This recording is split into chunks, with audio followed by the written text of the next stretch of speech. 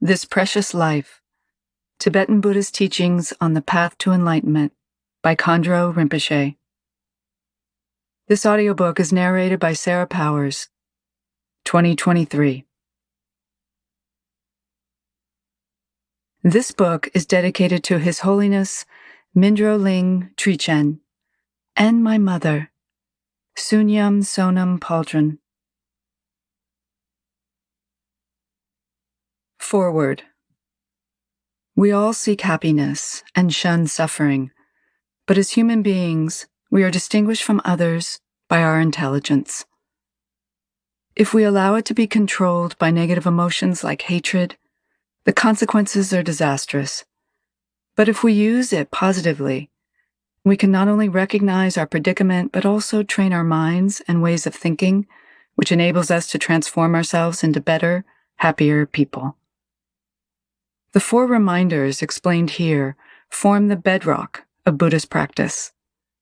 They are intended to encourage us to make our lives meaningful, which we can do by developing a kind heart and a sense of love, compassion, and respect for others. Khandro Rinpoche, the author of this book, is a young Tibetan woman who has had the benefit of combining religious upbringing and training with modern education, which lends a refreshing contemporary clarity to her explanation. His Holiness, the 14th Dalai Lama. Editor's Preface. This book presents topics considered to be essential preliminaries to Buddhist practice and understanding. Central to this understanding, from the beginning to the end of the journey, are the 4 thoughts that transform the mind. These 4 contemplations on the preciousness of human existence, impermanence, suffering, and karma are sometimes called the 4 reminders and are considered to be transformative in and of themselves. The first thought, the preciousness of a human life, is the unifying theme of this book. By virtue of our possessing a human birth, the cessation of suffering is possible, and the gateway to liberation is open to us. Therefore, this human life is said to be precious. It is also said to be as fragile as a bubble, and this brings a sense of urgency to the path of practice, as well as a need to understand the infinitely creative ways we perpetuate suffering, when in fact, all sentient beings long for happiness. The book concludes with teachings on entering the gateway, a traditional metaphor to describe taking refuge in the 3 jewels of Buddha, Dharma, and Sangha, the fruition of which is enlightenment and a genuine ability to benefit sentient beings. All the teachings presented here examine suffering and liberation in light of our innate human wisdom and goodness. They come to us by virtue of our great good fortune in this life, and through the extreme kindness and generosity of Khandro Rinpoche. A teacher dedicated to presenting the pure essence of Tibetan Buddhism, Khandro Rinpoche illuminates this profound and practical path in such a way that it actually enables one to bring one's human life to fruition. Helen Berliner.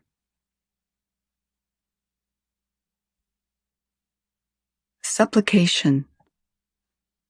The traditional way to begin a text is to offer supplications and prayers to all the Buddhas and Bodhisattvas. It is their teachings that are being passed down to this moment through an unbroken lineage. This transmission is completely pure. By supplicating, we come to realize the tremendous responsibility we have as the containers into which the lineage is being transferred. Before receiving instructions that bring the mind to awareness, we have a valid reason to act out of ignorance. Having received such instructions, each of us is faced with a choice. We can choose to remain ignorant, or we can choose to work hard to develop something beneficial for ourselves and others. May this supplication form the basis for committing ourselves to exert effort to bring this human life and all its endowments to fruition. The Four Reminders. This human existence, with all its freedoms and endowments, is extremely difficult to attain. It enables one to accomplish the meaning of one's being. Having attained such a precious existence, if one does not accomplish benefit at this time, how could one achieve this perfect treasure in the future? The three realms are as impermanent as autumn clouds. The births and deaths of beings are like a dance performance. Flashing by like lightning in the sky, the lifespan of beings races swiftly like a waterfall over a steep mountain. When the time comes for even a king to depart, neither his riches nor loved ones, relatives, and friends will follow. Wherever beings abide, wherever they go, karma alone follows them like a shadow. Overpowered by existence, craving, and ignorance, all beings, humans, gods, and beings of the three lower realms, circle unwittingly in the five realms of existence, like the spinning of a potter's wheel. The three realms blaze with the sufferings of old age and sickness, and there is no protector from the raging flames of death. Born into cyclic existence, beings dwell continually in ignorance, circling like bees trapped in a jar. Translated by Jetson Detchen Pauldron and edited by the Dharma Shri Translation Group, Baltimore, 2001.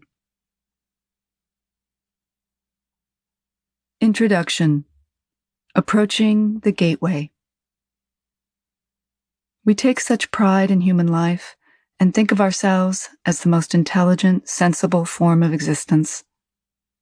Yet with all of our endowments, we still cannot find happiness or peace.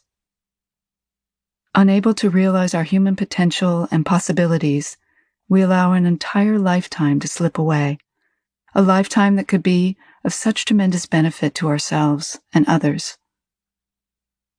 What is the obstacle to sharing, caring, and having loving kindness for all sentient beings?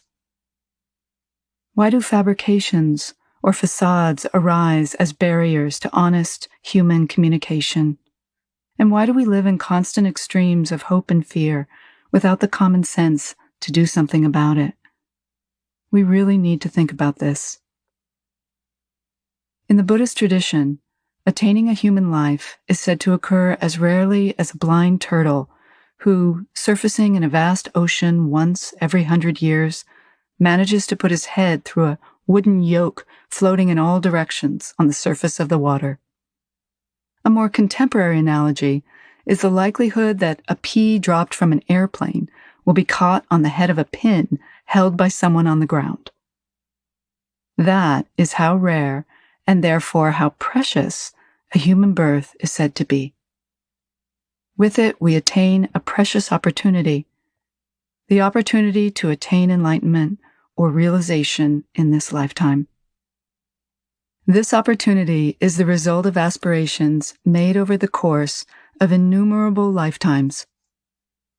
From a Buddhist point of view, when these aspirations mature and meet with the right conditions and teachers, it is possible for us to enter the path of practice and attain enlightenment.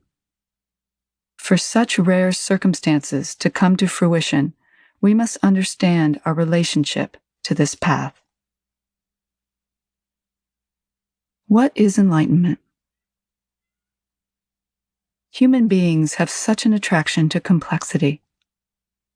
We seem to think that if it's so difficult just to earn the money for a square meal, enlightenment must be very difficult, mysterious, and complicated indeed. It doesn't occur to our common sense mind to actually see where these teachings are leading.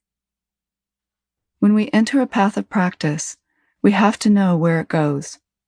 We have to enter the spiritual path with our eyes wide open. From the ultimate point of view and from the very beginning, we're talking about attaining enlightenment, which is very simply the innate nature of all sentient beings. Enlightenment is not about becoming something or someone else. It is the recognition of our intrinsic human nature, which is absolute truth. This absolute true nature is called Buddha nature. The term Buddha, from the Sanskrit tatat or tathagata, means gone beyond, going beyond an ignorant state to become completely inseparable from absolute truth, which is our genuine ground. This is the essence of Buddhism and the main focus of our understanding and practice. Enlightenment goes by many names: absolute truth, nirvana, liberation, freedom from suffering, freedom from ignorance, Buddha mind, true nature of mind, fundamental ground, tathagata garbha, sugata garbha, nature of suchness, as it is, primordial wisdom, emptiness and luminosity, bliss and emptiness, and wisdom and compassion. All of these terms refer to ultimate realization. This is the fruition that brings sentient beings from the state of ignorance to complete freedom. And this is our aspiration as we begin to practice. Never lose touch with this. When the fruition is truly understood, the ground we stand on and the path we walk on must be maintained with the same understanding. Buddha nature is the heart quality of all sentient beings. It is necessary to recognize this core essence in ourselves as well as in others. Our own basic nature is free from ignorance, grasping, and conceptual judgments. There is no room for illusion or falsity in absolute truth.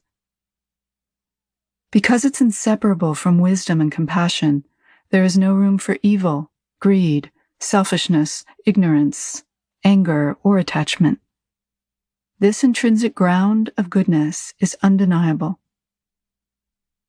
All beings appreciate qualities of goodness, wisdom, compassion, and kindness because this is our fundamental nature. Being aware of this is one thing, however. Maintaining that awareness is something else. The suffering of samsara. The first thing the Buddha taught after his enlightenment was the truth of suffering, the cause of which is ignorance. Because of ignorance, we are unable to see the compositeness of our perceptions, all the physical and mental forces that come together to create the seemingly solid world. This leads to grasping and the endless cycle of suffering called samsara. Samsara and all its suffering begin when we get caught up in solidifying external appearances instead of remaining on our fundamental ground. Contemplation. Ask yourself if it is necessary to make such great issues of the things arising from the compositeness of our senses. We can feel and understand these experiences, but none of them is solid. The moment we say happiness, for example, that moment has moved on. We may assume that this is the same happiness of a few moments ago, but other than the grasping mind that thinks it is so, nothing actually stays the same. We can spend a lifetime fixated on experiences of happiness, anger, ignorance, hatred, or jealousy.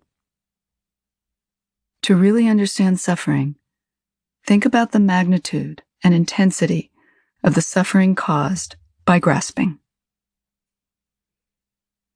There are many ways to look at suffering. We've all experienced difficulties, pain, and some amount of tragedy in our lives. We've all lost people who were very dear and close to us.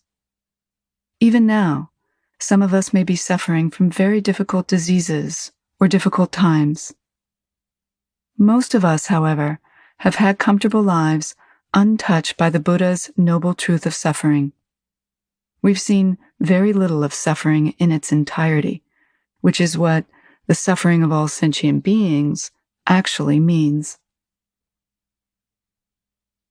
Because we've seen so little suffering, we have no real aversion to samsara, which still seems like a very nice place to be, attractive, with plenty of room in which to live and indulge ourselves. We never stop to consider that all sentient beings want happiness and freedom from suffering just as much as we do. That kind of selfishness and inability to understand our interdependence is a manifestation of ignorance, which creates samsara. If you have any attraction or devotion to the path of practice, any sense that it is really helpful and beneficial, you must ask yourself, how well do I truly understand suffering? The purpose of these teachings is to help us see the depth of suffering in the world and the cause of that suffering, which is ignorance. Ignorance is the one, if very invisible, cause of unhappiness in this world. It is the one thing that prevents simple awareness and genuine human goodness and kindness from arising without obstructions. In the form of habitual tendencies, it distracts us from our fundamental nature, which nevertheless remains constant and complete, like the luminosity of the sun. The three root poisons. A mind that cannot remain in the fundamental ground of awareness is continuously shifting and creating judgments of liking, disliking, or neutrality. This path of division is the way the mind works. Why are we so distracted? From morning to night, the body is moving, speech is moving, mind is moving, and that constant movement creates action. How many of these actions of body, speech, and mind are based on sanity, generosity, compassion, and tolerance? And how many are deeply embedded with anger, desire, or ignorance, contaminated with selfishness, laziness, jealousy, and irritation, and distracted by other inner and outer wanderings? When we realize that all of this confusion is built on a foundation of useless concepts, we begin to see why samsara is called suffering. A concept is an idea or thought that we use to elaborate on a perception. This wouldn't be a problem, of course, if all these layers of elaboration were about goodness, harmony, and peace. But in the process of elaborating, we constantly create dualities of good and bad, likes and dislikes, and further elaborations. If we like what we perceive, we grasp and elaborate with emotions arising from attachment and desire. If we dislike something, aggression will try to keep it from arising, causing fear and rejection. From liking and disliking, all the 84,000 emotions arise. A third factor, ignorance, is a sluggish state, which is sometimes referred to as neutral. This doesn't mean it's non-judgmental. Neutrality is just too lazy or distracted to judge, and so appearances drag us around wherever they like. These three basic obstacles arise in all sentient beings. They are known as the three root poisons: desire or attachment, anger or aggression, and the poison of ignorance, which constantly creates solidity and form. Having succumbed to non-awareness, we use them to solidify our concepts through elaboration. There's nothing particularly Buddhist or spiritual about seeing these three basic emotions as poisons. Not only do they not bring us any happiness, they are fully capable of destroying our sanity. And as useless as these emotions are, we constantly succumb to them. Let's say Christine is sitting in front of me. How would we elaborate on Christine? I like Christine. I don't know who Christine is. Christine is asking or answering a question. All these concepts make Christine more and more solid. In the beginning, it's just Christine. Then it's a specific someone doing something specific. Christine becomes bigger and bigger and more real, and soon everyone knows about Christine. A moment ago, there was no Christine for us, and now she fills our mind, and everything is about the concept Christine. This is how we solidify concepts through elaboration, again and again. What is Christine's true nature, free from all elaborations? What is it about Christine that we could actually appreciate as it is, without layers of fabrication? When we look beyond useless judgments based on appearances, we become inseparable from the absolute truth of the fundamental ground. On this basic ground of goodness, we can establish and realize the whole Buddhist path. When the mind shifts away from that ground of awareness into interpretations based on the three root poisons, it becomes the fertile ground for the karmic seeds already sown there. Like a fertile field ready to produce plants, all the tendrils or coincidences, both auspicious and inauspicious, come together to produce their samsaric fruition. A flower in space. In essence, ignorance is nothing more than a supposition. Like something invisible, it only seems to be there. Gampopa describes ignorance in his Jewel Ornament of Liberation as a flower in space. Imagine that you and I are sitting together, and I begin describing for you a very beautiful flower that I'm holding, which you may or may not be able to see. I go on and on about the qualities and magnificence of this flower, but the flower is imaginary, a flower in space. You might call this daydreaming, and because you can't see any flower, you find it difficult to believe in it.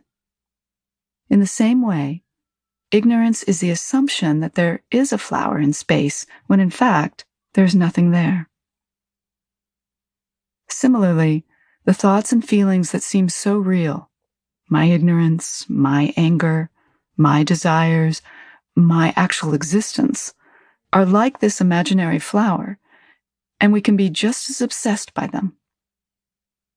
Certainly these emotions have a definite feeling and texture, but there is no real evidence to prove their existence. They are like flowers in space. From that perspective, we spend our entire lives enslaved by invisible thoughts and emotions with no actual existence.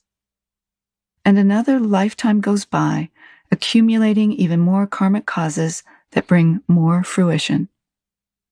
This cycle of suffering is never exhausted, and we're unable to pull out of it. This is the essence of samsara. We must truly understand that suffering is caused by the ignorance of sentient beings who are unable to see their true nature. This world is definitely filled with great suffering.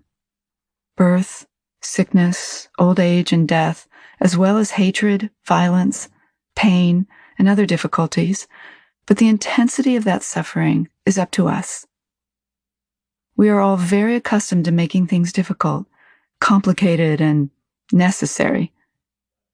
Grasping at such intense illusions, we allow formless thoughts to become so real that they completely overpower us and our human sensibility to just be simple human beings, honest and kind. The compositeness of perceptions. How do we create this solid environment and these circumstances we're so involved with? Everything we perceive is a result of our six senses: eyes, ears, nose, mouth, bodily touch, and mind consciousness working together. As the mind consciousness tries to understand and combine these forces, we begin to react to the different perceptions that arise. But ultimately, each formation comes back to a thought. For example, when consciousness arises from the mind to relate an object of sight through the sense organ of the eyes, these three create the first thought of, "Oh, I see." The same thing happens when the ear comes together with a sound and sense consciousness. A single sound can divide the mind into the three kinds of ignorance and create karma. The relationship of the six sense organs, six sense objects, and the six sense consciousnesses brings about a first thought. This is our opportunity to recognize the true nature of that perception and remain within it, or to shift into judging what we see, in which case it becomes something we like, dislike, or want to ignore, and endless concepts are created. As long as we're not dead, our bodies and minds, with their sense organs, sense objects, and sense consciousnesses, are constantly moving, which produces the constant perception of activity. Recognizing this, we begin to understand the root cause of the endless churning of emotions and pain. It is only through understanding the compositeness of relative reality that the inner essence, which we call absolute, can be truly understood. From the Buddhist perspective, everything arises from mind. All our perceptions and feelings, as well as the external environment and our relationship to it. Every imaginable difficulty or emotion, happiness, suffering, anger, ignorance, desire, attachment, jealousy, hatred, is nothing but an assumption of mind. From this perspective, everything we try to hold on to is a dream. Our good life, bad life, happy or sad life, complicated or simple life, spiritual or samsaric life, is just a dream that we spend our lives elaborating. As we move from one perception to the next, grasping makes things solid, solidity brings judgment, and judgment keeps us busy. Grasping, judging, and solidifying appearances is unnecessary entertainment that never allows us to recognize their true nature.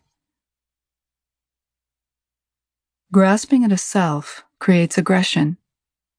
Grasping at others creates attachment, and the more we hold on, the more real they become. We might find ourselves saying, "I'm so angry.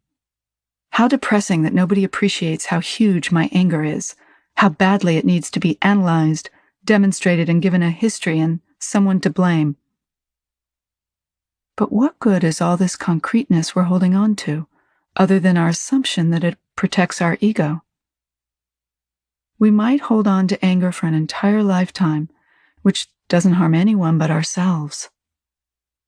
Only we experience the real difficulties and disappointments of such a life. Life goes on, and no one is any the worse for our anger. The sun continues to shine, the earth and moon continue to revolve, and the sky is still there. So whose loss is it? In a moment of true necessity, such as death, it's just another thought labeled anger, no different from any other thought, and of no benefit to ourselves or anyone else. From this point of view, we might look at our anger and see that it's only somewhat real. We might actually be able to talk and laugh about it. Looking at the empty nature of all phenomena is like peeling away the trunk of a banana tree. The big trunk of a banana tree looks very solid, but it's just a formation of leaves, one over the other.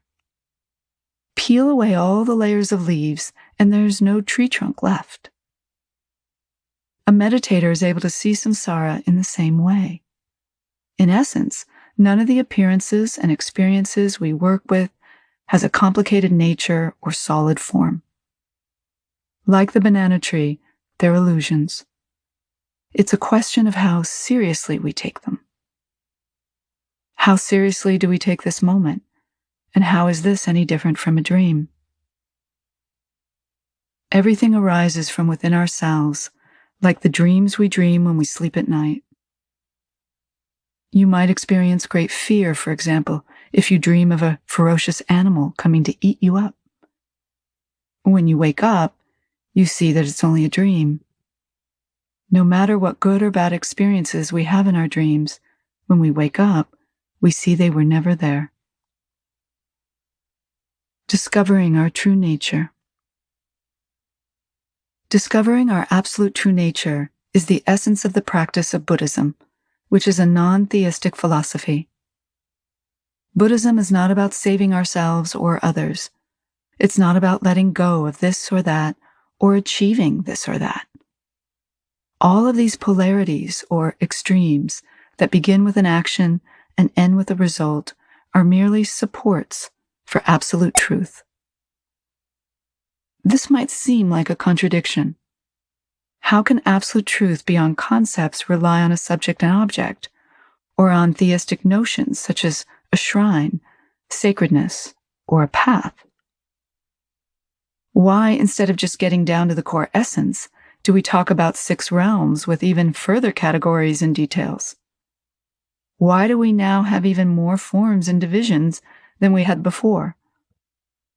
The purpose of all the different forms of teaching and learning, practices, sadhanas, rituals, and so on, is to provide a path to the realization of inner essence, which is absolute truth.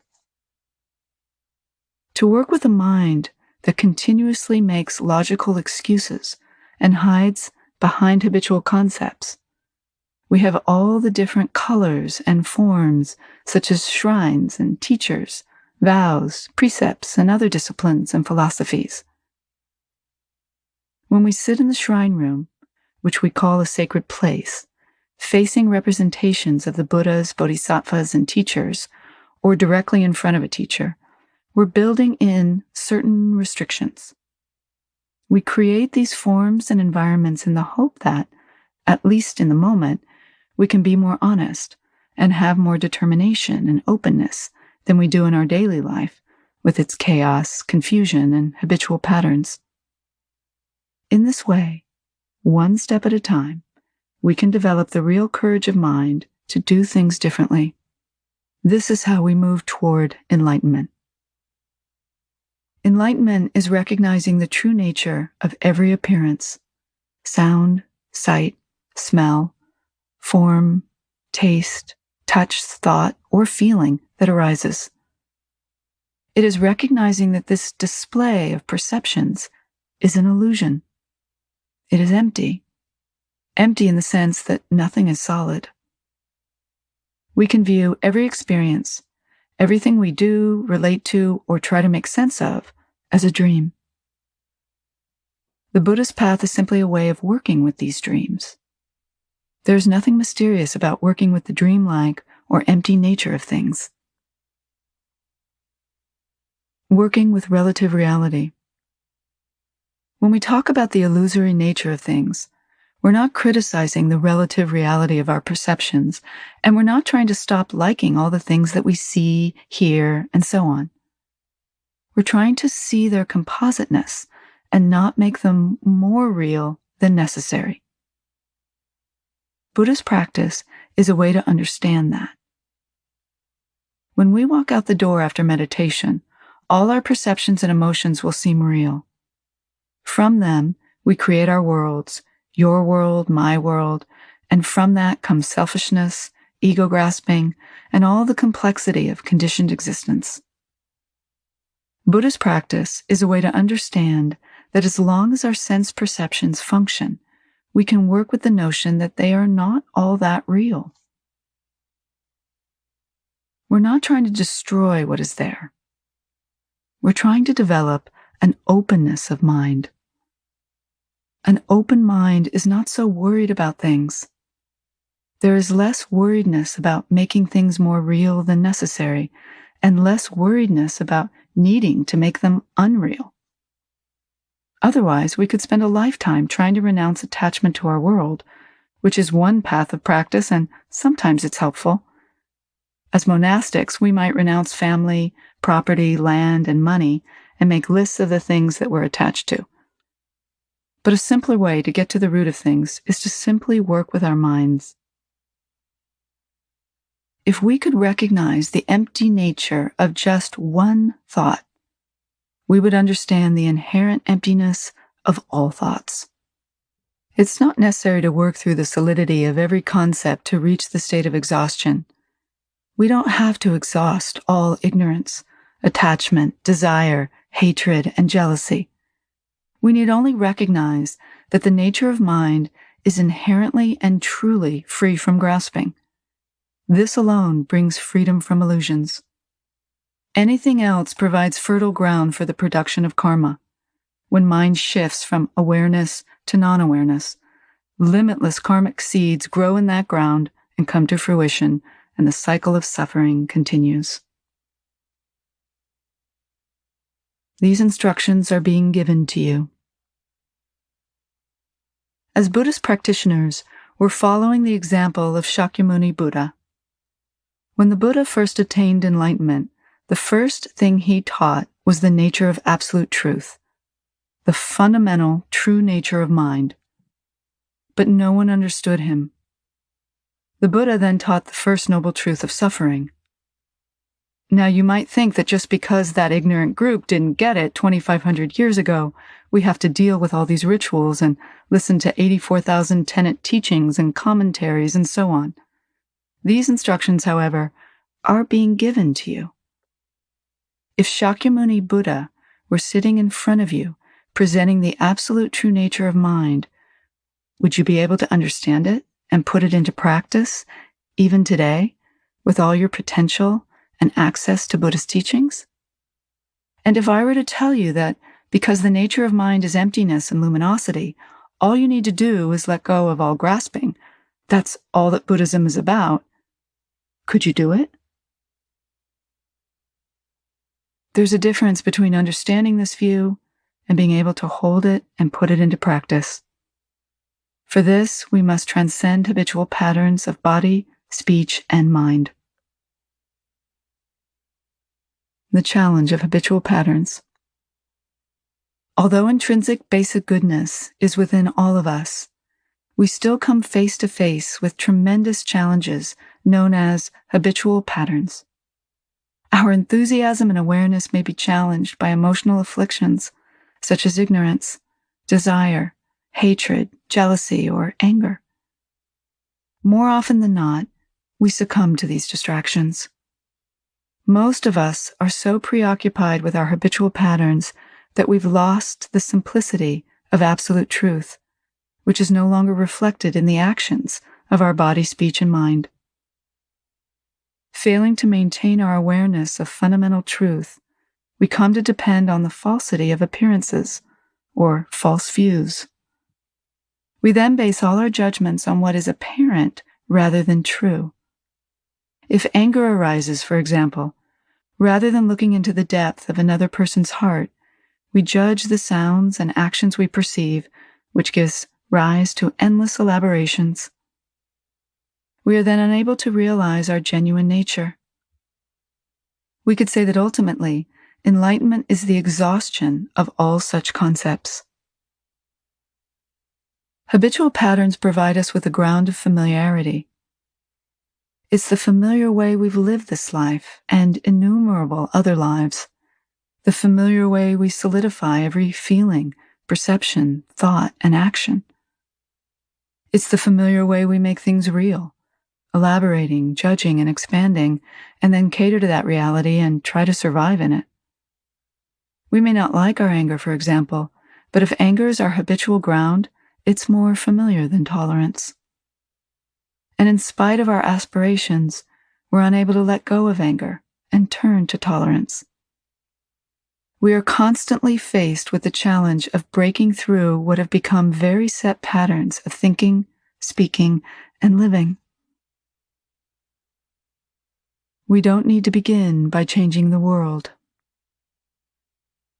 Much has already been written about spiritual practice. Everyone understands spiritual materialism and agrees that it is the quality, not the quantity of practice that's important. And in spite of all the practices and philosophies, we do understand that it's the mind that needs to be trained, and that if we are on the path of meditation, we do need to develop compassion and kindness. But we don't need to begin by changing the world or transforming all ignorance into wisdom. First of all, when we enter the profound path and practice of meditation, compassion towards sentient beings is a given. Their benefit is inherent in our meditation and practice. Before we think about generating compassion for the suffering and ignorance of all beings, we must first learn to see through our own illusions. Seeing our experience as illusion is not a way of destroying relative reality. It's a way of working with its absolute essence, which is our own true nature. Otherwise, we end up creating endless complexities and spend lifetimes trying to make things solid when they're not. From this seeming solidity arises the constant flickering of mine and yours and other emotions such as searching, wanting, and anxiety. Above all, there's the intensity of ignorance. Wanting happiness, we're unable to create the cause of happiness. Wanting to walk in one direction, we walk the opposite way, hoping against hope that something will change. How many of us end up doing this very thing? Taking control of your life. Because ignorance doesn't allow our human sensibilities to develop or express themselves fully or properly, it creates a prison-like situation. In this conditioned world of samsara, why can we not express our real truth and potential completely? It's because we're unable to control our bodies, our speech, or our minds. Understanding this, we begin to see what the suffering of samsara is really about. Since you have this precious human life, you must have some control over it. If you decide, for example, that you'd really like not to harm others physically, it should be possible not to do so. There should be no obstacle to physically expressing flexibility and kindness. And there should be no real obstacle to kindness arising in your speech. You should be able to use your speech properly with discipline in a way that truly benefits others. And if you're generating thoughts in your mind, you need to have some control over your mind. Having control over your body, speech, and mind is like being a skillful rider. You can go where you want to go. The horse goes in the direction that you want to go in. An unskilled rider trying to ride a wild horse eventually ends up wherever the horse wants to go. In the same way, you may find your body going in one direction, your speech in another, and the rest of your sensibilities not waking up until quite a bit later, if then. The whole framework of the Buddhist path, the various levels and practices for forms of sitting, standing, thinking, and behaving, is a support for learning to work with our mental concepts and developing the ability to maintain awareness. And from a Buddhist point of view, training the mind through meditation is essential. Training the mind through meditation. The path of meditation works with the root, which is mind. Chasing after everything else will keep you busy, but no real inner change or transformation will arise from your spiritual practice. It's like the popular game show I saw on German TV. Lots of colorful balls keep popping up from a hole, and players with sticks in their hands try to hit the balls as soon as they arise. The more balls you hit, the more points you win. Our meditation is sometimes like that. We sit and wait for our so-called obstacles, attachment, desire, hatred, jealousy to pop up. Then, holding our spiritual philosophies in our hands, we try to hit them as soon as they arise. This keeps us very busy, and we have a sense of getting things done. But other than boosting our ego, we cannot really say we're meditating, nor will this bring the freedom from ignorance that we seek. Creating a spiritual illusion is no better than creating any other illusion. The main point of meditation practice, the essence of Dharma itself, is to be completely honest and to work with that honesty in a simple way. To understand the practice of meditation is to understand simplicity.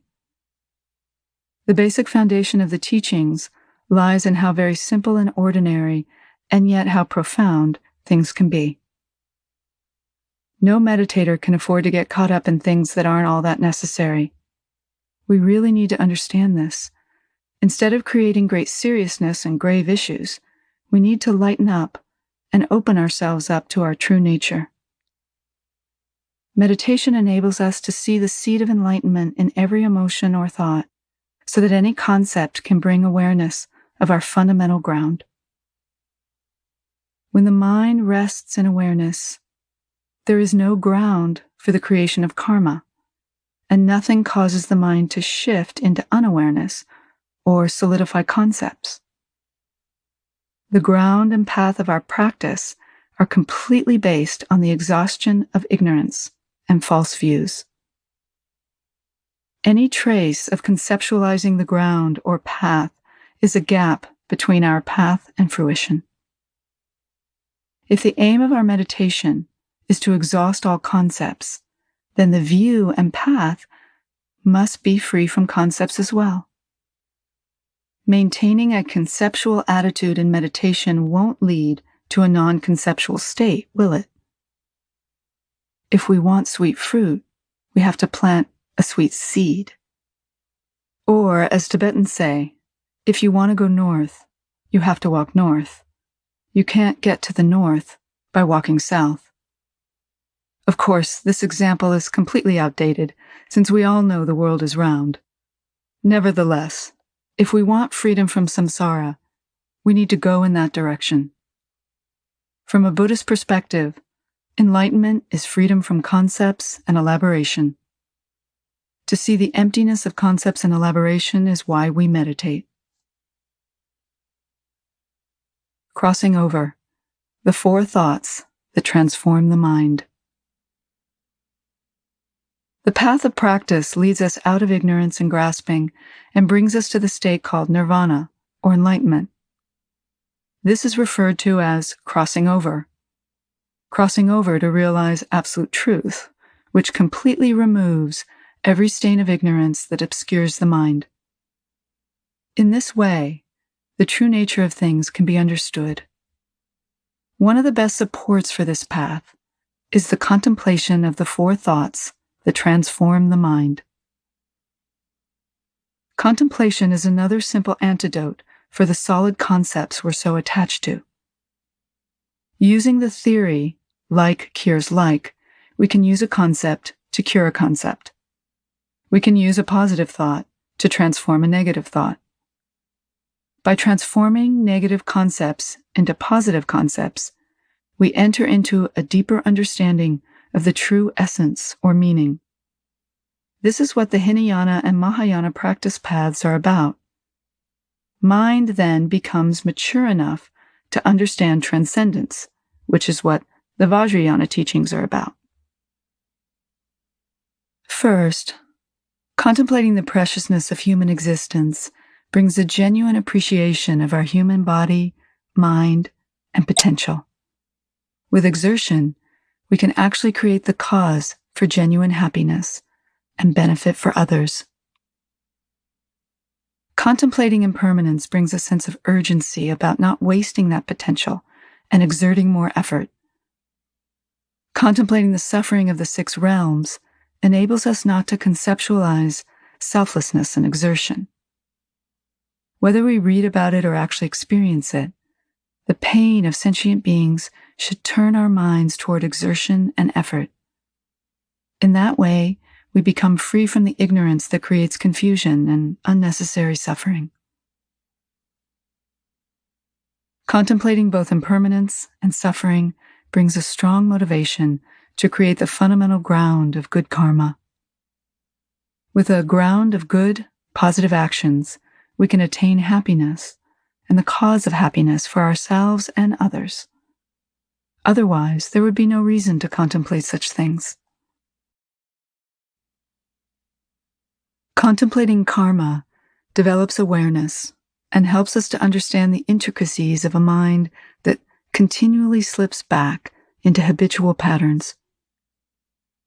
We may aspire to selflessness and freedom from habitual conceptualizing, but just talking about them is not enough if we lack the awareness to put these things into practice. Contemplating karma, we realize the need for the support of constant mindfulness and awareness. We also understand the importance of aspiring to compassion and freedom from suffering for all sentient beings. If our compassion is truly genuine, there won't be any lack of awareness. If there is a lack of awareness, we need to strengthen our aspiration and put it into action. Contemplating karma challenges us to see whether awareness has been truly planted and strengthened in our mind as a result of contemplating the other three reminders. Seeing the diversity of suffering that karma creates, we want all sentient beings to be free from suffering. It's not just about us saving ourselves or escaping from samsara. It's about the exertion we put into bringing all of our human endowments to fruition. The teachings on suffering and karma are not meant to lead to paralyzing fear or a solidification of the realms and their sufferings. Instead, they enable us to create positive circumstances from adverse circumstances. Because our effort is non-conceptual, we can put that effort into the right path, the path of genuine compassion. Compassion arises for all sentient beings who, through a single moment of ignorance, are stuck in painful creations that they don't want, but continue to create. Contemplating the four reminders and bringing them to the path brings an understanding of the path and the practices. Otherwise, if we're simply dabbling in Buddhism, we might get stuck at those points that we like or dislike, conceptualizing them and making them solid. Then history would repeat itself. Mind would come up with very spiritual reasons that it shouldn't let go of grasping. We would revert to habitual actions, and our aspiration to benefit beings would never be accomplished. This contemplation doesn't need to be sequential or even particularly Buddhist. The four reminders bring the mind back again and again to the ground of awareness, which becomes stronger.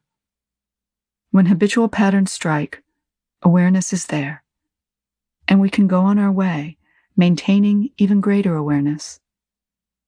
We will contemplate the four reminders in the following chapters, beginning with the preciousness of human existence. Part 1. First thought: the preciousness of a human birth. This human existence, with all its freedoms and endowments, is extremely difficult to attain. It enables one to accomplish the meaning of one's being. Having attained such a precious existence, if one does not accomplish benefit at this time, how could one achieve this perfect treasure in the future? Each human life is completely endowed with the potential for absolute enlightenment. Each of our lives could be an enormous blessing to ourselves and others. At the very least, each of us could achieve a harmonious and peaceful life and bring a seed of happiness into others' lives. When we talk about benefiting others, we must begin by recognizing our inherent Buddha nature, which could simply be called human nature, as they both refer to the fundamental ground of our being. This is the ground of goodness that is not contaminated with ignorance. Completely understanding this ground of genuine goodness would give us irreversible confidence in it. Chapter 1. Irreversible Confidence. Irreversible confidence comes from recognizing and being sure of the presence of our fundamental ground. With growing confidence, we're no longer distracted by laziness, disappointments, sadness, enthusiasm, and so on. We no longer have to succumb to ignorance or aggression, attachment, selfishness, or habitual tendencies such as irritation, jealousy, or aggravation. Recognizing our core essence of enlightenment, we appreciate the preciousness of our existence. When we underestimate our human existence, tendencies such as laziness arise. With laziness, we remain as we were, distracted and stuck in habitual patterns.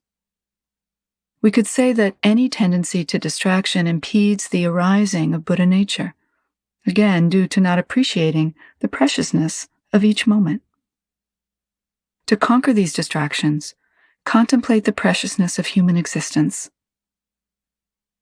Appreciating one's life generates a courageous heart and a courageous mind.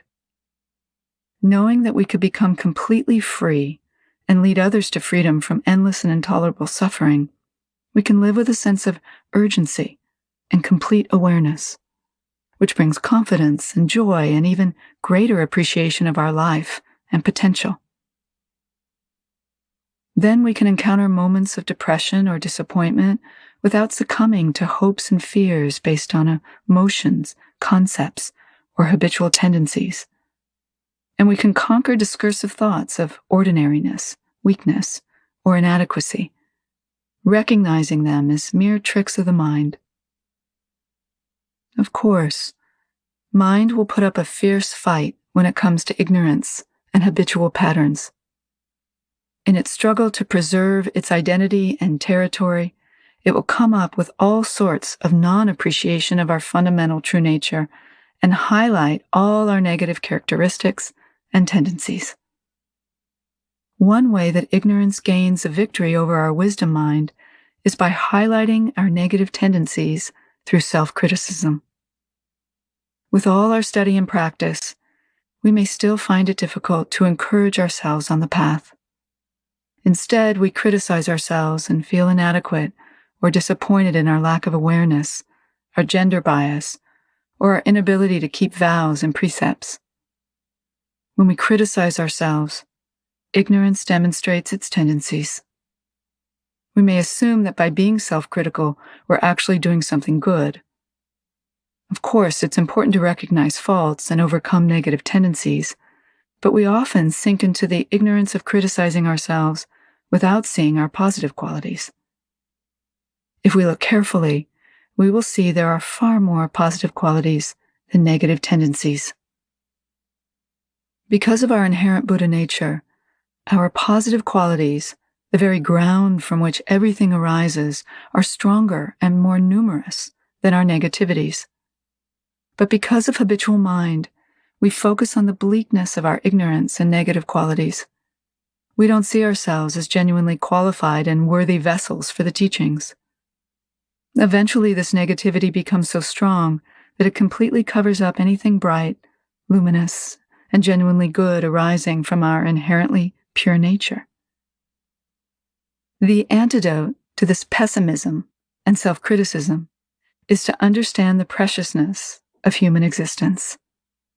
It's essential to strengthen the mind in this way. Contemplation. In meditation, watch for signs of blaming. Blaming yourself for not being a better practitioner, for allowing the mind to slip into unawareness, and so on. Watch out for the habit of highlighting negative tendencies or inabilities. This will prevent you from generating the courage necessary to put your body, speech, and mind fully on the path of practice.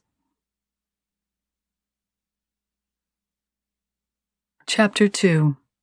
The 18 Qualities of a Precious Human Existence. A precious human life is endowed with 18 qualities. So that we may better understand them, they are divided into 8 freedoms and 10 endowments. The term for qualities is loosely translated from the Tibetan Delwa Jorwa.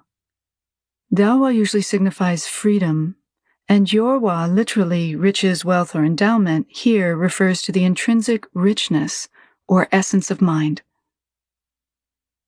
The great treasure master, Terdog Lingpa, also explains Dal as the essence of resting. We are free from being separated from resting in the essence of mind. Separation occurs in the mind when the conceptual thoughts that arise separate us from our ground of intrinsic awareness. We then succumb to appearances, which leads to fabrication and the creation of samsara.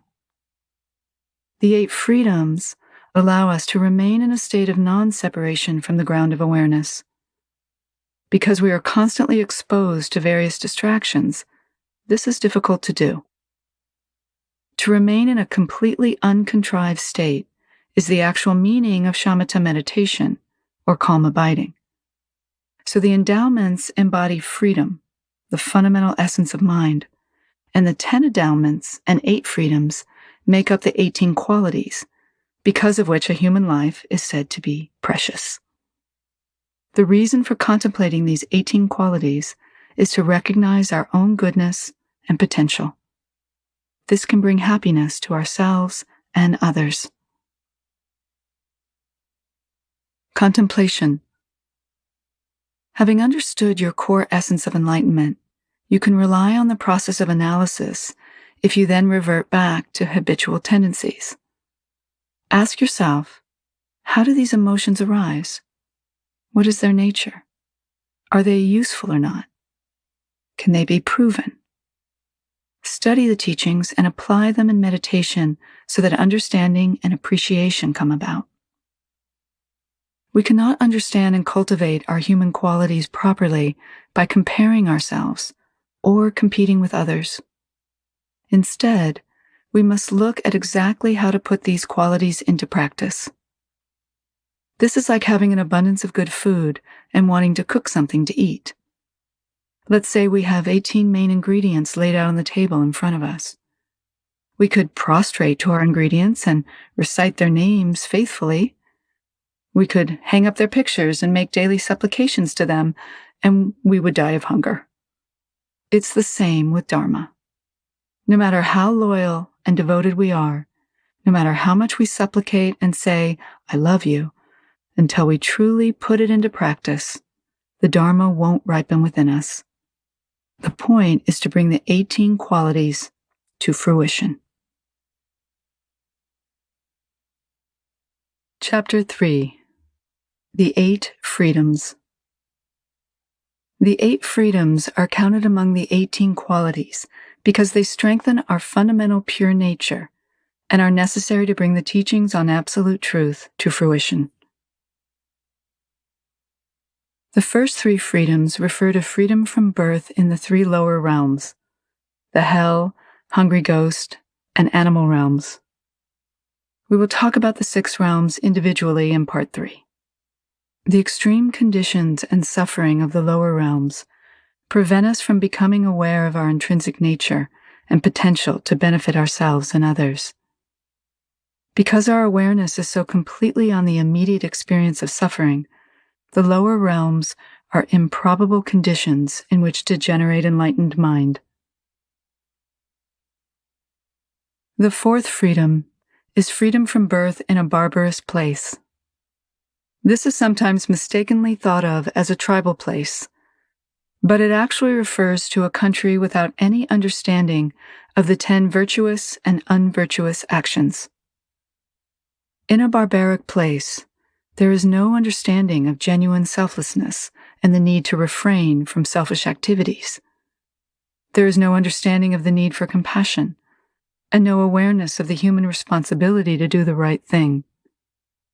We are solely preoccupied with our own survival, feeding ourselves, our self-identity, and so on. And we're not even faintly aware of the happiness of others. Harming others seems acceptable. There are no favorable conditions for generating awareness or bodhicitta, and therefore we're completely unaware of the need to break free from such patterns. This condition is referred to as a barbarous place. It doesn't mean that beings in these realms have an inferior nature. It simply refers to the difficulty of remaining in an uncontrived state when surrounded by extremely distracting circumstances. Freedom from birth in such a place is also something that you and I have attained. The 5th freedom is not being born in the God realm, Deva, which is the fruition of virtuous actions and merit that are contaminated with selfishness. This is a pleasurable life, free from immediate pain and suffering, but still not free from cyclic existence. The intense pleasures of the God realm, bring no awareness of the importance of letting go of ignorance or unvirtuous activities. In certain God realms, we simply have a sense of, oh, I've been born in the Deva realm. Such a life is like a long, comfortable sleep. The end result, however, is the exhaustion of the good karma that brought us there. When we have exhausted our good karma, negative karmas catch up with us, and we are born into one of the other realms. For this reason, birth in the God realm is said to be even worse than birth in the 3 lower realms. With all their pain and suffering, the lower realms actually exhaust our negative karma. In the God realm, it is temporarily suppressed, which only makes it last longer. Meanwhile, all the good karma we've accumulated is being completely exhausted. And even without the suffering of the lower realms, we're still unable to practice or realize our intrinsic nature. Intense preoccupation with desire and attachment is so thick that, just as with extreme suffering, we never meet with the circumstances leading to awareness. Because we are unable to generate enlightened mind, birth in the God realm is as unfavorable as birth in the lower realms. Since you've not been born in these realms, you are free from these conditions. The 6th freedom is freedom from wrong view. We may indeed be born in a place where we meet with the Dharma and be aware of the fundamental goodness of human nature, yet we don't cultivate these valuable qualities. We have no faith in cause and effect, and no genuine devotion to the qualities of the 3 jewels. This is wrong view, which is more intense than simply lacking awareness. With wrong view, we actually cause harm to ourselves and others. This occurs because we just don't see the whole meaning and point of generating goodness, compassion, or selflessness, and so we continue to base our actions in selfishness and unkindness. We need to understand that we do know right from wrong. This is a mind that is sane, a mind that knows that good actions bring happiness and negative actions create suffering. Nevertheless, we choose to continue negative activities, ignoring cause and effect and the harm we inflict. Now, it's important not to misunderstand wrong view or to be too tough on yourself. None of us has complete confidence in cause and effect at this point, and it's quite fair to say we all have wrong view to some extent. You needn't lose sleep at night thinking, I'm the anti-Buddhist, the one with no confidence in cause and effect. Please don't be too hard on yourself. Freedom from wrong view means that we understand the importance of generating awareness and abandoning unvirtuous activities. As long as we recognize the harmfulness and negativity of anger, desire, ignorance, jealousy, and hatred, and the need to abandon these, we do not hold a wrong view. We will talk more about freedom from wrong view as a fruition of refuge in Part 5. The 7th freedom is not being born in a place without the presence of a Buddha. This could be a place where the Buddhas have not come to teach. If we never met the Dharma, having a human birth with all its endowments wouldn't matter. We wouldn't have any opportunity to learn, practice, or find the path to liberation. Or we might be born in a time and place with a Buddha. We might even live next door to a Buddhist center. But because of our karmic conditions, we have no idea that a being called Buddha or the path of meditation exists in this world. For us, it's as if the Buddha had never come and taught. Contemplate the fact that you're not suffering from this obstruction. You've been born in a time when the Buddha has come, in a place where the Buddha has taught. The 8th freedom is not being born deaf and dumb. This needs to be understood properly. The Tibetan term kukpa is translated as deaf and mute. A person who is deaf and mute from birth has never had the opportunity to hear the Dharma. Without this opportunity, it's very difficult for such a person to put effort into the path of practice. Due to good karma, however, he or she may have a natural ability to generate kindness, compassion, and actions that show basic goodness. We may know such a person, and in his or her basic nature we may find goodness and the ability to know right from wrong. Such a precious human existence is qualified to attain absolute realization within one lifetime. So this is by no means a criticism of anyone. It's a way of acknowledging how easy it is for us. We are actually talking about those who have no understanding of what to accept and reject, no ability to abandon negative tendencies and cultivate the good. Whatever the circumstantial reasons, such people will have difficulty generating enlightened mind for the simple reason that they cannot distinguish between good and bad actions. If you understand the difference between good and bad, and we know what to abandon and cultivate, even if we are impaired or disabled, you are not in this category. Awareness of the conditions that we are not suffering from should bring an understanding of all the fortunate circumstances we do have. The reason for contemplating the 18 qualities is to recognize our own goodness and potential, which can bring happiness to ourselves and others. So, if you see a fault in yourself, the wisest thing to do is to change it.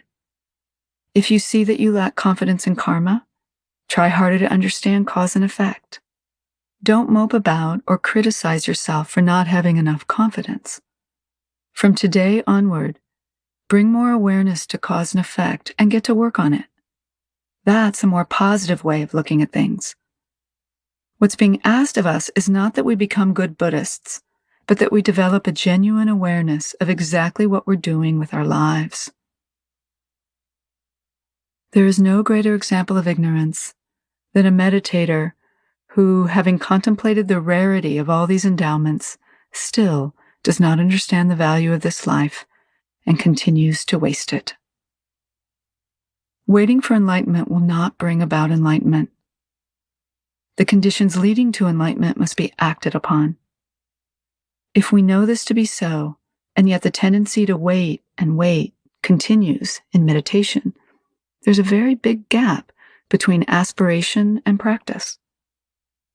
The intention of anyone on the path of practice is to cross over from ignorance to pristine wisdom. This will happen only when our body, speech, and mind are completely grounded in letting go.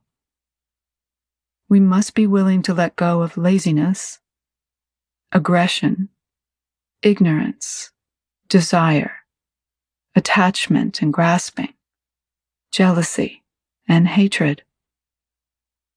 Reflecting on all the positive conditions with which we're endowed will make it possible to let go of these habitual tendencies. The 8 freedoms alone provide enough inspiration, guidance, and path to bring the aspiration for selfless compassion to fruition, don't they? At this point, other than our own unwillingness to let go of self-grasping, we're completely endowed with favorable inner and outer conditions. Recognizing the rarity of these qualities, we are free from ignorance, the cause of suffering. As practitioners on the path of meditation, it is essential for us to remain in this understanding of the preciousness of human existence. To support that, contemplate the 8 freedoms. Contemplation. Go through the 8 freedoms one by one.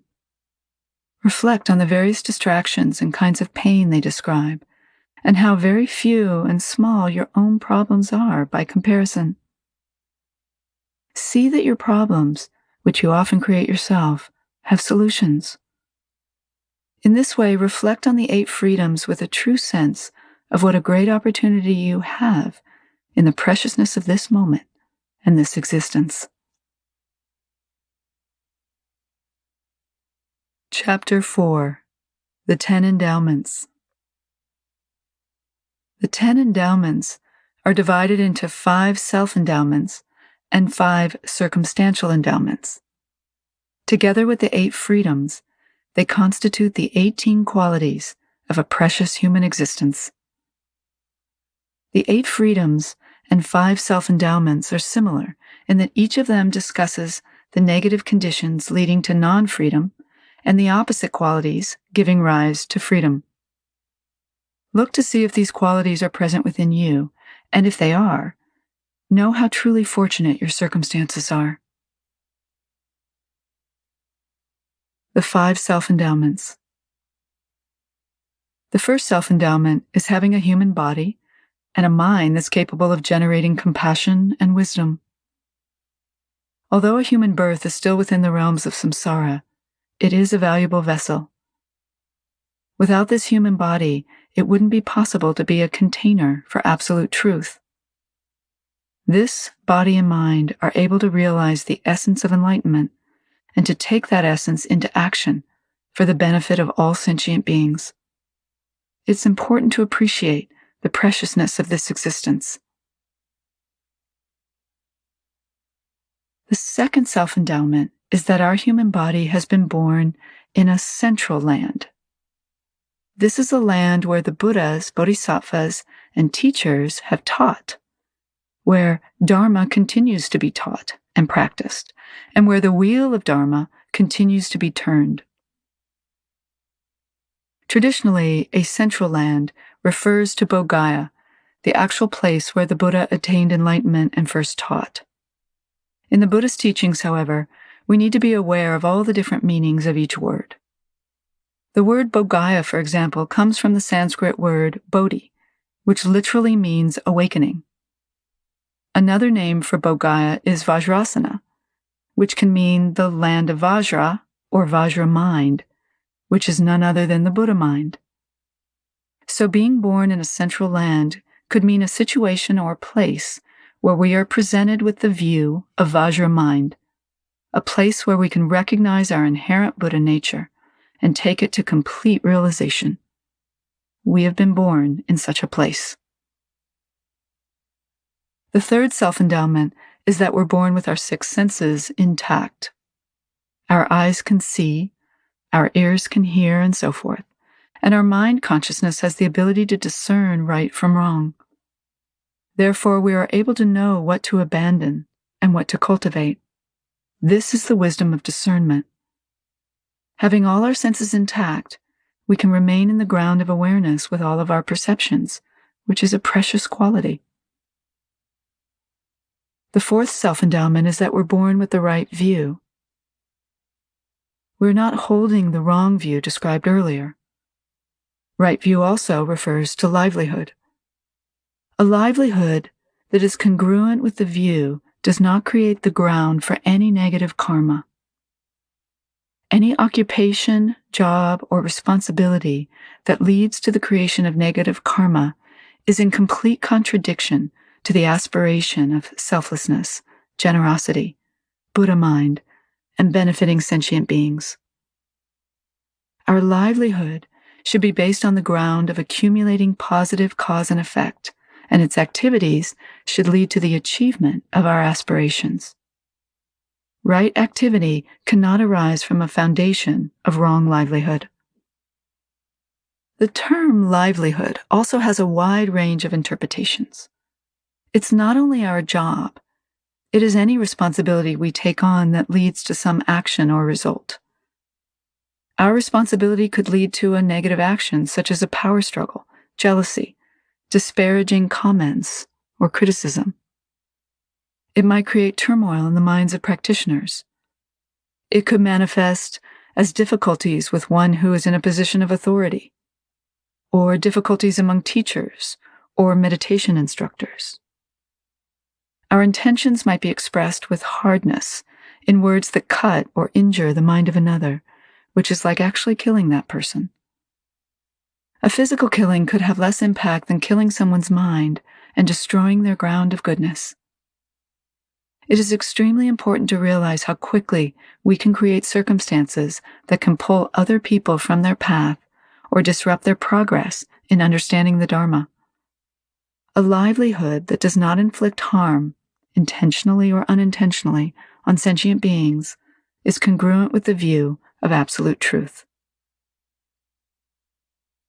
The fifth self-endowment is the quality of devotion, or irreversible confidence. With devotion, we have confidence in our basic true nature and path of practice. We are confident that we can walk on the path and generate selfless compassion for sentient beings. Terdog Lingpa emphasizes that irreversible confidence should be understood as a willingness to be tamed, to go through transformation, and to transcend. This willingness brings the confidence to understand the value of the view, at which point taming, transformation, and transcendence can take place. We could say that taming is related to the Hinayana path of practice, transformation is related to the Mahayana path, and transcendence is related to the Vajrayana path. All three lead to training the mind.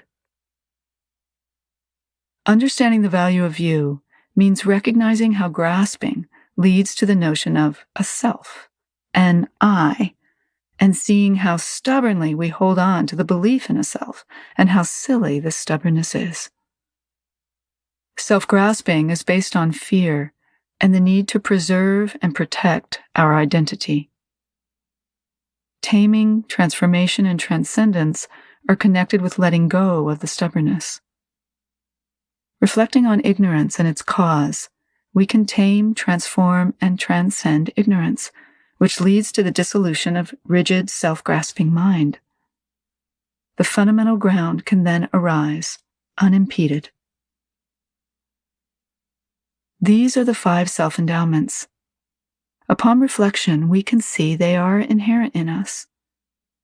The only obstacle to their full manifestation is hesitation, arising from ignorance. Ignorance can manifest as unawareness, as inner distractions, such as depression or disappointment, or as the outer distractions of the senses. Recognizing the preciousness of our endowments, we should exert effort so they reach their full potential.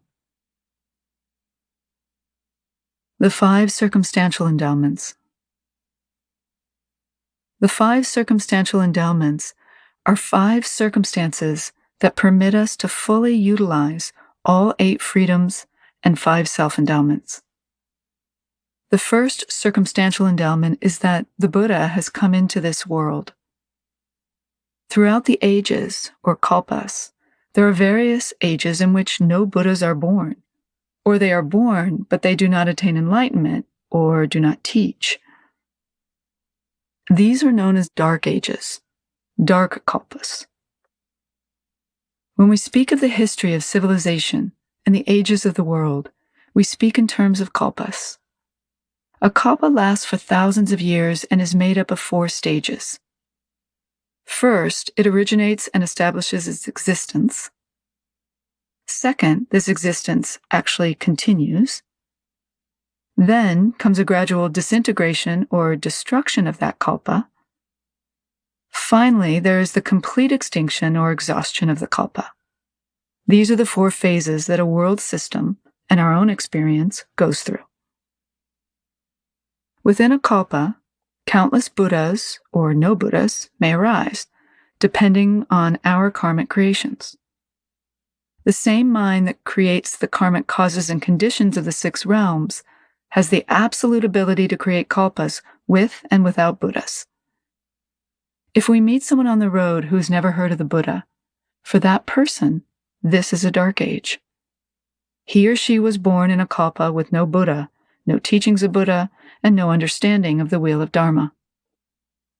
There are also kalpas in which Buddhas manifest but don't teach. This is also in accord with the conditions of the time. Our circumstances are different. We are endowed with the Buddha and his teachings. Shakyamuni Buddha, who lived 2,500 years ago, turned the wheel of Dharma not just once, but several times within our time period. Although he passed into nirvana, the teachings are maintained through an unbroken lineage of Sangha.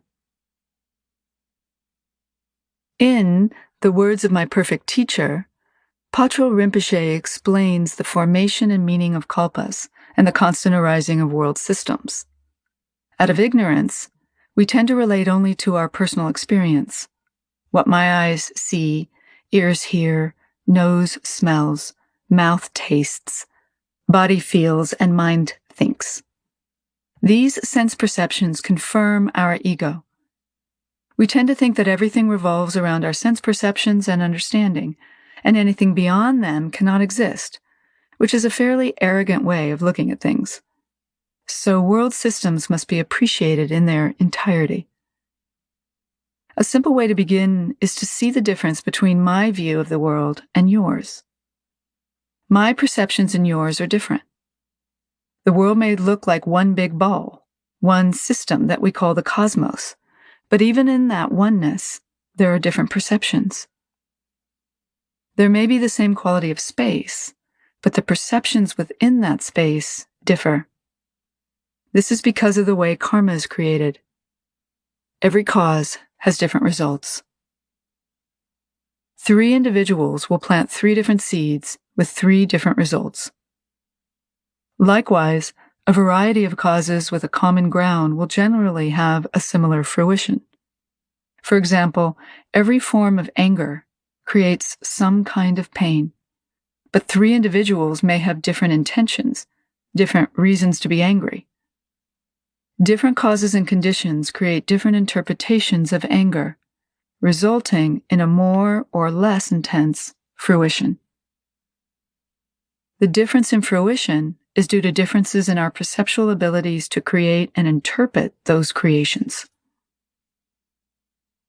For this reason, there can be sentient beings in this world system who never hear a word of the Buddhist teachings. Such people are born into the same outer circumstances and world system as you are, but in a place and time with no Buddha. To think that everyone is in the same big bubble, to think that my experience is the same for all sentient beings, is not logical. Of all the billions of sentient beings, how many are actually born in a world system where they experience the Buddha? In this same world system, how many Buddhas, due to circumstances of karma, do not teach? We could find ourselves in a world where the Buddha didn't teach, or where the Buddha and his teachings never arrived at all. We could simply never meet with the teachings, or we could meet with them and not connect. A Buddha is a genuinely enlightened being who manifests to benefit sentient beings. In this world system, it is said that 1,022 Buddhas will be born. Not all Buddhas will arise in the same form, dress in the same uniform, teach or sit in the same way, or speak the same language. To expect that they would is to solidify the notion of what an enlightened Buddha is. Buddhas arise in the forms that will best benefit sentient beings. Some, like Shakyamuni Buddha, are born to perform innumerable activities. Many manifest through compassion, but we never encounter or recognize them as Buddhas. There are Buddhas who never go through the process of turning the wheel or teaching the Dharma. We have been born in a time when a Buddha was born, attained enlightenment, and taught the Dharma, which brings us to the second circumstantial endowment. The second circumstantial endowment is the Buddha's teachings. If the Buddha had never taught, we'd never be able to meet with or understand the Dharma. We are fortunate not to be in such a situation. We have the opportunity to connect with the teachings and instructions that develop the ground of enlightenment. We are endowed with what is known as Dharma resting without degeneration. The Dharma still exists and is still being practiced. The purity of the view remains. The third circumstantial endowment is the good fortune to have been born at a time when the Dharma, with all the goodness and genuineness of the teachings, is still being taught. If we were to be born in a time much later than this, when all the Buddhas, bodhisattvas, and great masters had already come and gone, we would live in a degenerate age. In a degenerate age, the strength and power of a world system and the preciousness of its qualities begin to decline. The Dharma becomes weaker and may not be properly practiced. The teachings may be misinterpreted or misunderstood, and misguidance may be given. Our circumstances, again, are different. A degenerate age occurs when emphasis is placed on the interpretation of the view rather than the true view itself. It occurs when we misuse or misunderstand the view, taking only what makes sense to us or can be practiced by an ignorant mind. Ignorance contaminates the view by measuring and weighing and allowing hesitation, stubbornness, and ego-grasping to occur. We contaminate the view to make it sound good, feel good, or suit selfish ends. Interpreting the view to suit our own needs and demands, we then present it to others in the same degenerate way. This is known as the full manifestation of the degenerate age. It is rare to be born in circumstances where this hasn't happened, where with right effort we can still meet with the pure Dharma whose meaning has not been interpreted. This is the essential third circumstantial endowment. Recognizing how rare this is, we should exert effort. Do not misuse this opportunity or let it go by. The fourth circumstantial endowment is that there are living examples of the Dharma and the practices. The view has been completely preserved, and we're able to encounter the pure view and connect with a Sangha that practices it completely. In the absence of the Buddha, to have living examples with whom we can connect is a rare endowment. In degenerate times, there may be Dharma in theory, but living examples are rare. We're nearing a time when our living examples are becoming fewer in number, and there may be some sense of hurrying before we run out of this endowment. But at this point, we're still endowed with living masters, living examples on the path of practice. The fifth circumstantial endowment, which is the most important of all, is the genuine kindness in the heart of the teacher. Anyone who teaches the Dharma must have compassion for others. Otherwise, no matter how much effort a teacher exerts, it's likely that the Dharma will be misinterpreted and that students will not be directed to the correct view. So it is essential to be born in a time when teachers have selfless compassion in their hearts. It is said that compassion in the hearts of the students signifies compassion in the hearts of those responsible for teaching the Dharma. Gathering and maintaining favorable circumstances plants the seed of Dharma in the minds of practitioners.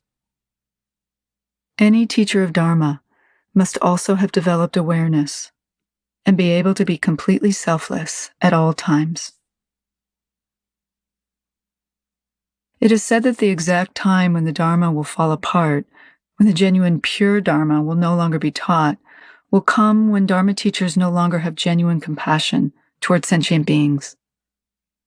When fabricated compassion or lack of compassion is reflected in the mind or conduct of a teacher, and a teacher's priority is self-gain, then the degenerate age is manifest in all its glory. In our time, we are fortunate to have met teachers with genuine compassion who do not teach for personal gain. This is our circumstantial endowment. Together with our primordially pure nature, these are the inherent circumstances that bring our mind and body to perfect liberation. To realize how difficult it is to obtain them, let's look at it from the perspective of an ant in the road. There's the same desire for happiness, the same desire to be free from suffering. But if we were to try to express even the tiniest speck of our understanding to that animal, we would not succeed. Likewise, how many human beings do you know with whom you can actually share or explain what you know? Circumstantial difficulties do not let people go beyond whatever existence and experiences they're stuck with. Compared with these circumstances, all the little difficulties that impede your path of practice, laziness, having too much to do, and so on, are very tiny and very weak indeed. Contemplation. Reflect or explain what you know. Circumstantial difficulties do not let people go beyond whatever existence and experiences they're stuck with. Compared with these circumstances, all the little difficulties that impede your path of practice, laziness, having too much to do, and so on, are very tiny and very weak indeed. Contemplation. Reflect on each of the 10 endowments and see whether you are so endowed. At this point, you should be able to realize that all these circumstances have come together within you and that you truly hold a precious human existence. Contemplating the preciousness of this moment and all of your endowments generates strong courage within yourself. Generate the courage to establish a ground of meditation strong enough and brave enough to work with all your habitual tendencies, which are just empty thoughts. Chapter 5. A Human Birth, So Difficult to Obtain. A human life is all the more precious for being so difficult to obtain. The most direct way to look at this is to compare the vast numbers of beings in this very world system. A Tibetan term for sentient beings is drowa, which means movement. Any movement anywhere signifies the presence of a mind or mental consciousness, and a holder of that mind. The bodies and minds of living beings create the immense amount of movement in all the realms. Compare the numbers. There are millions and millions of life forms on, above, and below the earth and in the ocean. We think that our human population is huge, when actually it is very small compared to the vast numbers of beings in other forms. Just between the human and animal realm, the least populated of the lower realms, there is a vast difference in numbers. Traditionally, it's said that the number of beings in the animal realm is equivalent to all the dust particles on the surface of the earth, while human beings equal the number of dust particles on the tip of a needle. Our teachers would tell anyone arrogant enough to boast of the numbers of human beings to dig a pit about 4 by 4 feet and look into it carefully. The billions of sentient beings in just that one pit would equal the whole human population. From that point of view, we must really have a sense of the existence of life forms everywhere and an appreciation of the vastness of karma and the preciousness of a human existence. There are innumerable beings with no such potential. And of those endowed human beings, how many recognize the cyclic existence of sentient beings and are willing to create the ground of happiness rather than the ground of suffering? How many recognize ignorance and all that arises from it? How many have the opportunities that you and I have to meet with the Dharma and truly put it into practice? And of those human beings, how many actually generate motivation and bring their potential to fruition? Human beings who can truly let go of unvirtuous actions are rare. And rarer still are those who actually put virtuous actions into practice.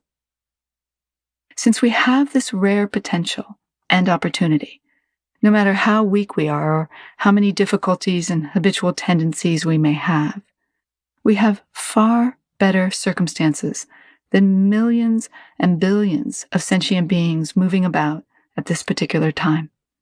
We must realize how close we actually are to bringing these endowments to fruition, but we're not doing so. A single invisible thought, hesitation, or doubt can cause us to slip, disrupting everything. Not to put our potential to use would be a complete waste of a life. There is no greater waste or deception toward others than to have the ability to generate selflessness, but allow distraction to completely destroy you.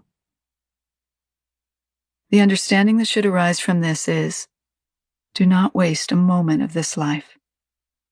Do not, through one moment of non-awareness or one emotional obstacle, waste the potential of your higher birth. Contemplation. From the moment of your birth until now, with all these conditions that so many millions of sentient beings do not have, what have you actually squeezed out as the essence of so many years of life? If you were to die at this moment, what would be the fruition of having had this healthy body and mind and all this potential? What would be left behind, if not for others' benefit, then for your own? Endowed with all these qualities, have you ended up just learning and talking about them as you go about doing the millions of other things you do? Or have you actually planted and nurtured them in your life so they blossomed? If this hasn't happened, contemplate the immense waste of mind still unwilling to put this into practice, and come to fruition. Bring awareness to the preciousness of each moment so it can truly arise as the ground of enlightenment. This is the essential meaning of the first reminder, which reminds us why we need to exert effort to generate awareness at all times. A higher birth means freedom from samsara, a birth that allows liberation to arise.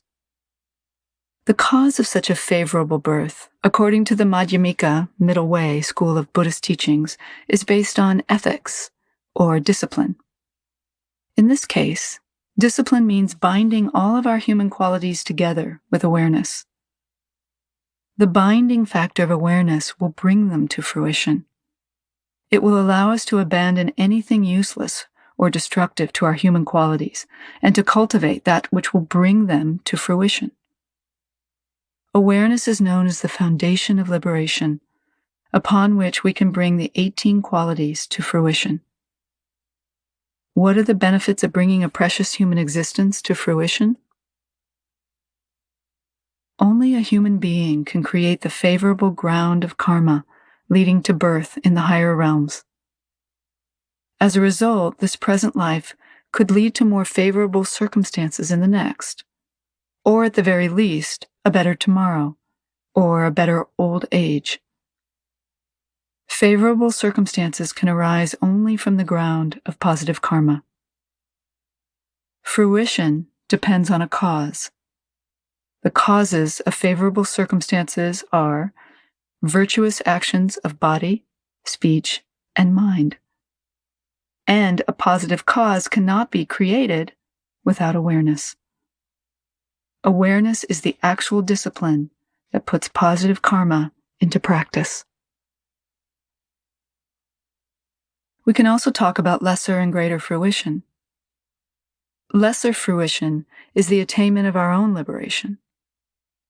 Individual liberation, or arhatship, is attained through hinayana practices by arhats, known as solitary realizers.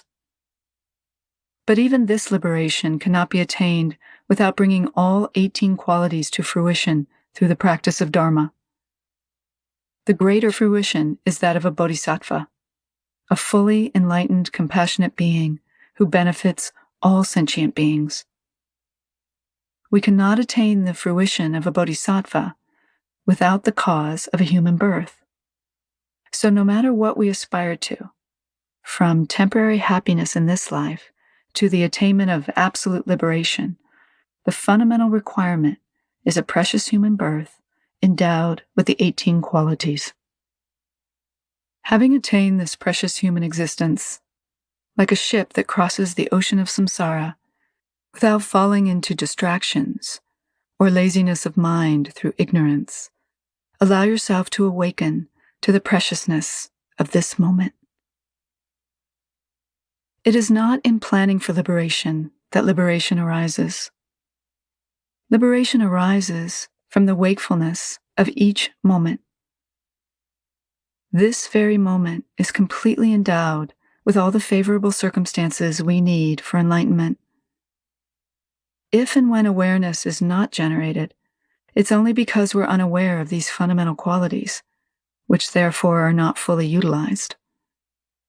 The importance of strengthening awareness is understood from contemplating impermanence, the second thought that transforms the mind. Part 2. Second thought. Impermanence. The three realms are as impermanent as autumn clouds. The births and deaths of beings are like a dance performance. Flashing by like lightning in the sky, the lifespan of beings races swiftly like a waterfall over a steep mountain. To understand impermanence correctly, we must acknowledge the fact that we are all going to die. We all know that we will die, and we all have a tendency to obscure that awareness and to hope that we will not. Our awareness of the certainty of death and the hope of being the one exception give rise to laziness. Laziness arises when there is some hope that either we can ignore death or we won't have to go through it when the time comes. Laziness prevents our precious human qualities from being put to use. The antidote to this and other habitual tendencies is the contemplation of impermanence. Resting the mind on reminders of impermanence, we can see that everything we're attached to or hold dear is subject to change. Chapter 6. The Great Impermanence of Death. The Buddha taught that death comes because of life. In the same way, sickness comes where there is health. Old age comes where there is youth. Destruction comes where there is construction. This logic establishes the law of existence itself, and meditators must not only understand this, they must be able to put it into practice. The actual fact of death cannot be denied. Even individuals endowed with a precious human existence are subject to impermanence and death. No matter how far we travel in the 10 directions, we won't find anyone who has not experienced this. The simplest mind can understand that nothing remains the same. There is constant generation, degeneration, transformation, and change. All of our experiences of people, places, and other outer phenomena, as well as inner thoughts and feelings, are impermanent. A mind that does not genuinely understand this provides the ground for distraction and habitual patterns. It takes a genuine sense of urgency to use this very moment to bring our positive endowments to fruition. For this, we must actually have some feeling for the experience of impermanence. Reflecting on the impermanence of all phenomenon should truly give rise to a sense of fear, not a paralyzing fear that keeps us from generating positive tendencies or bringing our potential to fruition, but a genuine sense of urgency in the face of impermanence. Just as change and impermanence arise in infinite ways, so too death arises. Death arising as impermanence can be caused by any number of things. There may not be any one cause that disrupts a life or causes death. There are also many different experiences of impermanence given the various lifespans of sentient beings. The Tibetan tradition talks about lifespans from thousands of years long to those in the degenerate age that can be as short as 10 years, a few days, or less. Contemplate the infinite numbers of beings that are going through a vast variety of experiences based on the fruition of their karma. If the urgency of impermanence still does not arise, think of examples from your personal experience. Think of all the people you've known who are no longer with you today. How many of these relatives or friends have actually passed away? In The Words of My Perfect Teacher, Khandro Rinpoche talks about all of the realized teachers and great meditators who nevertheless have been subject to impermanence and are no longer alive today. When you light your shrine and hang beautiful pictures of your teachers, keep in mind that impermanence hits everyone, even those to whom you've done prostrations. Then relate this understanding to the impermanence of other circumstances in your life. We can see that every movement is a step closer to death. Simple acts, such as eating, walking, or sitting down, bring us closer to the exhaustion of these experiences and closer to death. We may tell ourselves that a human lifespan is 70 or 80 years, but each month and year marks the passage of time. And regardless of our lifespan, death can strike at any moment. We could calculate the time that has passed and the time that remains, but even if we were sure we had that much time left, there is less of it with each passing moment, and it's not possible to add on any time. Given the fact of ever less time and our approaching old age, when we will truly experience impermanence, why would we still succumb to distractions and hesitations? When we look back at the time of death, the experience of this life will seem like a dream.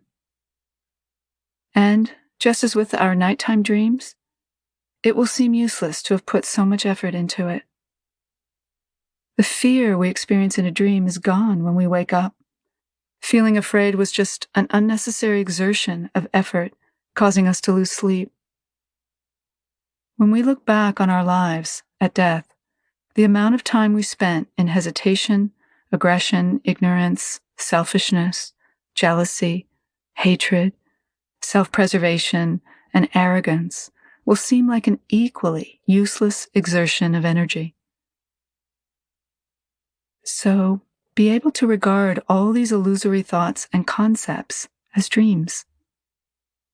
Within this illusory existence, what, if anything, is the logic behind any stubbornness, distraction, hesitation, or habitual emotions of aggression, desire, selfishness, and jealousy? What is the use of holding on to these useless emotions within impermanence? Impermanence is the nature of everything. Contemplation. Begin your contemplation with the awareness that even the ground you are sitting on is subject to change. Ask yourself if you have ever seen or met any sentient being on, above, or below this earth who has not experienced death. If the answer is no, sit in meditation with the awareness that you too will experience impermanence. Even your view and understanding and all the effort you put into thinking about things, beneficial or not, distracted or awake, is impermanent. Contemplate the impermanence and death of everything inside and outside you as much as possible. Then think of all the time wasted in distractedness, non-awareness, hesitation, and sleep, and in simply waiting for the right circumstances. Add to that the number of years that have already passed and the number of years you will spend in such states in the future. How much time do you actually have left to regard this life as a dream? Impermanence lurks in all conceivable and inconceivable causes. An outer cause, such as medicine, could be life-sustaining or the cause of death. Natural elements, such as earth, water, fire, or wind, and other external phenomena, such as mountains and trees, could cause one's death. Inner circumstances, such as illness and our own doubts, hesitations, and thoughts themselves can arise as the cause of death. All such outer and inner phenomena have the full potential to cause impermanence and death. Impermanence is the fruition of all of the impermanent causes, or karma, we've created. The Buddha himself explained that everything that originates from a cause, every perception, movement, and form, must inevitably be left behind at the moment of death. Other than our own karma, we take nothing with us at the moment of death. No matter how strong our grasping and attachment, we cannot take our material wealth, physical body, friends, relatives, teachers, retinues, or disciples. No matter how many dear ones surround us in this life, wanting never to be separated from us, no matter what our rank or power, no matter how much effort we've put into cultivating a home, a position, or knowledge, or rhetorical and debating skills, none of it can be brought into the experience of death. Trying to maintain anything at the moment of death adds nothing to our time or happiness, and it does not allow for the simplicity of letting go. It does not allow us to have a sense of accomplishment at the time of death, or to be the cause of happiness for anyone else. Understanding this, why do we still grasp at material possessions and all our other attachments? Grasping an attachment can survive only in a mind where there is still some hope. Maybe someday it will be possible to take a little something with me, if not these samsaric things, at least a little something Buddhist, my devotions, teachers, teachings, ritual objects. Nothing, however, can be brought into death other than the simple cause and effect of our accumulated karma and the transcendence of our mind and view, to the extent that view is truly useful. Chapter 7. The Wisdom of Discernment. In the Buddhist Sutras, we find that the Buddha's students requested him not to enter into Mahaparinirvana. At that point, the Buddha gave his most essential teaching on the experience of death. The essence of the instruction is this: everything that is born dies. Everything that is generated goes through degeneration and destruction. We can do no greater harm to ourselves than not to think about impermanence. Where impermanence is not properly understood, everything samsaric becomes important and a seemingly reasonable cause to accomplish, when in fact, life is as fragile as a bubble. We cannot really say whether the next moment will bring the experience of the next moment or the next life. In the time between inhaling and exhaling, we cannot guarantee that breath will not stop.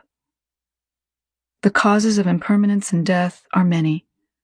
At this very moment, we could do something to cause destruction or death to arise.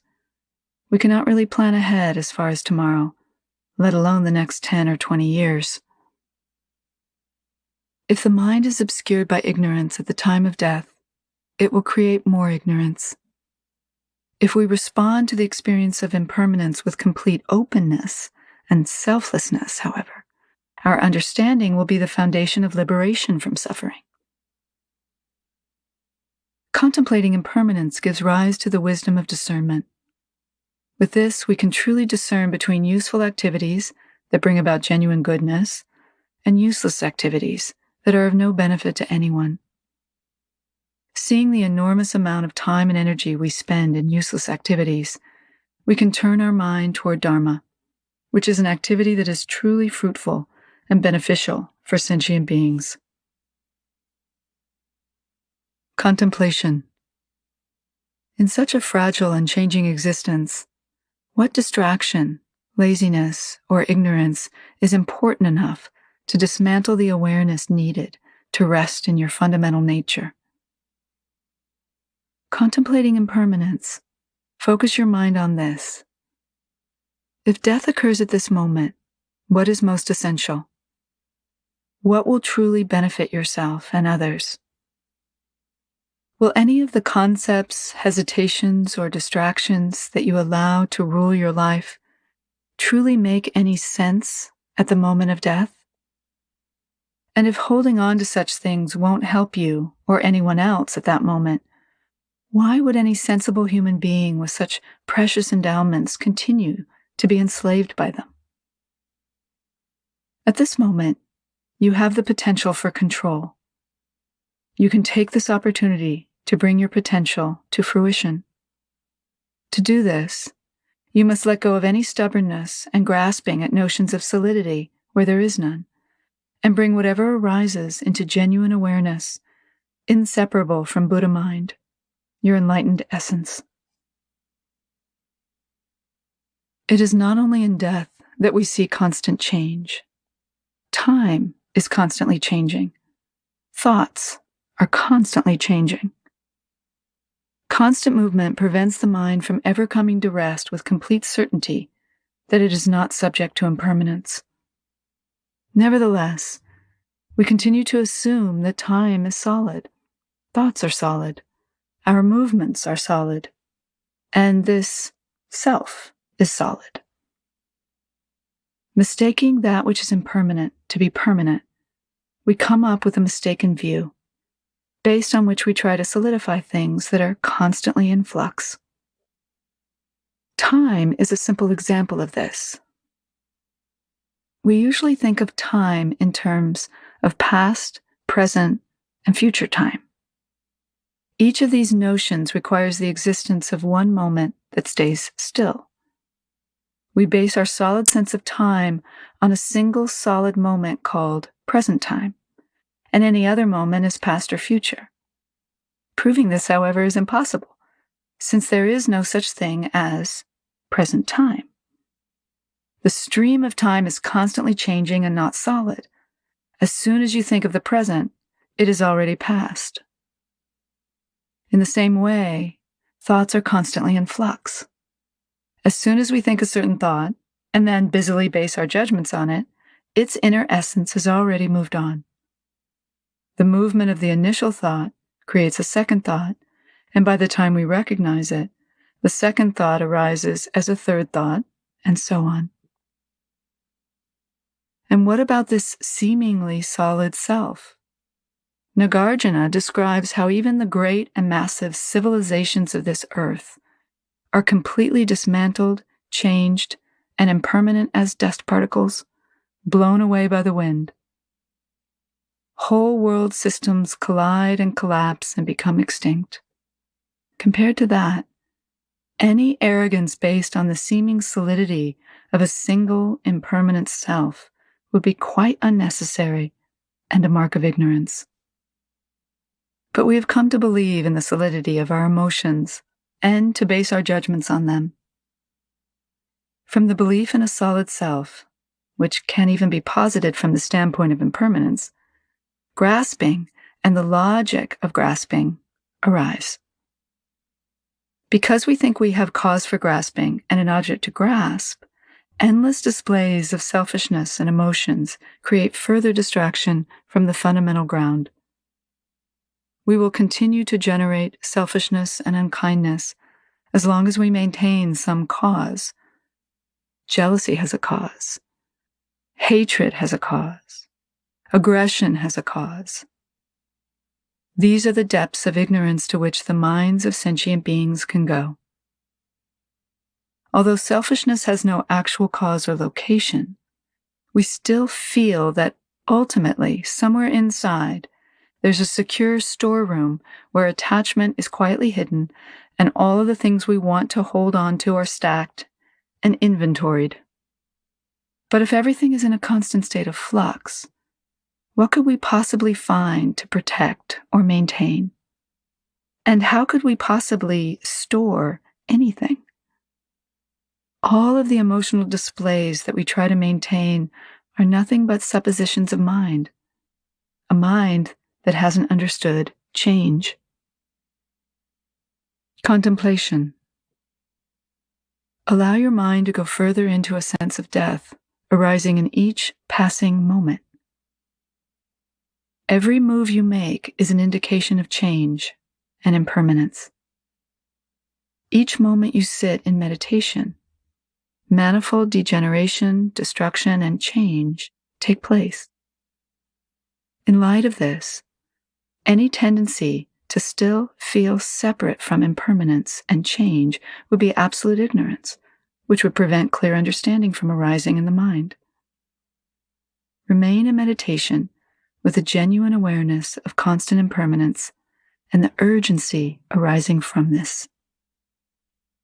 If impermanence is true, however, we can actually give rise to positive tendencies.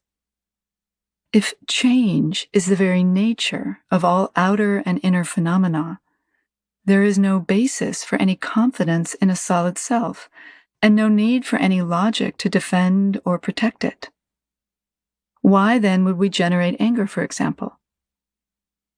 Anger is generated solely to protect a self that has to retain its identity and defend its ground, a self that is not really there. Contemplating our various experiences of impermanence, we can understand how unnecessary and useless it is to grasp at a self, at which point genuine selflessness arises. Chapter 8. Training in Awareness. The real intent behind any Dharma practice is to train the mind for the moment of death, so that the moment of death can arise with confidence and without regret. Regret in the sense of non-awareness or ignorance. As we develop awareness, we get a better understanding of the very subtle thoughts that constantly shift the mind into non-awareness. Lacking awareness, we are unable to understand impermanence and the emptiness of thought, time, and a self. Empty in the sense that they cannot be proven to exist. Imposing solidity upon that inherently empty nature, we spend whole lifetimes struggling with ourselves and others. When we look at all the sentient beings living like this, we can truly understand how difficult it is to become free from suffering in the midst of samsara. The only way to free yourself from ignorance is the path of awareness. Training in awareness begins with you. It would be difficult to go outside of yourself to get this message, or to change the mind of anyone else. You are the one endowed with the qualities, teachings, and practices. You are the one with the genuine desire and ability to bring this to fruition. Therefore, you need to be the first one to transcend ignorance. Then and only then can you benefit others.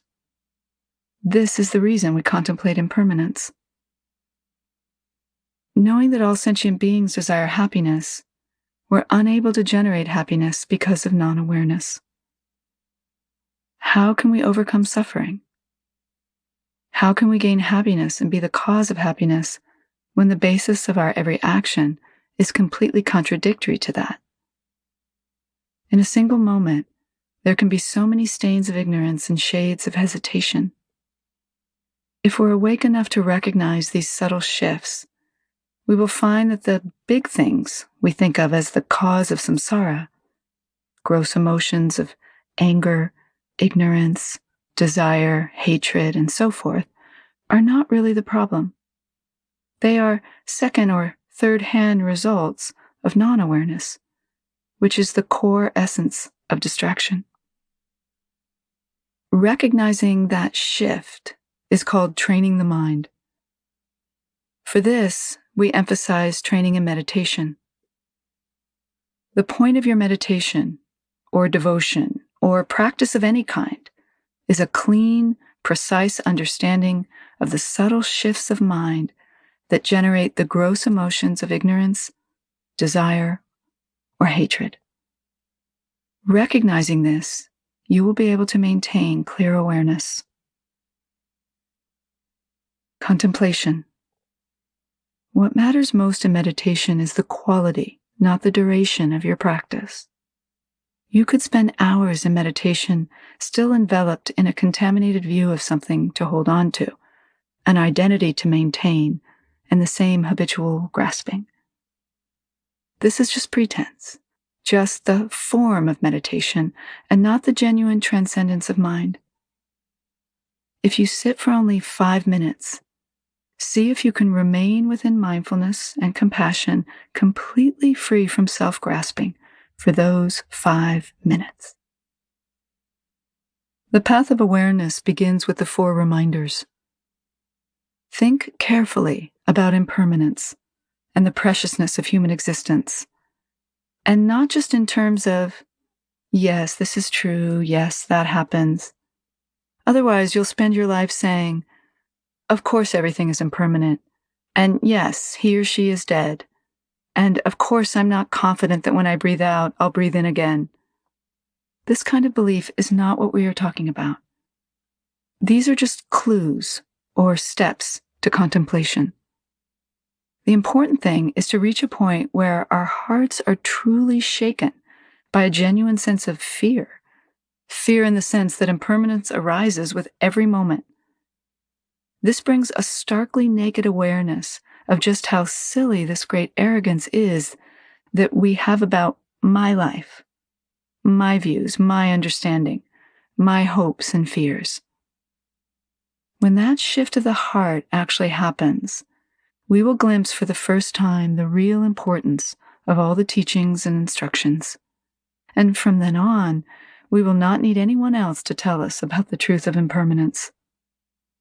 This is the kind of confidence we need as an antidote to distraction and all its emotional and conceptual displays. It is most unlikely that we will ever understand the real intent of Dharma or practice, however, until our mind matures through proper contemplation of the four reminders. In the Buddhist tradition, the four reminders are contemplated often. You will find some reference to them before every practice session and at the beginning of every single text in all 84,000 tenets and commentaries. The point of contemplating the four reminders is to see who and what we are as human beings. We are completely endowed with enlightened potential, and we completely embody impermanence and karma. This is what we can be proud of, and this is what we can be not so proud of. But this is what we are. It is entirely up to us to work with this, either from the point of view of awareness, which leads to nirvana, or from that of ignorance, which leads to samsara.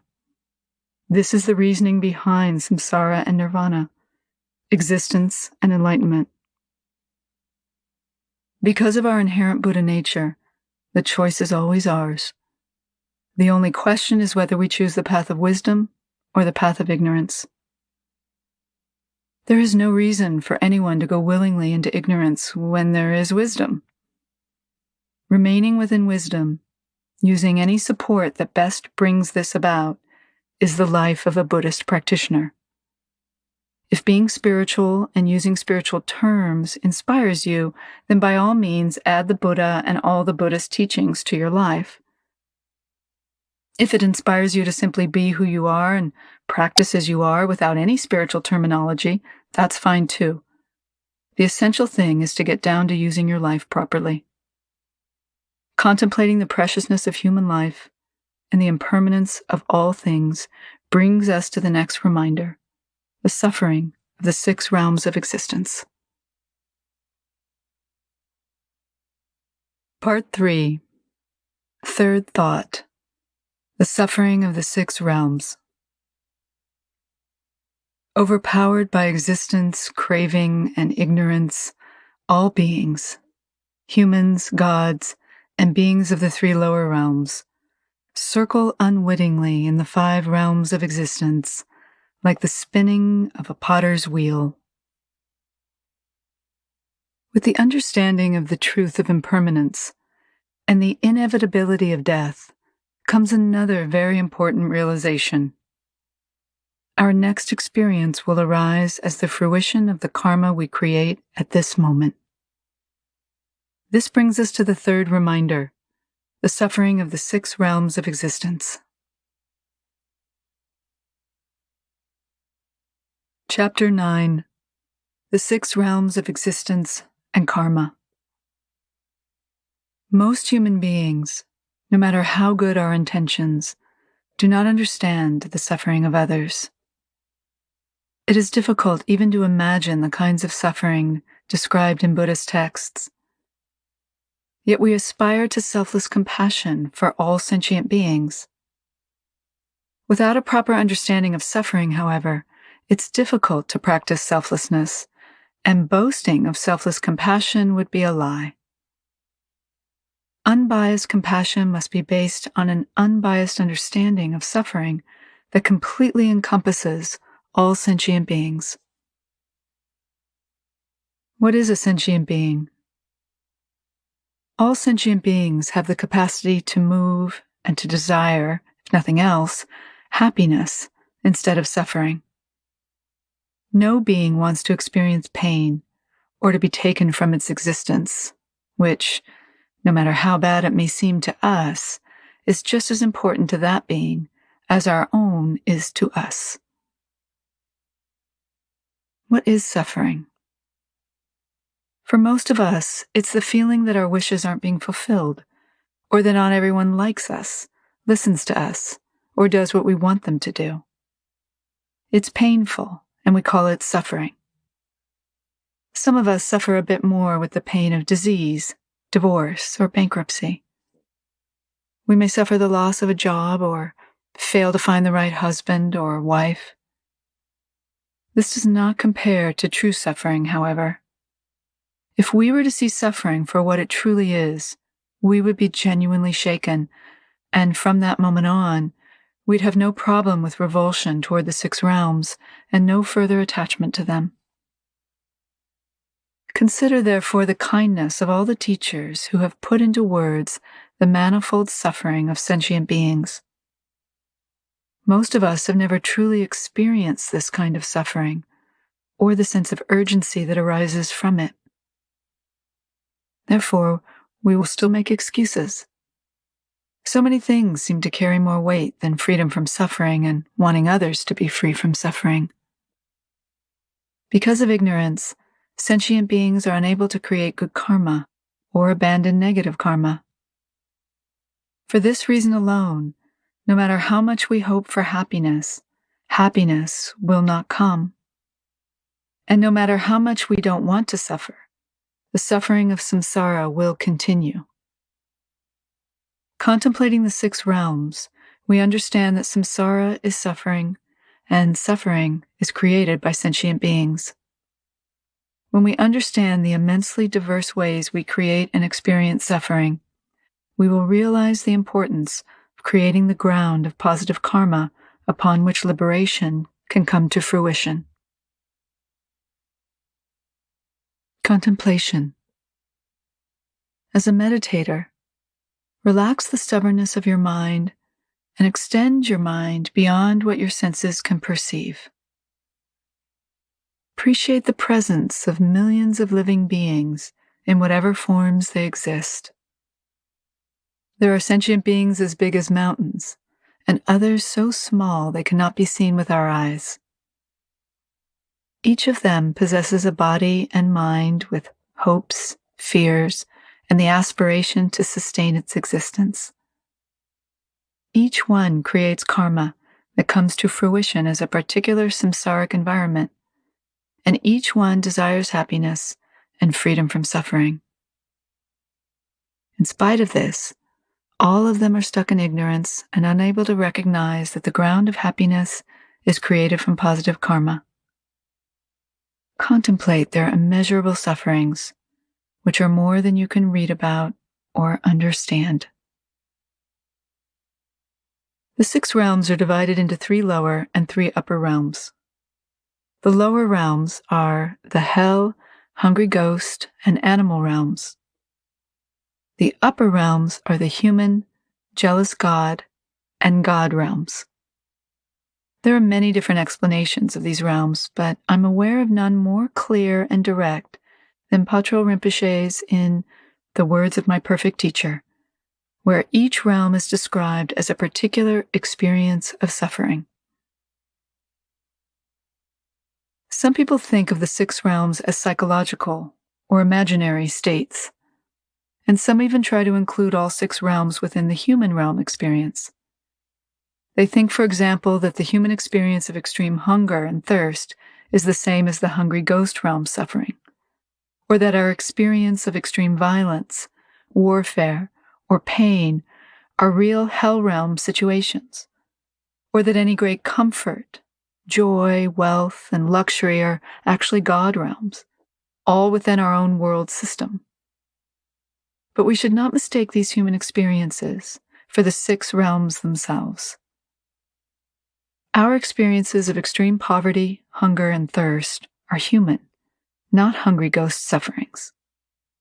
A war-torn country or some other disastrous situation with violence, aggression, and negative tendencies toward extreme pain should not be mistaken for the hell realm. Experiences of extreme pain and suffering are part of this human realm. A popular topic these days is whether or not distinct realms actually exist. It's really not useful or necessary to say anything more than simply that they do exist, just as this realm exists. We see it, we believe in it, we have our human realm experiences. Similarly, most of us can understand the animal realm. We can see how these beings create their realm. The other realms are just as easy to understand if we work through our understanding of cause and effect. From one moment of distracted grasping, karma is created that comes to fruition as a particular kind of experience, with all its emotions, perceptions, and formations, and a particular environment. Each karma or action has a particular result for the individual who creates it. It also has an effect on the environment and the limitless relationships that person has with others. So your own accumulated karma affects you, the environment, and other sentient beings, and their accumulated karma affects them, the environment, and you. In this way, anything, subtle or gross, can be created. Just as we've created this human experience, other sentient beings have created other situations. So the 6 realms are a complete description of samsara, and our experience of the realms is the fruition of our karma. Based on karmic fruition, we are now experiencing the human realm. When our bodies die, our mind consciousness will move on and mingle with the force of the karma we're accumulating now. This will result in a particular kind of experience and environment, or world system. It may seem difficult at first to logically prove the presence of a hell realm, for example. We may feel we'd like to take a camera or a camcorder into the hell realm and bring back a record of the experience. Questions arise about the kinds of karma that lead to the realms into which we're born. We can work with these questions as we go along. The important thing to remember is that death will occur, and before it does, we should really pause and contemplate exactly what we've accumulated in terms of karma. Chapter 10. The 3 Lower Realms. Looking at the different kinds of births that are possible based on accumulated karma, we see that intensely negative karma leads to birth in the 3 lower realms: the animal, hungry ghost, and hell realms. Where negative karma is less intense, it arises, depending on the kind of karma, as birth in the 3 upper realms: the god, jealous god, and human realms.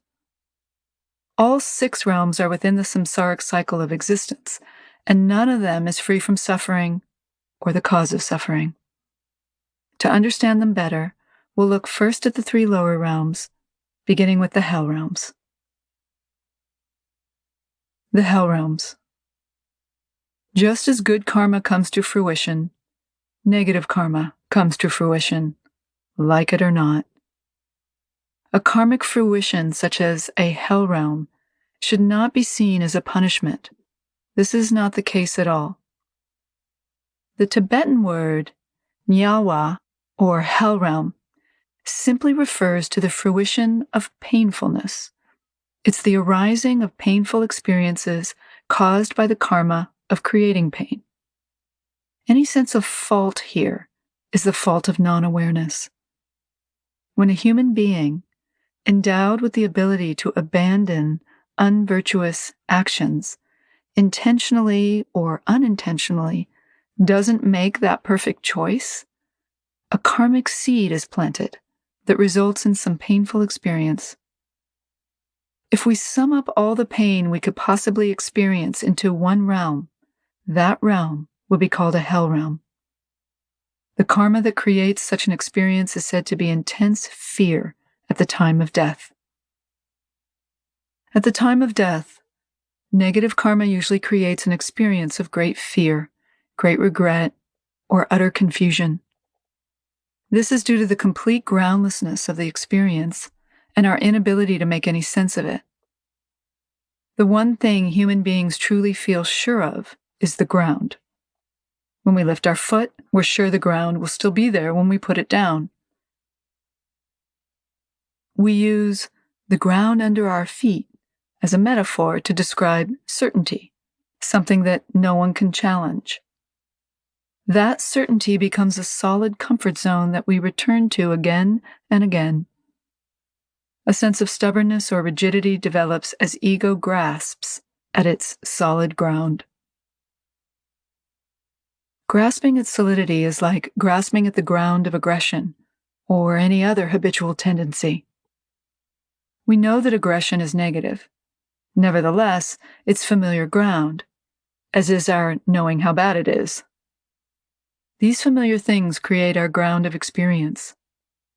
We may not like our habitual tendencies, but we revert to them again and again as familiar ground, and every moment of our life is based on the certainty of that ground.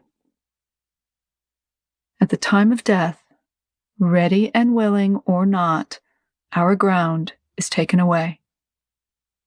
Fear or confusion can arise as our sense of solidity dissolves, along with the 4 elements that make up this physical body.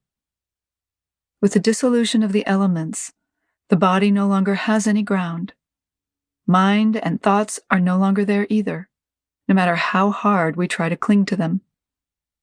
This experience is said to be like drowning. The fear in a drowning person's mind generates an action, trying to hold on to water. Similarly, the dying person tries to hold on to something, anything, beliefs, wishes, the faith one has held on to all one's life, to no avail. At the moment of death, nothing remains, and every bit of ground that has supported our identity collapses. The destruction of our ground can give rise to confusion, fear, and regret, along with the actual experience of death, which is said to be like falling into a deep sleep. When the exhaustion of mind and body is complete, just as we would arise from a deep sleep and become aware of the external environment, we arise as a mental awareness with an immense sense of groundlessness. That moment is described as a state of complete bewilderment, which becomes the ground for the fruition of the backlog of karma accumulated throughout previous lifetimes. The moment the bewildered state is hit by the intensity of all that previous karma, the next realm and our next life experience are born. If the power of accumulated karma is based on negative actions, harmfulness, killing, or other heinous crimes, it will produce a negative fruition. The logic is simple. When the seed is sour, the fruit is sour, and when the seed is sweet, the fruit is sweet. The negative karmic seed produces suffering and pain, which we will experience as birth in a lower realm, such as a hot or cold hell realm. There are actually 18 hell realms from our human point of view. 8 hot hells, 8 cold hells, the neighboring hells, and the ephemeral hell. Each has its own environment, depending on the karma of those who create it. Contemplation. Use the creative abilities of your mind to reflect on these particular kinds of suffering. The mind is able to create enormous concepts. Use that skill to create not only the beautiful things you'd like to believe in, but also the things that are difficult. Contemplate the creation of all the karma leading to such experiences. Going beyond that, let your mind understand the totality of suffering. To generate compassion for all sentient beings, we must include the sentient beings experiencing the intense pain described here. We will look first at the 8 hot hells. Whereas the human realm is composed mainly of 4 elements, earth, water, fire, and wind, the hot hells are mainly made of fire. Their descriptions in the texts as filled with fire and intensely hot, where molten lava is poured down one's throat. Fail to capture the real pain there. A fierce fire element, 100,000 times more intense than the fire in our human realm, makes up the entire environment. The heat and burning are said to be even more intense than the world colliding with the sun. The 8 hot hells are named for the intensity of their suffering.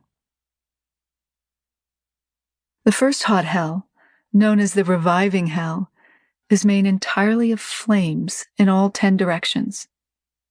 Here, due to the accumulated karma of being involved with weapons or harmful devices, we view others with a sense of great hatred. The anger in our minds is visited upon us with 1,000 times more aggression. Combined with the karma of weaponry, this tremendous aggression causes us, in spite of our own inconceivably intense pain and suffering, to inflict harm on others. We continue to harm others based on the karma of the realm itself, which is described as a wind that continually blows everything back into form. So we experience ongoing death and revival and hatred of others, which creates ongoing aggression. To think that karma is created only in this life and merely comes to fruition in the other realms is a misunderstanding of the enormous implications of karma. Karma refers to a cause, its fruition, and further limitless creations. The hell realms, like other realms, are places where karma not only comes to fruition, but also is created. When we are stuck in the 6 realms, we experience a continuous cycle of suffering, which is why samsaric existence is said to spin like a wheel with no beginning or end. The second hot hell is a realm of even more intense suffering, known as the black mark hell. Here, our body is marked and then cut into pieces. Our teachers used to describe this very graphically. They would talk about how the saw is extremely rusty and not very sharp, how it has to be pushed and pulled, and how it takes hundreds of years just for the cutting, during which time we are completely conscious. There are sentient beings with a capacity for pain beyond the limits of what we know or want to know. In our own limited experience, a small cut can cause us to lose consciousness. A human being is endowed with a very small, limited body and a mind that is also somewhat limited. Although our potential is great, our capacity for the intensity of experience is gentler. Because of this human gentleness, we may greatly underestimate the physical and mental experiences of other beings.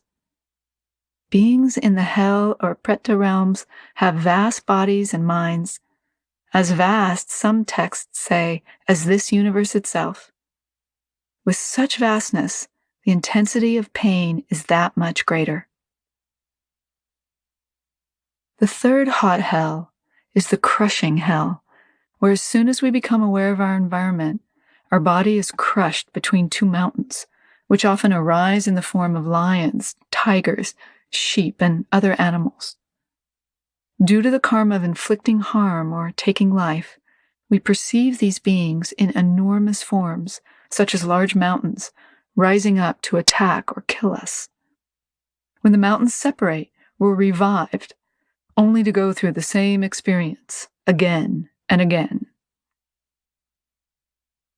The fourth hot hell is the crying hell, where the pain and suffering of extreme heat is so intense that we can do nothing but cry out loud. Intensely afraid, we run around trying to escape but find nothing but a great metal house or dome. Entering that, we're sealed in, and for countless years, our body is burned until there is no experience of a body at all, as it has completely turned into fire. The fifth hot hell is called the greater crying hell because the suffering is said to be twice that of the crying hell. The sixth hot hell is known as the heating hell. Here we have the physical experience of being roasted alive, until the sense of the body itself exceeds the limits of the sky and the experience of body and flames is inseparable. The seventh hot hell is the intense heating hell, where the intensity of flames is double that of the previous realm. Our body is pierced with flaming rods, and we are subjected to such extreme burning that we become inseparable from the flames. The eighth and lowest hot hell is Avicii hell, or the hell of ceaseless torment. Committing any of the 5 heinous crimes, or as a vajrayana practitioner, developing adverse views regarding the Vajra master, causes birth in this hell realm. The 5 heinous crimes that bring immediate retribution are killing one's father, killing one's mother, killing an arhat, malevolently causing a Buddha to bleed, and creating a schism within the Dharma community. Here, one's skin, bone, marrow, and so on become a fire so intense that a whole world system could be immediately and completely turned to dust just coming into contact with it. Except for cries of suffering, there is no indication of the presence of physical bodies. It is as if one's entire existence is reduced to a mass of burning and incessant torment. This is the suffering of sentient beings at this very moment, and the duration of their suffering is difficult to imagine. Based on our human realm understanding of time, 50 human years equals 1 day in the God realm of the 4 great kings, and 500 years in this God realm equals 1 day in the first hot hell, the reviving hell, where beings suffer for 500 such years. As for the second hell realm, the black mark hell, 100 human years equals 1 day in the God realm of the 33 devas, and 1,000 years in this God realm equals 1 day in the second hell realm, where beings suffer for 1,000 such years. In this way, the duration of suffering in the hell realms multiplies with each successive realm until the 8th hot hell, where the suffering lasts for 1 kalpa. Simply put, sentient beings spend an inconceivable amount of time in the hell realms. To really understand samsara for what it is, we must understand this, even if it seems difficult or completely beyond our comprehension. The second group of hell realms is made up of 8 cold hells. Here, just as hot hells are made of fire, the environment is made of the elements wind and water, and of course, extreme cold. The first cold hell is known as the hell of blisters. We are born here completely naked, surrounded by snow blizzards and ice. The cold is 1,000 times greater than our human understanding of cold. Left alone without any sense of support or courage, we experience such intense cold that our entire body breaks out in blisters. The second cold hell is known as the hell of bursting blisters. Because the cold is 1,000 times more intense than the first cold hell, the blisters all burst and are completely devoured by various insects and animals, giving rise to an intensity of pain beyond our comprehension. In the third cold hell, the hell of clenched teeth, the cold is so intense that the teeth of the beings are tightly clenched. In the fourth cold hell, the hell of lamentations, the intense pain of cold and fear and suffering causes beings born here to lament and cry out ceaselessly. The fifth cold hell is called the groaning hell. Here, the intensity of pain is so great that even speech is not possible, and beings simply groan with the suffering of intense cold. In the sixth cold hell, known as the hell of Utpala-like cracks, the experience of pain becomes ever greater as one's skin turns blue and splits into 4 petal-like pieces resembling the Utpala flower. The 7th and 8th cold hells are described as the hell of lotus-like cracks and the hell of great lotus-like cracks. This refers to a cold so intense that our entire body turns red and simply bursts into pieces resembling a lotus. First 4 pieces, like a 4-petaled lotus, and then many pieces, like a many-petaled lotus. A lifespan in the cold hells is described in the Treasury of Teachings as the length of time it would take to empty a great 100-kilo urn filled to the brim with mustard seeds, if a single seed were taken out every 100 years. This would be the lifespan of beings in the first cold hell. For the other cold hells, multiply by 20 urns, 40 urns, and so on. Again, we need to understand the enormity of samsara and not limit it to our own small fears, aggressions, doubts, or hesitations, which sometimes seem so enormous. Samsara is not just our little world, or the emotions we struggle with, or the difficulties we have with our spiritual practice. Samsara is an inconceivable number of sentient beings and all their diverse realms experiencing tremendous suffering for vast expanses of time, compared to which our concept of time is very tiny. Imagine meeting someone who's lived for millions of years in a hell realm and saying to this being, "I can't meditate because of laziness." How irrelevant would that seem to someone experiencing such suffering? The point of contemplating the hell realms is not just to develop a fear of karma or to look at the many ways our lives can take form. The point is to see the enormity of our potential to create samsara and all its manifestations. Then we can see there's no place in this mind for any kind of arrogance or pride or stubbornness. A third class of hells, known as neighboring hells, surrounds the hell of ceaseless torment in the 4 directions. In the intermediate directions are hills of iron shamali trees. The 4 neighboring hells are called pit of embers, swamp of decaying corpses, plain of razors, and forest of swords. Here's how they work. After a kalpa of exhausting our karma in the hell of ceaseless torment, we come out of that realm. But no matter which direction we go in, we encounter a neighboring hell. Coming out of a burning hell, we may see the cool shadows of a forest. Having been deprived of such coolness and peace for thousands of years, we rush toward it. But as soon as we reach it, it changes into fire and great weapons that pierce the body through and through. In another direction, we might see a cool stream and run toward it, only to have it change into a stream of decaying corpses in which we drown. With intense fear and regret, we express thousands of emotions that intensify our pain.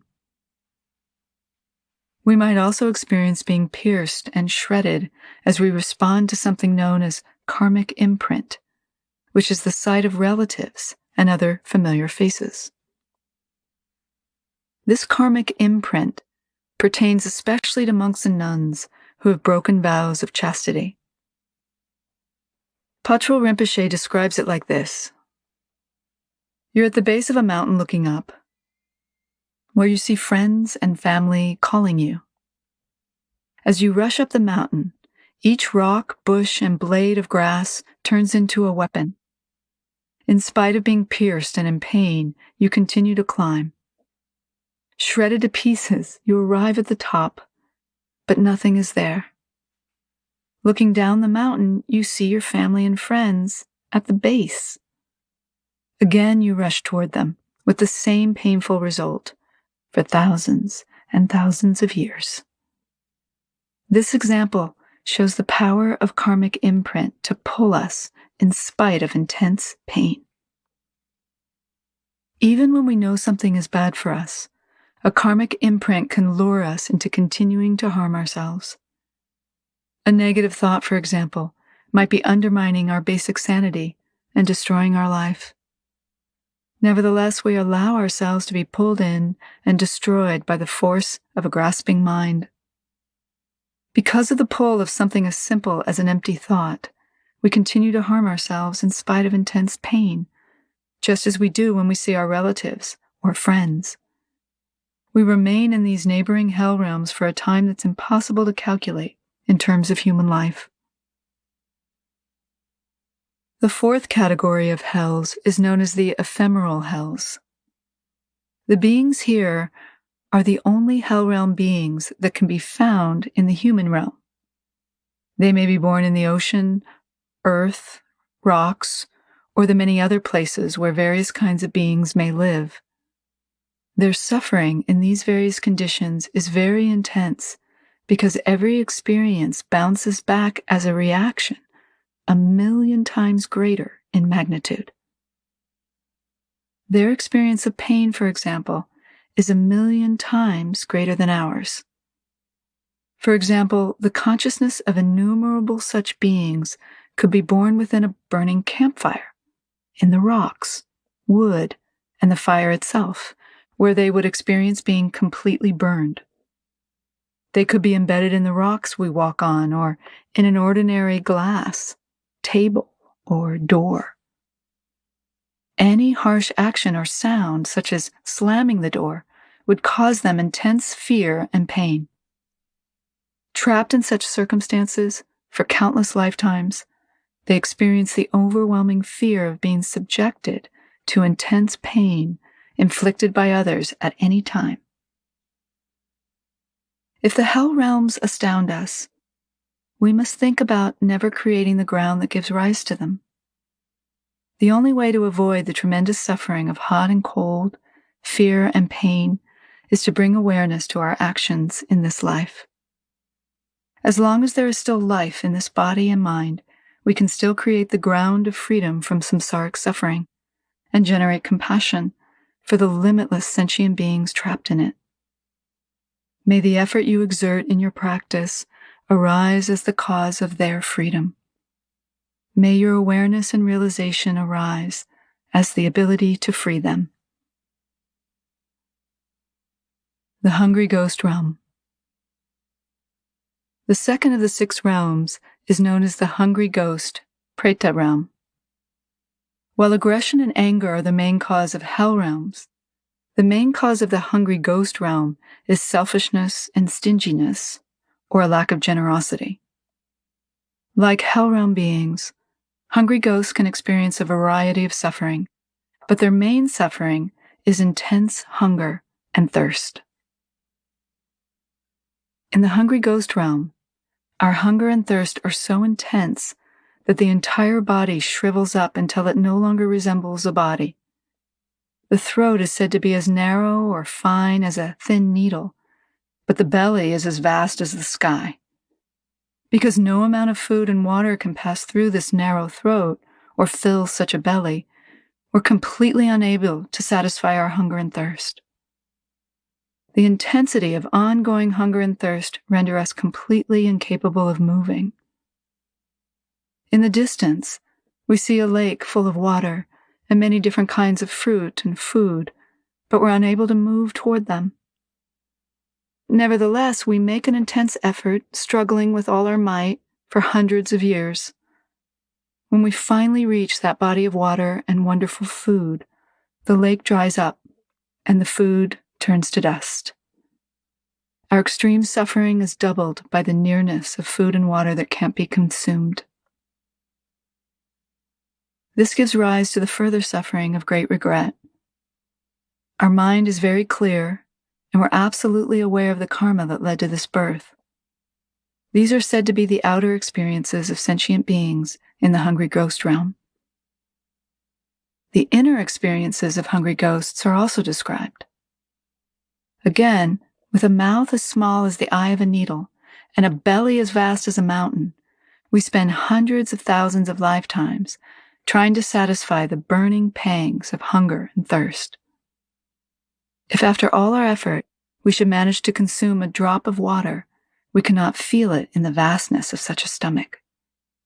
And if we do experience that drop of water, it turns into molten lava, inflicting even more harm and pain.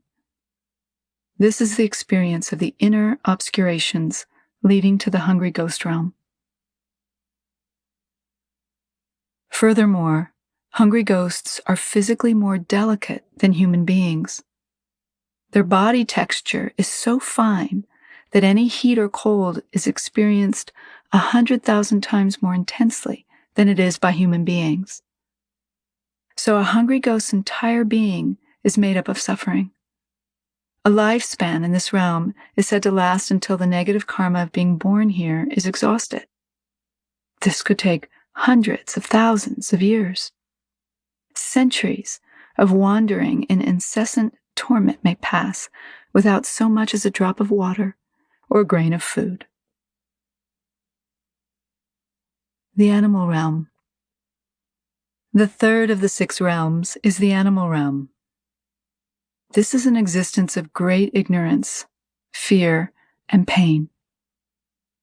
There are many kinds of animals, and they all suffer from complete ignorance and lack of control over their lives. Killing and eating one another, the powerful attacking the weak gathering to harm others, great ignorance rendering them unable to protect themselves, and intense and constant fear. These are the various sufferings that animals experience. In cold weather or a storm, for example, even an incapable human being can at least seek shelter or ask for help. But an animal, other than just enduring its karmic experiences, doesn't have the simplest ability to protect itself. Wild animals live in fear of having their lives taken by human and non-human enemies and other circumstances. Every mouthful of food or drink is consumed in fear. There's never a moment of complete harmony or peace. Animals living with human beings go through their own particular suffering.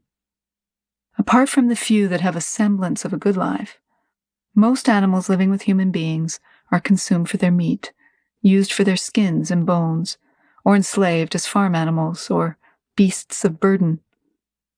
We inflict enormous pain on animals, piercing their noses, beating them, putting them to work. Burdened with heavy loads to the point of complete collapse, they are beaten to work harder no matter how hot or cold the climate, no matter how difficult the task. It is essential to look at the intense fear and pain that animals go through for something as inconsequential as a piece of meat on our plate, the leather we use, or any of the other things for which animals give their lives. If you've ever been to a slaughterhouse, you have a very clear idea of an animal's suffering. It would be simpler to think about taking life if you had to look at close range into the eyes of an animal that didn't want to die. No matter how foolish that life form may seem, how incapable of generating awareness or enlightenment, no matter what other reasons we might come up with, when you look into the eyes of an animal who doesn't want to die, who's standing next in line to the one being slaughtered in front of its eyes, at that moment you can truly understand the suffering and fear of the animal realm. Contemplation. Look carefully at the animal realm, beyond your small poodle or cat, and see it for what it truly is. In the animal realm, which is a far better existence than the hell and hungry ghost realms, the suffering is intense. Reflect on all the sentient beings suffering like this at this moment. As you and I sit here thinking about their suffering, sentient beings are experiencing the fruition of their karma in each of these realms. If you still feel you have lots of time left to practice, reflect on the intense pain that could become a personal experience based on karma. To help us appreciate the difficulties of the lower realms and the preciousness of this moment, Terdog Lingpa gave several examples. First, imagine taking your finger and putting it into a flame. In the intensity of that brief moment of burning when you would yell out in pain, see if you can rest in uncontrived mind. Then reflect on the intense heat and burning in the hell realms and on the beings there who can do little about their state of mind because of the intensity of their pain. Imagine going out and sitting naked for a while in the cold. When you come inside with your teeth chattering, see if your mind can rest in its uncontrived nature. Think about the sentient beings experiencing 1,000,000 times more pain and suffering in the cold hells at this very moment. Or, while sitting in meditation, allow a small insect to bite you. See how even a flea bite shifts your concentration to the pain of that experience. Then think of the constant and intense suffering of the animal realm. Think of how little opportunity these millions of beings have to develop self-awareness or to benefit others, and reflect on the positive circumstances of your own life. Contemplation. To contemplate the suffering of the 3 lower realms, devote at least 1 full day to each of them. For 1 day, contemplate the intense hunger and thirst of the hungry ghost realm, the inconceivable heat, cold, and pain of the 18 hell realms, the ignorance, enslavement, and fear of the animal realm, and so on. This isn't a cursory analysis. Reflect deeply on examples and your own personal experiences to really understand the meaning of the suffering of sentient beings in the 3 lower realms. In this moment, our circumstances are so favorable that other than the invisible influence of some concept, there's no reason why this mind cannot recognize and rest in its fundamental nature. As you are free from the lower realms, allow yourself to develop genuine tolerance for the little distractions in your mind.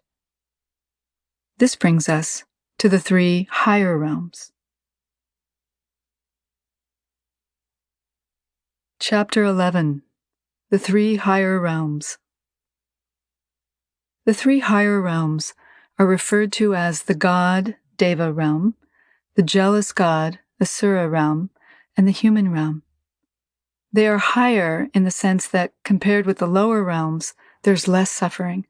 The suffering is less intense, and the suffering is mingled with joy and happiness. These realms are based on what is called ordinary positive karma. Having accumulated positive karma, we're born into a higher realm. We are not, however, free from cyclic existence. Why? Karma is still continuously being created in these realms, and there's a backlog of negative karma that has yet to ripen. When these 2 factors come together, they may result in our reverting back to the lower realms. We are still on the wheel of cyclic existence, which continues to transfer the consciousness from one realm to the next. So the higher realms do not provide a foundation for ultimate happiness or the exhaustion of suffering. The human realm. The human realm experiences of suffering are birth, old age, sickness, and death. The experience of birth is a relatively mild form of suffering compared to the sufferings of the lower realms. Nevertheless, a baby experiences intense fear during birth, which is explained as a great fear of the unknown. And then there is sickness, old age, and death. The whole process of living in this world, with its moments of happiness and harmony, has an undercurrent of impermanence and change, hope and fear. We may spend a lifetime doing something with very little to show for it in terms of genuine essence or usefulness. And if we don't die young, we will live to experience sickness and old age. Contemplation. When we enter old age, this lifetime comes to an end. Physically, we are no longer able to create life. The body bends, the skin dries up, our face becomes full of wrinkles, and our hair turns white. All of our senses weaken and wane, so we can't enjoy the things we want to enjoy. Sitting is uncomfortable, walking is uncomfortable, living is uncomfortable. Our speech stammers, and the mind isn't clear or coherent. Everything we've taken to be solid is completely groundless. Everything we want to hold on to dissolves and disappears. We need to contemplate these human experiences. In the human realm, along with every happiness, suffering arises. No one born into samsara is free from this suffering, and meanwhile the creation of karma continues. Finally, no matter how worthy or unworthy we are, no matter what kind of authority we have or don't have, or how good or bad our life has been, all lives end in death. Our circumstances don't matter at the moment of death. The only thing that matters is the karma we've created in this life. At the moment, we may be healthy, and all of our circumstances may be favorable. We may ignore the fact of suffering and forget about old age, sickness, and death until unfortunate circumstances strike. Then we can really understand the pain and fear that arise with the decaying or destruction of the body. When, unfortunately, or in some cases fortunately, we're given an indication of a life-threatening disease, the mind becomes more grounded in the preciousness of each moment and each day. Within a small circle of people, things may seem to stay the same with the passing years. When we relate to a larger circle, human suffering is more apparent. In my case, for example, not a day goes by that I don't hear of someone who is dying. Of course, countless beings are dying all the time, but I'm speaking of acquaintances. Whether I'm at home or traveling, whenever the telephone rings, a part of my mind wonders, okay, who has died now? Who has just learned they have 2 or 3 months to live? Sickness, old age, and death can strike at any moment. The question is, what do I do now that I've been told I have 2 or 3 months to live? The God realm. The God realm is related to complete joyfulness. There's a sense that all of our positive conditions have come together, which does not mean we're free from cyclic existence. Along with joy comes an immense carelessness about the positive circumstances we've attained, and there's no awareness of relating to suffering at all. Only a mind capable of knowing suffering and the cause of suffering, as well as happiness and the cause of happiness, can develop the wisdom of discernment. This wisdom is completely lacking in the God realm. For this reason, the human realm is said to be superior to the God realm. The human mind understands suffering. Because the God's personal experience of joy does not allow for reflection on suffering, the cause of suffering, or the exhaustion of their good karma, the God realm is said to be worse than a hell realm in many ways. In hell realms, negative karma is exhausted, but in God realms, good karma is exhausted, which gives rise to non-awareness and the creation of negative karma. When that negative karma combines with any residual negative karma that has yet to ripen, it takes this consciousness to the depths of the lower realms. It is said that even the God realm, although a very high realm, and realm of Indra, king of gods, must be carefully understood. Due to the force of the karma, even one who reigns over the God realm as king of devas falls back into cyclic existence when the God realm karma is exhausted. Then, through the residual effects of negative karma, one is reborn in the lower realms.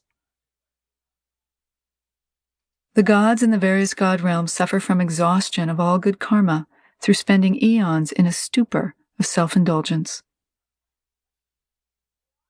The greatest suffering for God realm beings is the suffering of change and fall. When the good karma that caused one's God realm birth is exhausted, the intense suffering of change and fall occurs, and the god faces the time of death. Realizing that one has wasted millions of years causes intense and immeasurably painful regret. Because of being a god, one knows one will be born in a realm full of suffering, and this gives rise to extreme fear and dread. Birth in the upper realms, even with their temporary pleasures, is the foundation for creating negative karma. To aspire to be born in such realms indicates a lack of awareness and no understanding of the true nature of freedom. The jealous god realm. In the jealous god realm, sometimes known as the demigod realm, there is an intense preoccupation with the god realms. In fact, these two upper realms come together in several ways. They both create karma. The ground on which their karma ripens is the same, and they both inflict warfare on one another. In general, the jealous gods experience constant jealousy and hatred. Unable to bear the happiness of others, they spend most of their time expressing their jealousy and hatred in the form of killing, warfare, and destruction of one another, which eventually leads to rebirth in the reviving hell. Since the main activity in this realm is inflicting harm, karma is created. The creation of karma continues in the three upper realms. The hopes and fears of human beings create karmic seeds of unhappiness, and the hopes and fears of gods and jealous gods also create karma, even more intense in terms of display. Each of the six realms should be understood in terms of its predominant suffering, although all kinds of suffering can be felt in each realm. Human beings, for example, may experience intense heat, cold, hunger, thirst, and have hell realm and hungry ghost realm experiences.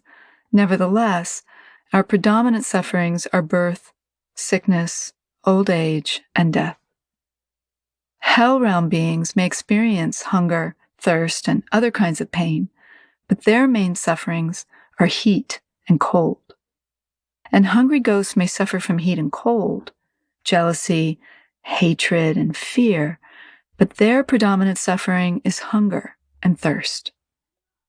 Understanding this diversity of suffering is the ground of compassion. Contemplation. Contemplate the predominant sufferings of each of the six realms. Try to make your mind vast enough to appreciate the diversity of pain and confusion of these sentient beings. If you can do this for each of the realms, good. If you can't, simply allow your mind to go beyond personal unhappiness and suffering to appreciate for a moment the vast confusion and pain of others. This is the ground in which the seed of genuine selfless compassion can be sown. Chapter 12. The Six Realms, not solid and not to be taken lightly. Contemplating the six realms is not just about seeing the diverse experiences of sentient beings. It is also about letting go of the intense arrogance that thinks the world begins and ends with me. By not only creating a favorable karmic ground for ourselves, but also appreciating the suffering of others, we begin to generate selfless generosity and compassion without bias. To appreciate that sameness, we contemplate the six realms. The modern world, East and West, tends to solidify the six realms and their suffering too much. We may think, I got angry, I have such aggression, now I'm sure to go to the hell realm, and give up on the reasoning behind this. The point is not that we all go to the hell realms for 1,000,000 years, is it? The point is to understand that suffering will exist as long as grasping and karmic patterns exist. Failing to understand our true nature, we revert again and again to the seeming reality of appearances. By solidifying appearances, we make our creations seem real. The same grasping and elaborating of perceptions happens in all the realms. The six realms are created from one moment of distracted grasping which creates karma, which comes to fruition as a particular environment with the emotions, perceptions, and formations of a particular kind of experience. Therefore, the nature of all realms is illusory. Every realm is a dream state with the same fundamental essence as our own. So the solidity or reality of the 6 realms is entirely up to us. The most fundamental and true Buddhist view sees the 6 realms to be no more real than a dream. Reality runs parallel with our grasping at the solidity of appearances, the solidity of sounds, tastes, feelings, thoughts, concepts, and so on. It's entirely up to us how much reality we bring to whatever we perceive at this moment. The 6 realms are just that real. The hell realm is just that real. When we genuinely let go of grasping at each and every concept, even the tiniest concept, even the most subtle grasping, we realize that the core essence of reality is based on the grasping mind itself. When the grasping mind can let go and remain within its true nature, there isn't any such thing as samsara, nirvana, 6 realms, or sentient beings. At that point, everything dissolves into the fundamental ground of awareness. This is the view from the very beginning. Contemplation. One way to realize your own ground potential is to let go of grasping at the solidity of your perceptions. But how does this ultimate view of true nature compare with your own ability? At this point, your potential may still be stuck in the relative reality of distinguishing between samsara and nirvana. If that sense of separation is still there, you are still solidifying your perceptions, sights, sounds, thoughts, and so on. It's essential to see every appearance in the same way, as having the same consistency and same reality. This is another way to contemplate the reality of the 6 realms. The main thing to know about the 6 realms is that they should not be solidified. They should not be seen as solid states of existence in which we're trapped in inexhaustible suffering. This view can lead to a state of fear. And while fearing the 6 realms is not a problem from the point of view of practice, ultimately it is not necessary. On the other hand, we cannot take the suffering of the 6 realms lightly. If Tibetan practitioners have a serious quarrel among themselves, one might say, if I can get my point across, I'm not afraid to go to Vajra hell, which is the lowest depth of the lowest hell. Saying this casually is a clear indication of not understanding the tremendous suffering and confusion of samsara. If understood as a state of torment, the hell realms do exist.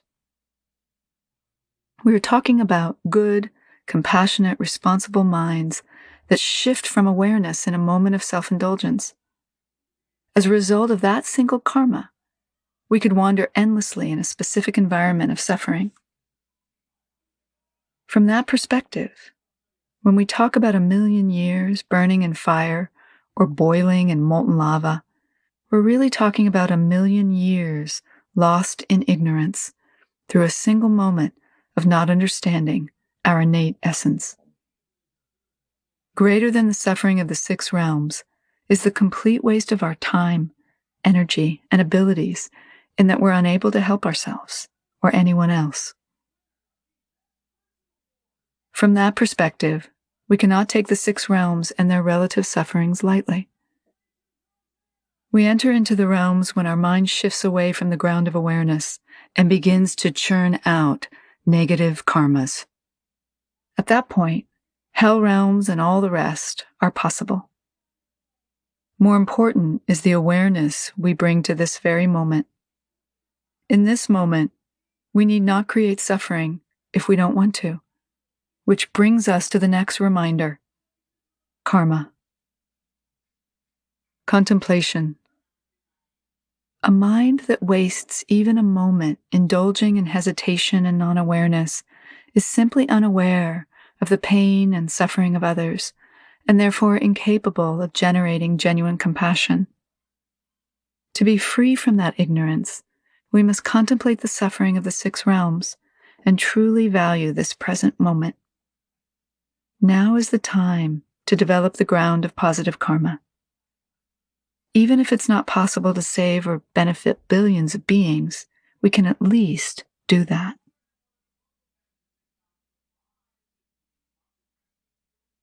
Part 4.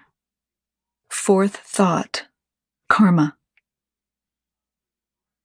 When the time comes for even a king to depart, neither his riches nor loved ones, relatives, and friends will follow. Wherever beings abide, wherever they go, karma alone follows them like a shadow. The 3 realms blaze with the sufferings of old age and sickness, and there is no protector from the raging flames of death. Born into cyclic existence, beings dwell continually in ignorance, circling like bees trapped in a jar.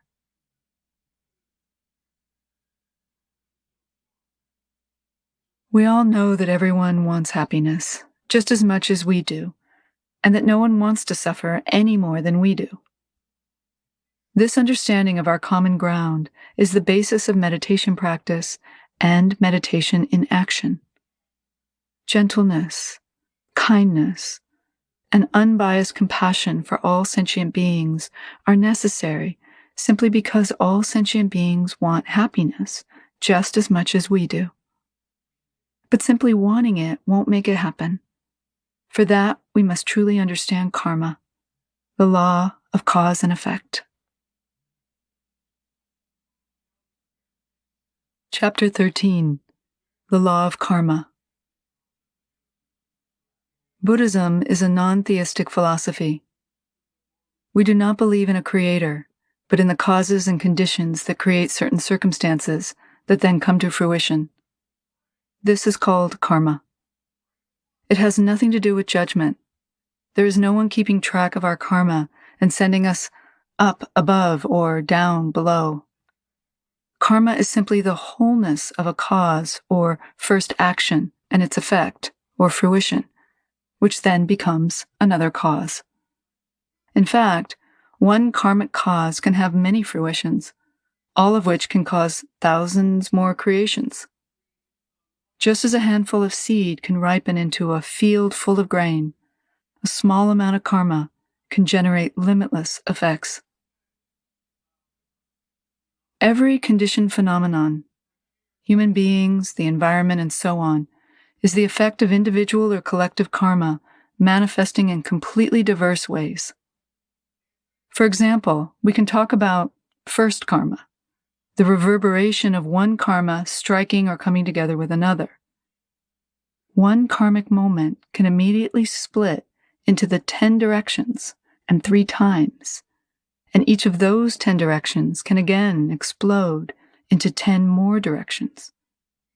The expansion and multiplicity of karma is said to be like a billion universes colliding with another billion universes. This is the fruition aspect of karma, which we will talk about in more detail later. So karma does not just refer to big blocks of anger, ignorance, or negative emotions. It can be subtle. A flicker of movement, a simple nod of the head to indicate a feeling, a subtle movement of the eyes can establish karmic cause and eventual fruition. The textures of our sense perceptions, sights, sounds, smells, touch, tastes, and thoughts create hundreds of karmic causes at every moment. The moment we shift from our fundamental ground, we create a karmic cause that produces some effect, for better or worse. Contemplation. Our entanglement with sensory display leads to actions that create karma. Reflect on the fact that in this precious and pure moment, all attachment and aggression could completely disintegrate. Nevertheless, we detour again and again into the display of the senses. The samsaric cycle continues, and all our hard work becomes meaningless and lacking in benefit or fruition. Suffering is meeting every fresh moment absolutely capable of transforming it and not taking the opportunity to do so. What could be sadder than that? Karma can be intentional or unintentional. The actions we're aware of and those we're not aware of, which are most of our actions, produce karmic effects for ourselves and others. To understand how this works, we need to watch ourselves in action and understand our potential for immensely diverse karmic production, good and bad.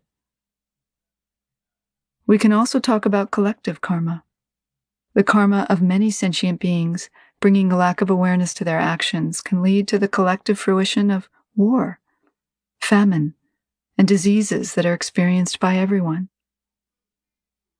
All the pain and suffering in samsara are the result of individual or collective karmic creation. As individuals or groups, on a tribal or national level, or just within samsara as a whole, we are all creating karma and being affected by the karma created by others. Similarly, others are creating karma and being affected by the karma we create. There's always this interchange of karma.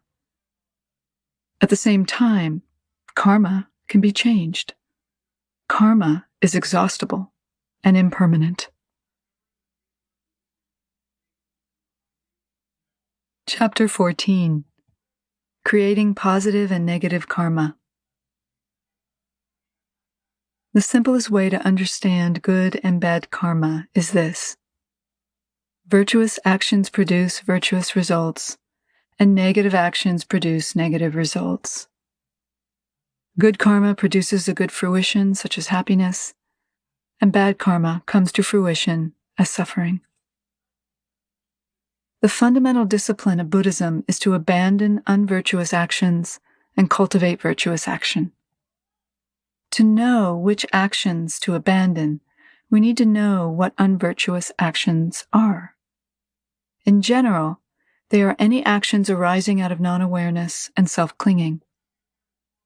In particular, they are actions contaminated by the 3 root poisons: aggression, attachment, and ignorance, which together with pride and jealousy are known as the 5 root poisons. When any of these root poisons creep into the actions of our body, speech, and mind, whether we're aware of it or not, those actions are unvirtuous. When we see how much pain and suffering our self-clinging causes, we may feel a sense of guilt, regret, or blame. It's important to look at this carefully. To truly understand karma, the words guilt, regret, and blame aren't necessary.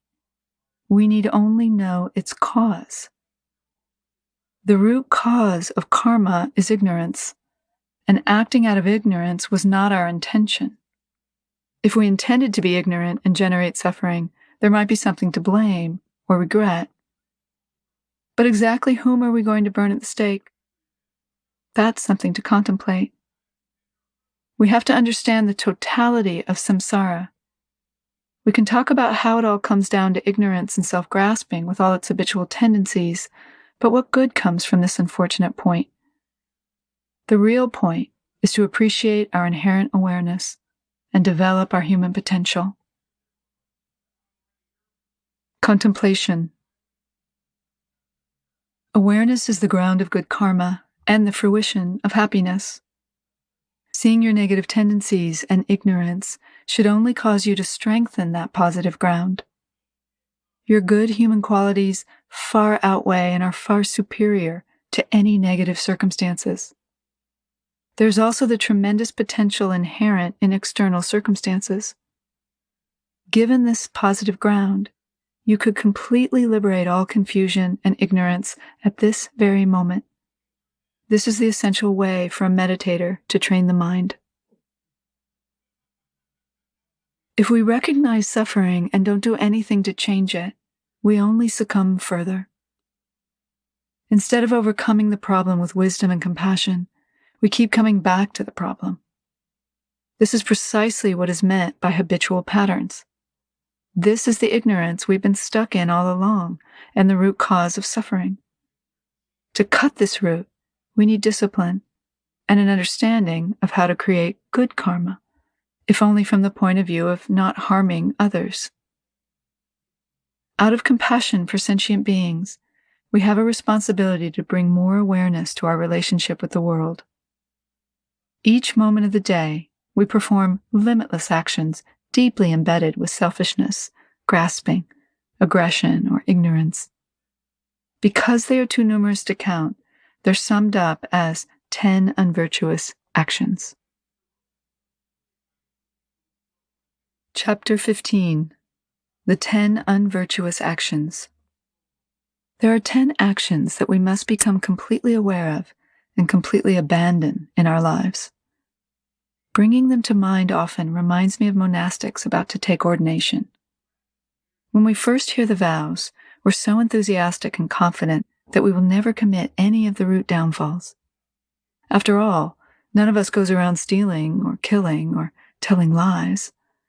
But after taking the vows and observing ourselves more carefully, we find there's hardly any action that doesn't hurt someone or cause some kind of harm. Because of that awareness, we're able to train ourselves to become better. Sometimes people get very rigid and tense trying to be good, disciplined, and ethical.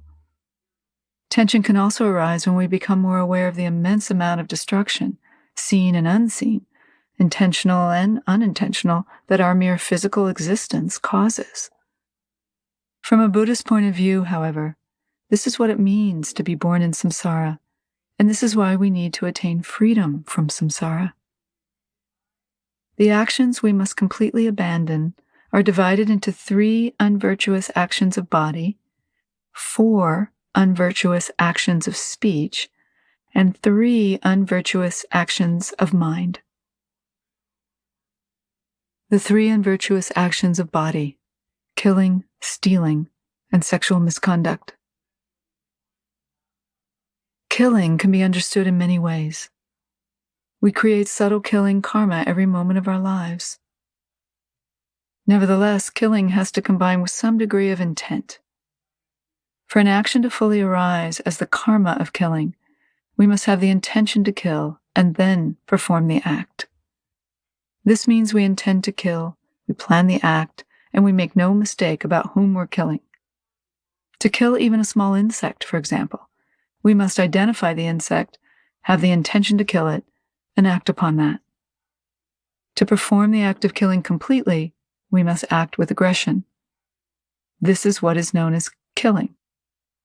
In Tibetan, killing also implies that until the sentient being is completely dead, the intention to kill is continuous.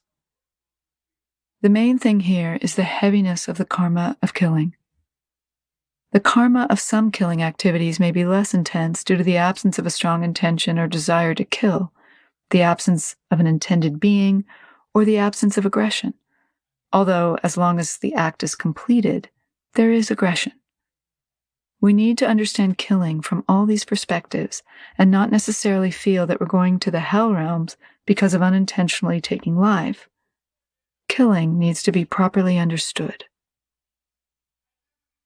Stealing, the second unvirtuous action of body, means taking something that doesn't belong to us. Whatever means we use, rank, physical strength, authority, verbal skills, flattery, threats, or other actions or tricks to take what does not belong to us or is not willingly given to us, is stealing. Now again, most of us don't think we go about stealing things, but stealing is the one thing we may do more often than anything else. Even the intent or wish through envy or jealousy to have something that doesn't belong to us can be seen as stealing. So contemplate carefully what it means to take what doesn't belong to you.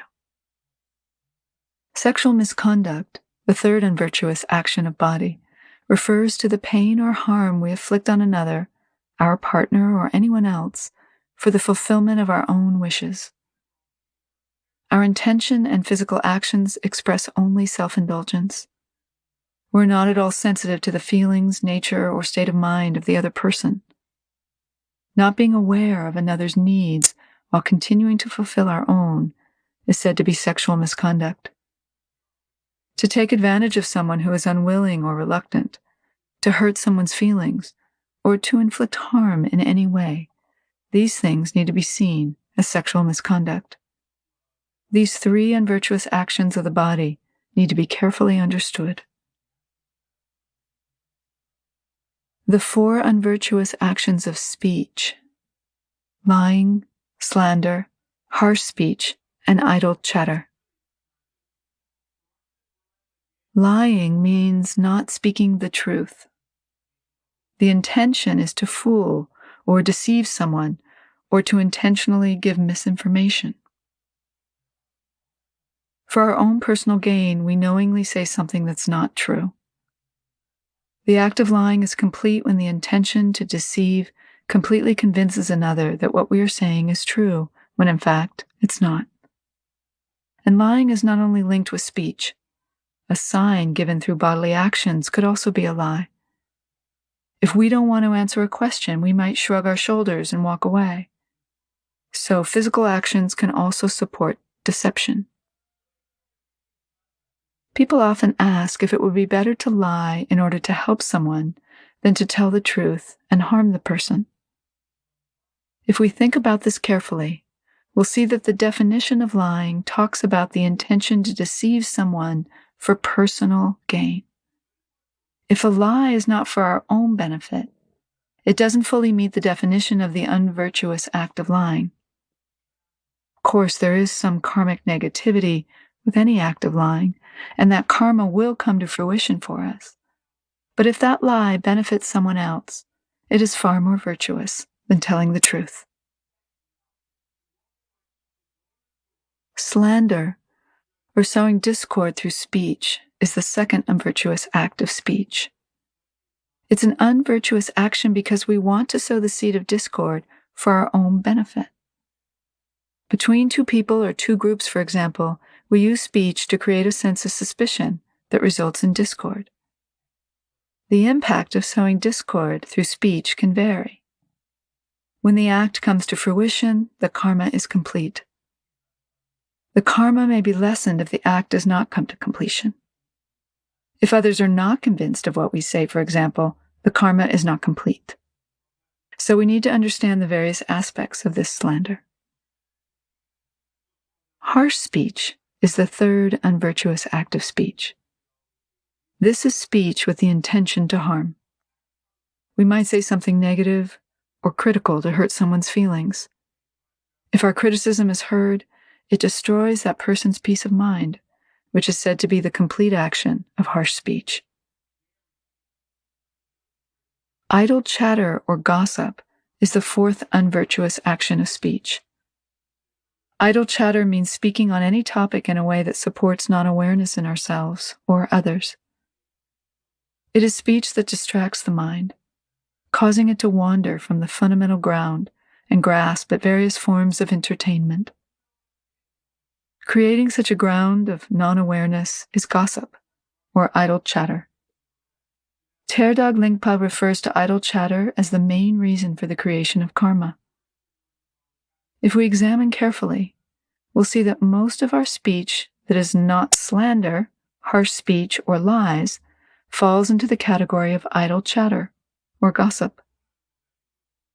Idle chatter is the action on which we waste the most time. So it is particularly harmful since it wastes this precious human existence and accomplishes absolutely no benefit for anyone. Contemplation. The best way to benefit another person is through selflessness. Remember that it's not about the constant creation of good karma. It's about maintaining the discipline and karma of genuine selflessness. A seemingly unvirtuous action can arise as a virtuous action if the intention is selfless. This is how we should look at things. The three unvirtuous actions of mind. covetousness, wishing harm on others, and wrong view. Covetousness means seeing and wanting for ourselves the possession of others, homes, families, wealth, rank, knowledge, wisdom, abilities, beauty, power, and other desirable qualities. Rather than strengthening our own positive qualities, we reflect on what we do not have, which gives rise to jealousy, depression, or disappointment in ourselves. Covetousness is about poverty mentality. Instead of focusing on strengthening the ground of our own practices, we give in to feeling sorry for ourselves. This is the negative action of covetousness. Wishing harm on others, the second unvirtuous action of mind, means genuinely wanting another sentient being to suffer. It is our wish that they come to harm, that unfortunate circumstances befall them, or that we ourselves could, through an act of body, speech, or mind, cause them maximum pain and harm.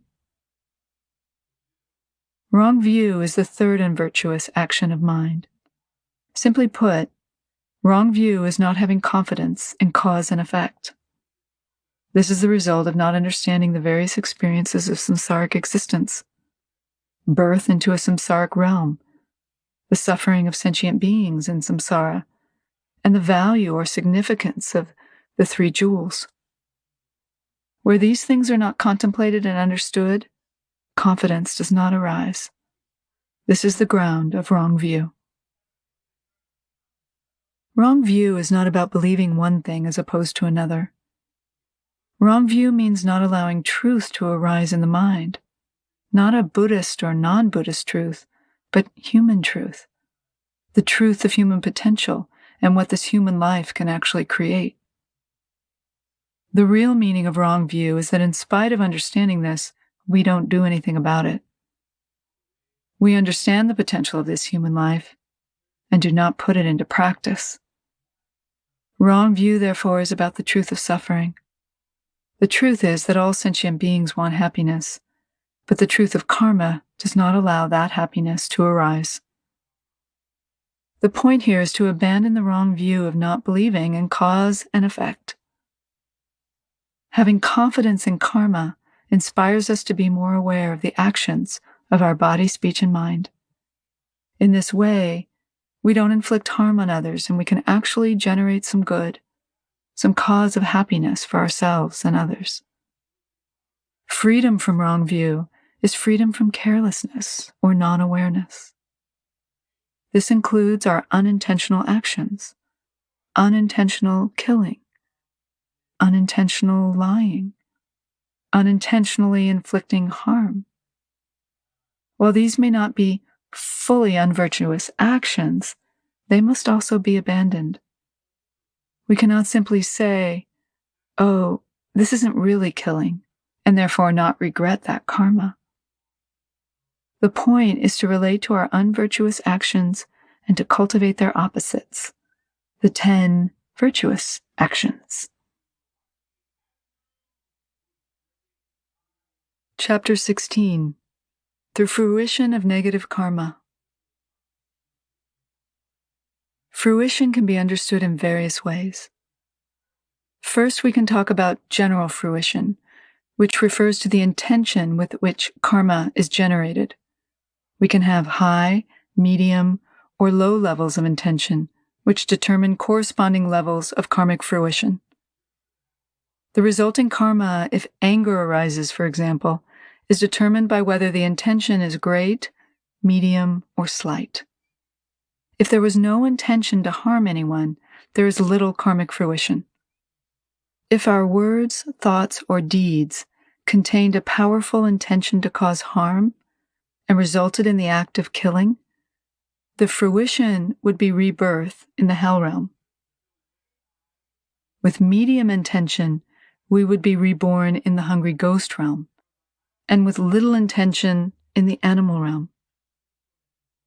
Similarly, our actions could lead to birth in the God, jealous God, or human realm. The kind and degree of suffering depend on the degree of intention. Contemplation. The distance between this moment, sitting with the assuredness of a meditator reflecting on these sufferings, and actually experiencing the suffering of the lower realms, is the distance of a single breath. Between inhaling and exhaling, your breath could be disrupted or lose its life force, and death would occur. Your accumulated karma could then lead to such experiences. Believe it or not, it's absolutely possible. Reflect, therefore, on the ground of your experience and really strengthen that ground with awareness. Exert effort to overcome any little problems or obstacles and to transcend any fears or confusion. At this moment, you have the possibility of purifying the ground of negative karma. It's essential to go in that direction. The fruition of karma depends on its cause. Because of stealing, we might face poverty throughout our life. Sexual misconduct is said to result in argumentative spouses and marital discord in the next lifetime. Because of lying, we could face criticism, false accusations, and treachery throughout our life. Because of sowing discord, we could face disharmony and argument at all times.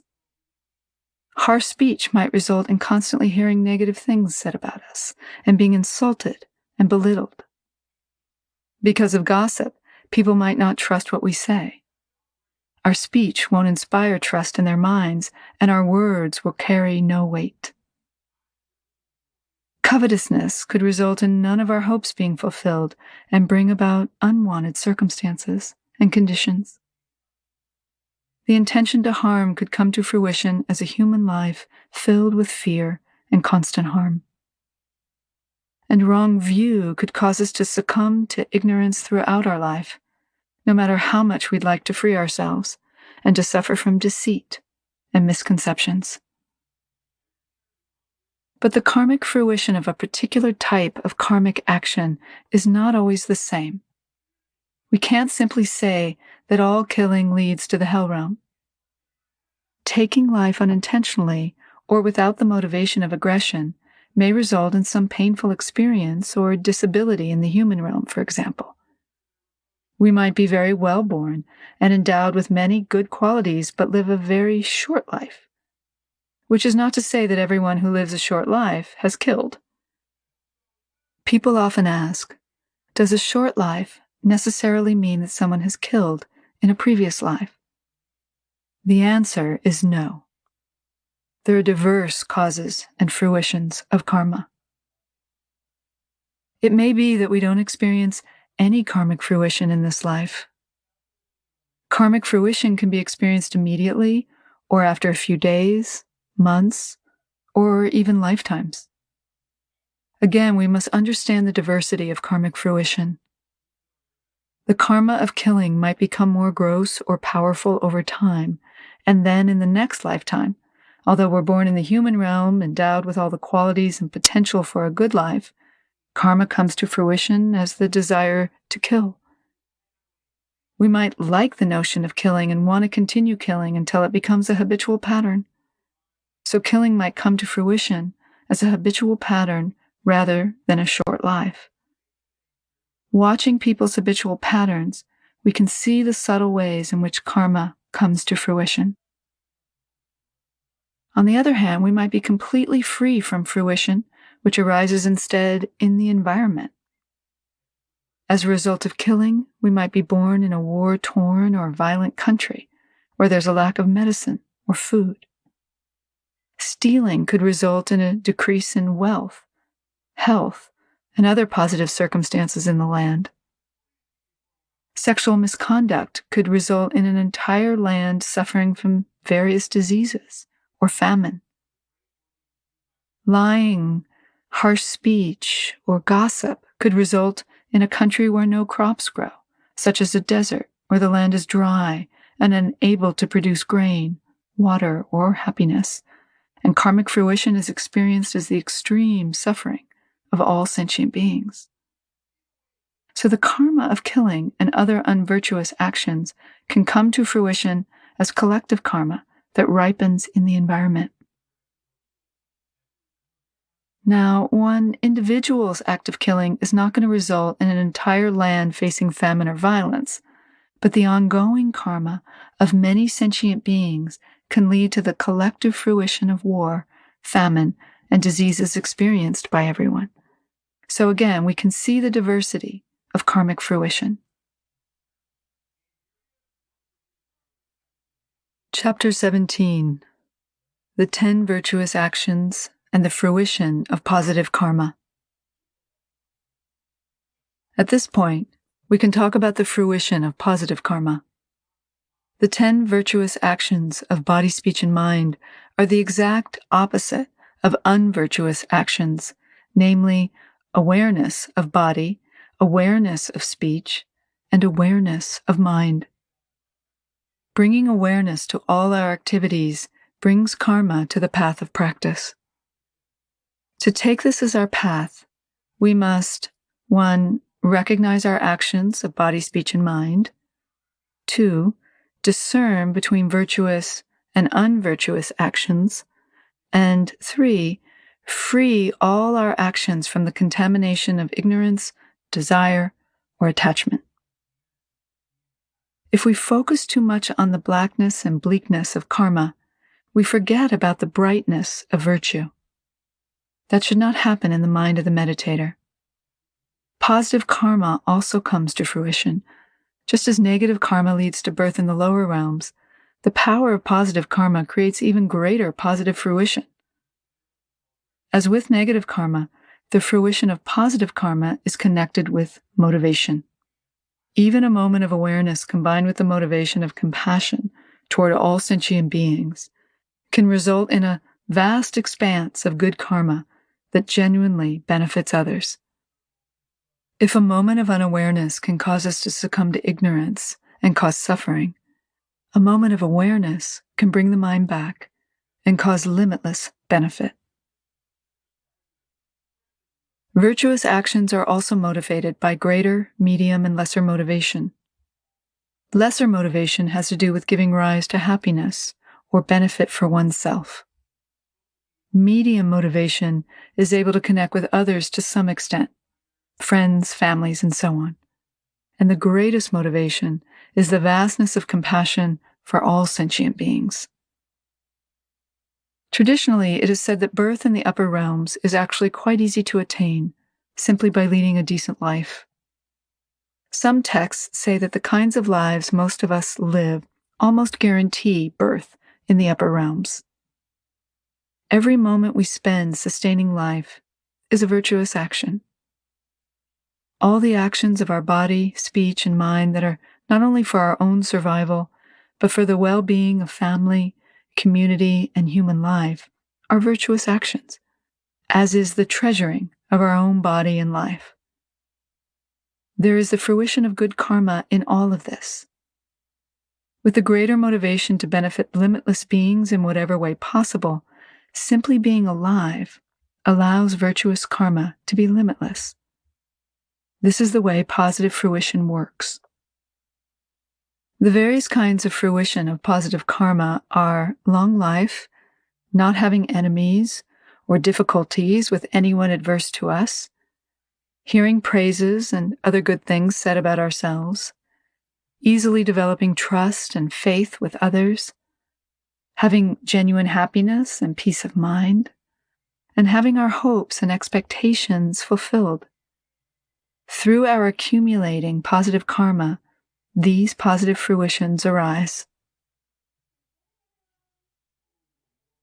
Contemplation. Our birth was not merely the fruition of negative karma, but also the realization of the 18 qualities with which we are now endowed. Just being able to read and understand these profound instructions is the fruition of the virtuous karma we have accumulated, which can therefore be taken further. This virtuous karma also affects the entire environment. A single positive thought can arise as peace in the environment. A single compassionate thought dedicated to sentient beings can arise in innumerable ways as the cause of happiness for limitless beings. Just as the power of negative karma can create unhappiness, the power of virtuous karma can create happy circumstances for sentient beings. We need to understand this. Earlier, we talked about a third motivation that is neither virtuous nor unvirtuous. This neutral motivation is a kind of sleep, stupor, or dullness that gives rise to neutral karma. Any action that doesn't arise from aggression or attachment is neutral. Eating without aggression or attachment, walking without aggression or attachment, and so on. Such actions can become beneficial if brought into awareness. Otherwise, they are indicative of ignorance, a waste of time, and need to be abandoned. Awareness is such a simple thing. Joined with the simple act of eating, for example, it brings the awareness of eating. With that awareness, we can dedicate the virtue of eating to all beings. Just as this eating satisfies my hunger, may all sentient beings enjoy the same satisfaction and be free from any unhappiness. May the enjoyment of this food arise as benefit for all beings. In this way, dedicate your actions with any positive thoughts you can generate. In the Bodhicharyavatara, Shantideva says that contemplating karma should give rise to a deep awareness that does not leave us even in sleep or dreams. Not constantly distracted by outer manifestations and judgments, we can truly cut through habitual tendencies of grasping and remain in awareness that is as constant as space. While actions are described as virtuous, unvirtuous, or neutral, we need to understand, through contemplating karma, that all actions are virtuous when they arise from a virtuous intention. Any action motivated by the benefit of others is a virtuous action. Any action motivated by self-gratification or self-indulgence, no matter how spiritual or ethical it may seem, is still a negative action. The main point is motivation. Karma continues as long as we create the cause. Without confidence in karma, we may still hope for happiness to fall into our lives from on high. Maybe our practices will dispel suffering and bring about enlightenment without our having to work hard or embody the teachings. Maybe we'll be the exceptional case on whom enlightenment will descend from space. This is like a very thirsty person who, instead of simply drinking the water he or she already has, puts it into a vessel with tea and milk, ties it to the top of a tree, lights a fire beneath it, and waits for it to boil, and meanwhile dies of thirst. Similarly, we have our teachers and teachings, our meditation cushions and shrines, and the motivation to do something good. But we sit down to meditate with the hope that something will happen. The tendency to wait and hope is very theistic and solid. It may not seem as solid as a creator up there, but a hope or expectation is definitely a creation, which is no different. Understanding this, all of us, on this or any other path, have a responsibility to look honestly at our lives and practice. Chapter 18. Karma and Reincarnation. At this point, people often ask about reincarnation. Reincarnation is just an honorific term for karma. If you have some understanding of cause and effect, reincarnation is very easy to understand and not a big deal. Yes, we do talk about great teachers reincarnating from one life to another. And yes, from that perspective, great masters are able to remember previous lives. But reincarnation must be understood properly. It is not about flashbacks of previous lives, as many people imagine. It's about cause and effect and the karmic ground that we accumulate. When there are fewer negative emotions and habitual tendencies, the karmic ground is more clear. That clarity continues by virtue of not accumulating negative karma. Bodhisattvas and enlightened teachers are able to have continuous clarity of mind.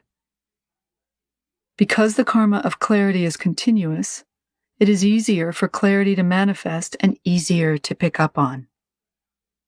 The maturation of clear karma, which arises as clear awareness or wisdom, occurs much more quickly and is much more connected with the activities of their lives.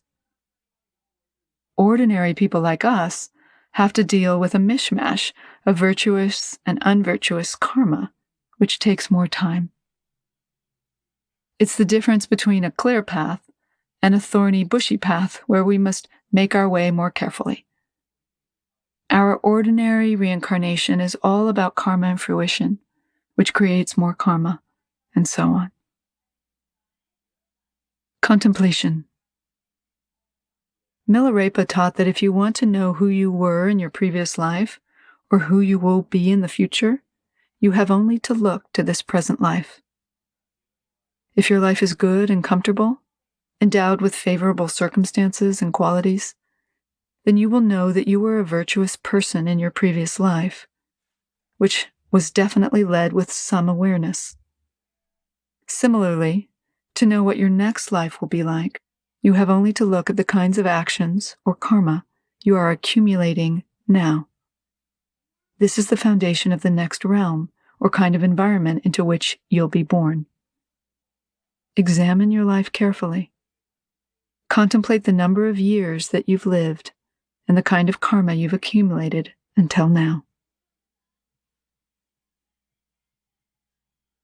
No matter how enlightened we may be, no matter how immense our compassion and understanding, if we are born of a father and mother as a human being in this world system, we are subject to karma. Our previous karma may be very clear, but the important thing is the karma we create in this life. It doesn't take long for crystal clear karma to become muddy. That's always a possibility. Clarity of karma can manifest in varying degrees in the reincarnation of teachers and their activities, which is an honorific term for a teacher's karma. The awareness that must be maintained for clarity of karma to continue is the same for all sentient beings. Chapter 19. Purification of Body, Speech, and Mind. Practically speaking, it is very difficult but essential to bring the mind back to awareness and free ourselves from the habitual patterns that create karma. The path of training the mind, therefore, introduces various practices. Purification of body includes practices such as sitting meditation, circumambulation, and prostrations, which physically bring the mind back to awareness and free the body from creating negative karma. Such physical spiritual practices enable us to develop and maintain awareness and to transform habitual tendencies of the body so that instead of harming others, our physical actions become beneficial. Purification of speech includes practices such as the recitation of praises, supplications, prayers, or mantras. These skillful means transform speech by overcoming habitual patterns and negative tendencies. Mantra practice, for example, uses the same essential power of speech to create the ground of more virtuous karma. If we are unable to let go of harmful speech, gossip, idle chatter, and all speech that creates negative karma, we can rely on these practices to transform our speech into something compassionate and beneficial for all sentient beings.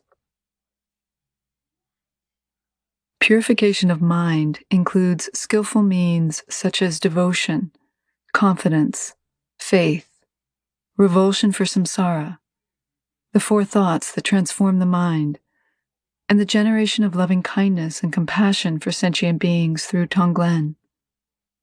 Such practices transform the mind so that it generates virtuous instead of unvirtuous actions. Without such supports, mind will continue thinking in its habitual ways and give rise to all the same thoughts. To bring the mind back to awareness, we must rely on skillful supports: contemplation, visualization, recitation, or meditation that are free from self-grasping. It is essential to understand the influence of mind on our words and deeds. When the mind is trained, it immediately brings awareness to the body, to speech, and to our thoughts. In this way, we create a more favorable ground, less contaminated with the 3 root poisons. The main thing to understand from contemplating karma is that all actions have a motivation, and that motivation needs to be examined. For this, we must turn inward and develop awareness of body, speech, and mind. Then we will not only aspire to selfless compassion and generosity, we will actually be able to put them into practice. Our contemplation should lead to the discipline of not creating harmful karma. As much as possible, no action of our body, speech, or mind should arise from non-awareness or distraction. No one needs the karma of harming others due to a momentary lack of awareness, when deep down in our hearts, our intention is to help all sentient beings. Chapter 20. The fruition of contemplating the 4 reminders. The fruition of contemplating the 4 reminders is known as letting go of the 3 graspings and giving rise to the 3 exertions. We could call them the 3 types of letting go and the 3 accomplishments. We won't have any benefit from our practices, no matter how much we meditate, visualize, recite mantras, or do any spiritual practice, until we generate the 3 letting goes and the 3 accomplishments. First is letting go of grasping at our various activities and attachments. This is the fruition of contemplating the preciousness and impermanence of human life. As a result, we understand the importance of creating the ground for rebirth in the 3 higher realms, by which we mean, specifically, a favorable human existence where we might meet with even better circumstances than we enjoy now. Second is letting go of attachment to the extremes of samsara. This is the fruition of contemplating samsaric suffering and karma. With this comes the understanding that even birth in the upper realms is not a complete fruition. We then have a deeper understanding of liberation or enlightenment, which allows us to really transform our mind. At this point, we may run into a problem with poverty mentality, or what we would call weakened heart. Becoming more aware of our habitual patterns and seeing how we continue to give in to ignorance, we may struggle with a sense of inadequacy. In the chaos and confusion of ordinary life, we may not notice this problem. Given the time and space to reflect, however, we actually come into contact with an enormous amount of goodness. Poverty mentality is feeling that we cannot generate this goodness in ourselves. This leads us to believe in a very ordinary and inadequate self, with all kinds of discursive thoughts that undermine our confidence in enlightenment. Without confidence, instead of exerting genuine effort and urgency in our practices, we tend to lessen our hope in fruition. Instead of strengthening this, we try to make that easier. If we make the fruition easier, we won't have to work so hard or transcend anything at all. Instead of enlightenment, we settle for something else. We Tibetans are very good at this. Hardly anyone talks about enlightenment these days. At most, we say, "May I again be born as a human being, but with a better teacher, better conditions in a better place, and not so poor." This is not a particularly Tibetan or Buddhist problem. It's our problem. In the beginning, we have maximum enthusiasm, but talk to those who've been Buddhists for 20 or 30 years. you'll find that enlightenment is something said in passing. We may not even think about the next life. Instead, we think, may I be able to die without fear or regret. Or even worse, may I be able to hang on until the next retreat. To let go of the poverty mentality that can aspire only to be born again as a human being, contemplate the sufferings of samsara and karma. Contemplation. It is important not to enter this path with half-hearted intentions or wrong motivation. Remember that poverty mentality is a key to misunderstanding, which opens up all kinds of unnecessary fears and anxieties. As you struggle with these unnecessary concepts, remember too that they will come up again and again in your life. It's important to understand this process from the very beginning. Then years from now, when these tendencies arise, you can say to yourself, oh yes, this is to be expected. This is what happens. This recollection will help overcome the impact of neurotic tendencies and allow them to dissolve. Remembering this generates strong confidence and honesty in your practice. Third is letting go of grasping at a self. This is the fruition of contemplating all of the 4 reminders. Grasping at a self includes grasping at our own liberation. In the beginning, of course, our main aspiration is, may I be able to attain enlightenment, or may I be able to really benefit all sentient beings. We're highly motivated by these aspirations, but if we're honest about it, there's always that little hope of keeping a safe spot for ourselves. This brings a certain amount of deceit into our lives. We talk about benefiting all sentient beings when in fact, we're aiming for individual liberation. As our understanding of the Buddhist view deepens, we can see the error in such statements. As a result, we develop the Mahayana understanding of true love and compassion. Contemplation. If you could have one human life, forget about many lifetimes, just one human life, grounded in sanity, it would be harmonious and positive. It would generate goodness for yourself and others and be free from ignorance, selfishness, anger, attachment, greed, confusion, and chaos. Ask yourself if you are spending your life grasping at an individual self, which generates separation, judgments, and conflict with others. Are you so stuck on your own happiness, hoping to maintain it and fearing you cannot, that when a genuine taste of happiness does arise, it is always tainted with hope and fear? Contemplate the fruition of grasping at illusions and ask yourself if that's what you want. Chapter 21. Selflessness in the beginning, middle, and end. At present, we are working with selfish reasoning. Selfish in the sense that, intentionally or unintentionally, I takes precedence. Selfishness arises as attachment to individual liberation. Now, it is true that prior to benefiting sentient beings, we have to work with the ground of self-liberation. Nevertheless, even if the mind isn't courageous enough to understand this, it is selflessness that brings about enlightenment. Selflessness means letting go of self in the beginning, letting go in the middle, and letting go in the end.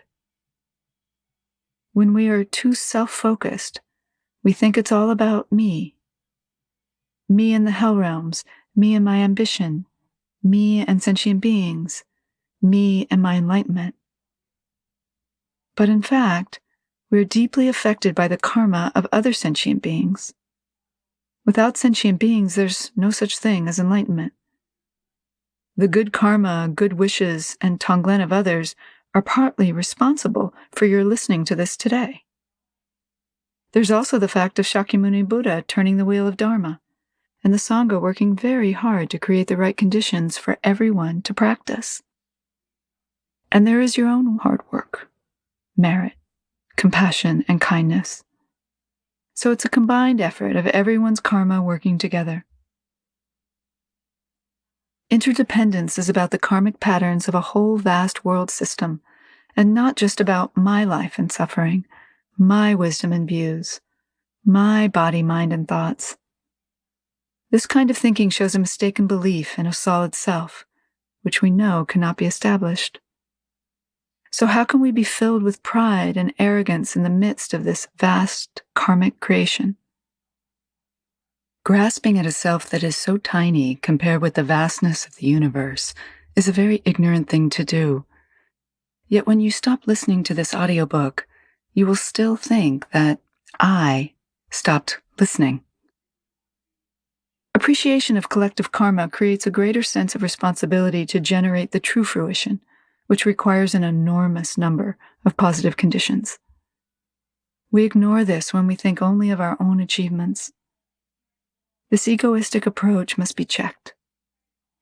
Otherwise, the day will come when we realize that others know more than we do, and we will be very upset. It was I who was going to save all sentient beings, and now I'm being shown the path by others. This is a very uncomfortable feeling. Trying to attain selflessness by preserving a self to benefit others is not only illogical, it is deceptive.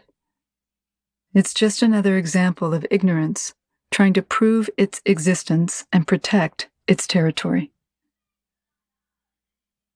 All practices and instructions are based on knowing which antidote to apply to obstacles. An obstacle is any tendency of conceptual mind that does not allow the pure intention and meaning of Dharma to arise. The most effective antidote for such obstacles is to contemplate the four reminders and generate genuine compassion. The antidote to any egoism is to rejoice in the achievements and merit of others. This includes all the Buddhas and bodhisattvas whose blessings and compassion made it possible for us to realize the ground of awareness. Rejoicing in the achievements of others can also alleviate suffering. The karma of suffering is lessened when we appreciate all the positive thoughts being generated towards us by others. When gratitude to others is understood, it becomes even more important to practice sincerely and honestly. Contemplation. To cut through selfishness, contemplate the four reminders and generate the Mahayana principle of bodhicitta. Generating the genuine compassion of loving kindness dispels the ignorance that grasps at individual liberation. Contemplating the four reminders and the selflessness arising from bodhicitta forms the foundation of right view. This is the view we need to take into meditation so that our meditation is not fabricated or conceptual. To generate enlightened mind, it is essential to spend time studying and contemplating these things. Part 5. Refuge. Entering the gateway. This precious human life is an opportunity to enter the gateway of liberation. Entering the gateway refers particularly to taking refuge in the three jewels of Buddha, Dharma, and Sangha. Through the gateway of refuge, we enter into the vastness and profundity of the Buddhist teachings.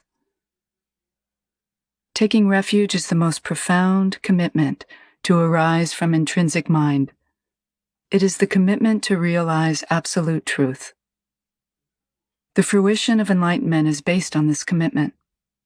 Because of it, we are able to maintain awareness of body, speech, and mind, and to generate a genuine ability to benefit sentient beings. There are three basic motivations for taking refuge, which simply means seeking protection or guidance. In the beginning, we take refuge to escape from the suffering of the three lower realms. Then we come to desire liberation from the suffering of samsara altogether. Still, however, from the point of view of self-liberation. The third and highest motivation is to genuinely dispel all stains of ignorance so that all sentient beings may attain freedom from suffering. A beginner's motivation is simply to be free from the pain and suffering of the three lower realms. Whether or not we put it in so many words, fear of karmic fruition and a desire to be free from suffering, confusion, and immediate difficulties, which means freedom from the lower realms, is the initial motivation of our actions and practice. Our hearts have been truly shaken by the enormous amount of karma we create. We know that whatever we do affects ourselves and others, and that this impact isn't temporary, but generates enormous continuity and growth. We have some sense of how collective karma and individual karma are interrelated, how a single individual can impact a whole community, and how the collective karma of tribes, countries, and so on can shape our individual karma. Even if we don't believe in the realms, we want to be free from this suffering. And we have some understanding of the fundamental truth of emptiness, which is innate and doesn't depend on the path of practice alone. We may do our best not to think about these things, but still our understanding grows, especially if we're walking on the path of practice. With this understanding, we take refuge. At this point, some people ask if we need to believe in reincarnation to take refuge. The answer is no, but it's absolutely necessary to believe in cause and effect. Otherwise, it would be very difficult to understand the importance of being careful with our actions. We wouldn't understand the need to let go of grasping, jealousy, hatred, or anger, or to refrain from harming others, and this karma would continue to create suffering. When we see this, a certain embarrassment should arise, and a sense of responsibility and urgency, a sense of, what can I do? Taking refuge with that sense of urgency and enormous responsibility, we can sincerely say, may I strengthen my commitment to develop awareness of body, speech, and mind. May the karma that constantly creates fruition actually generate some good. Through my mindfulness and awareness, may every act be an act of kindness and awareness. If this is not possible, may I at least create some happiness, and at the very least, not harm others. When we speak about beginner's motivation, we are not saying that everyone should really have Mahayana motivation. Let's say you've just gotten divorced, and to get over your ex-husband, you want to take refuge. You want to dedicate your life to renunciation and practice until you meet the next person. This kind of motivation is also all right. It's a beginning. Beginner's mind doesn't mean you've burned your bridges. You're actually making a start.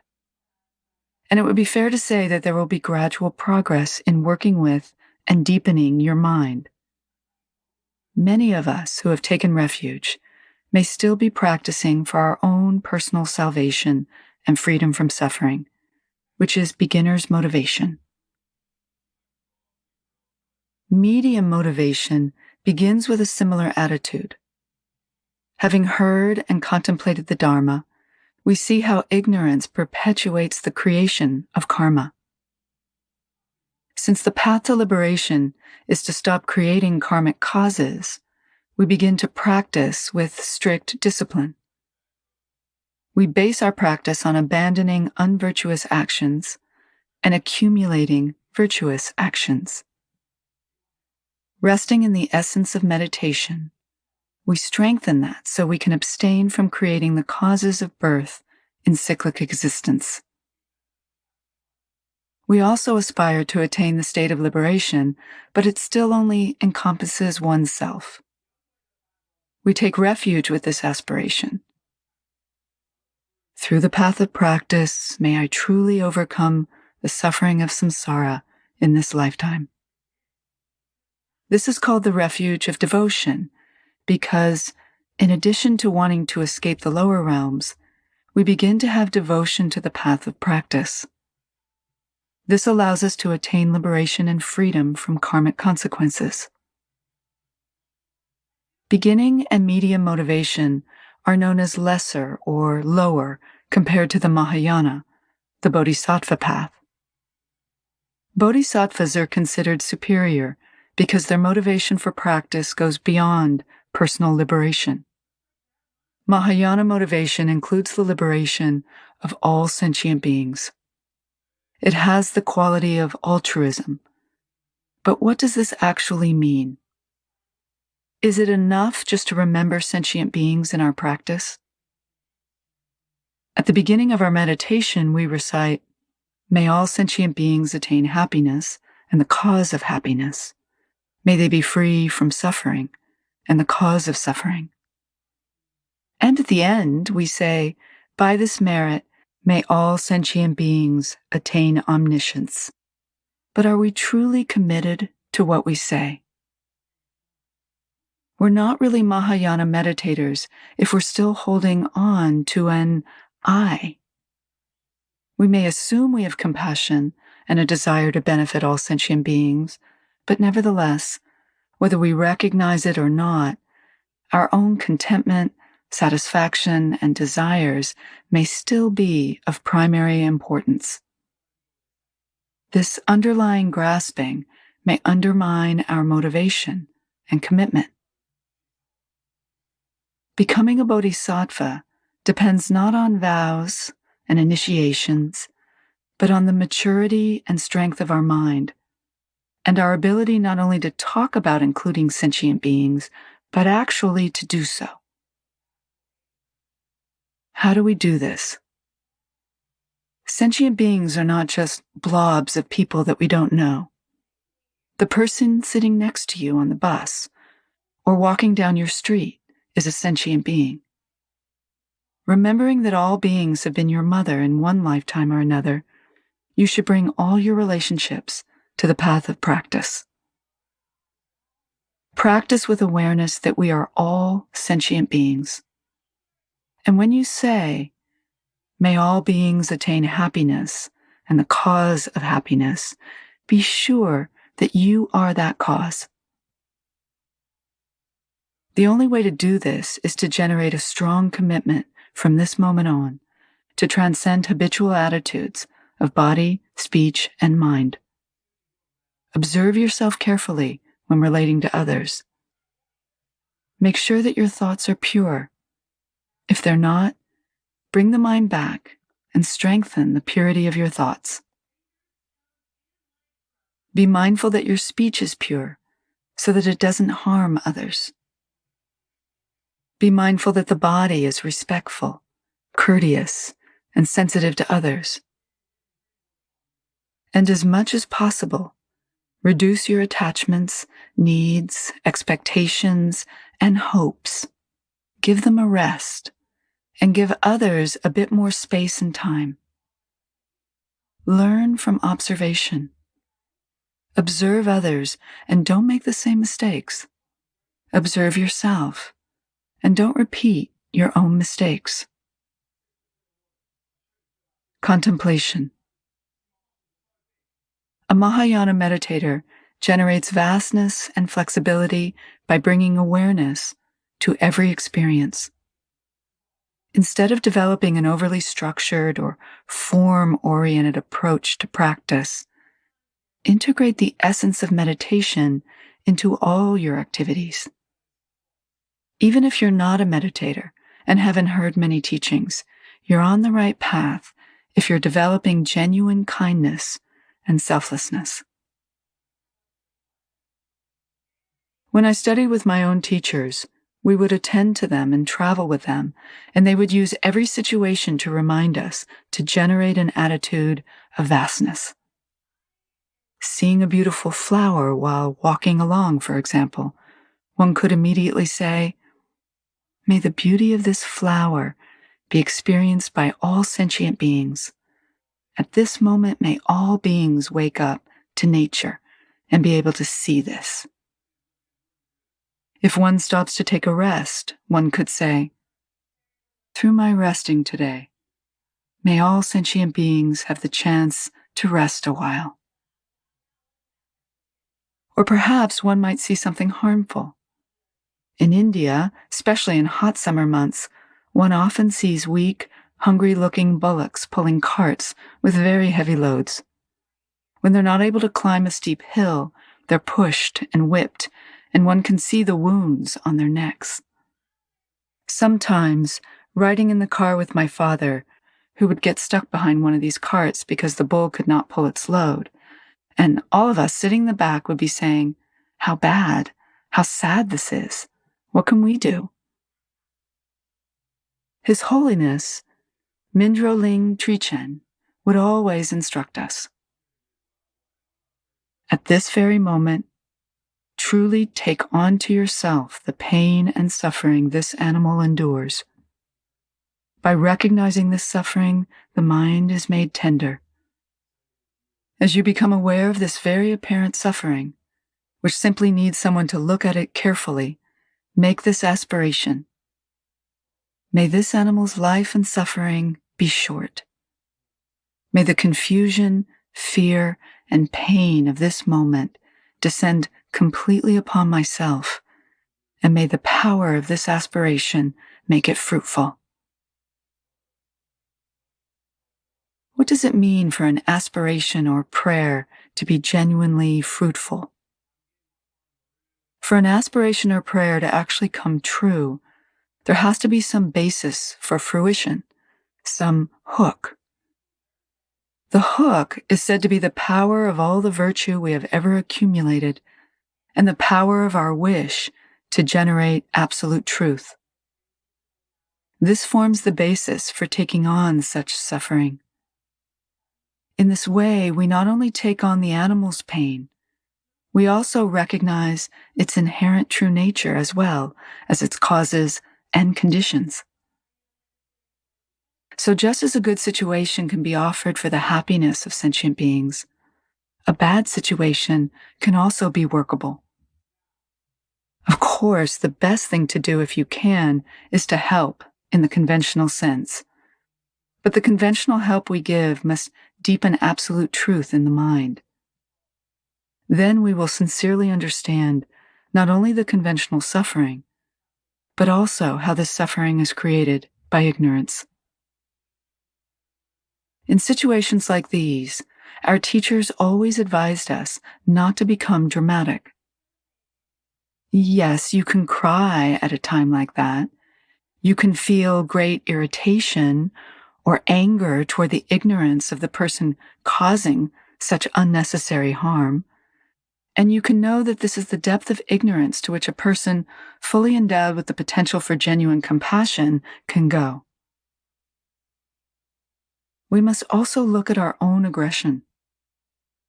We may not beat animals, but we may display unceasing ignorance toward ourselves and those around us. If our actions still say mine and yours, right and wrong, good and bad, how genuine is our commitment to overcome ignorance? Does our speech still make gossip a priority as we try to keep touch with who's in and who's out, who's going somewhere or going nowhere, who's getting married and who's invited or not? Is there constant separation or dullness or laziness of mind? A refuge commitment will never bring any benefit if our actions don't accord with that commitment. Bringing awareness to every experience generates the vastness and flexibility of superior motivation. Then we are not just saying, "May I do this for all sentient beings," but actually including the beings we encounter. We are also more sensitive to the sameness of the suffering of all sentient beings and of their desire for happiness. If we deepen our ability to work with inherent mind in every situation we meet, good or bad, we will know what we're talking about when we talk about liberation from samsara. So examine the actions of your body, speech, and mind carefully, and reflect on the motivation behind your refuge commitment. The real question is not whether you take refuge as a samsaric or Mahayana person, but whether your mind actually develops any real renunciation of self and genuine, not fabricated, kindness. Then we can look at whom or what we take refuge in. Objects of refuge. The object of our refuge depends on our motivation, which may be lesser, middling, or superior. There are two classifications: samsaric objects of refuge and objects of refuge beyond samsara. A mind that is still samsaric takes refuge in something within the world of samsara. A mind that is able to go beyond that takes refuge beyond samsara. Samsaric objects of refuge are still not free from the effects of samsara. They are again divided into ordinary and supreme categories. Ordinary samsaric objects of refuge are mountains, forests, inanimate objects, powerful gods, non-humans, kings, and so on. Taking refuge in them is motivated mainly by fear.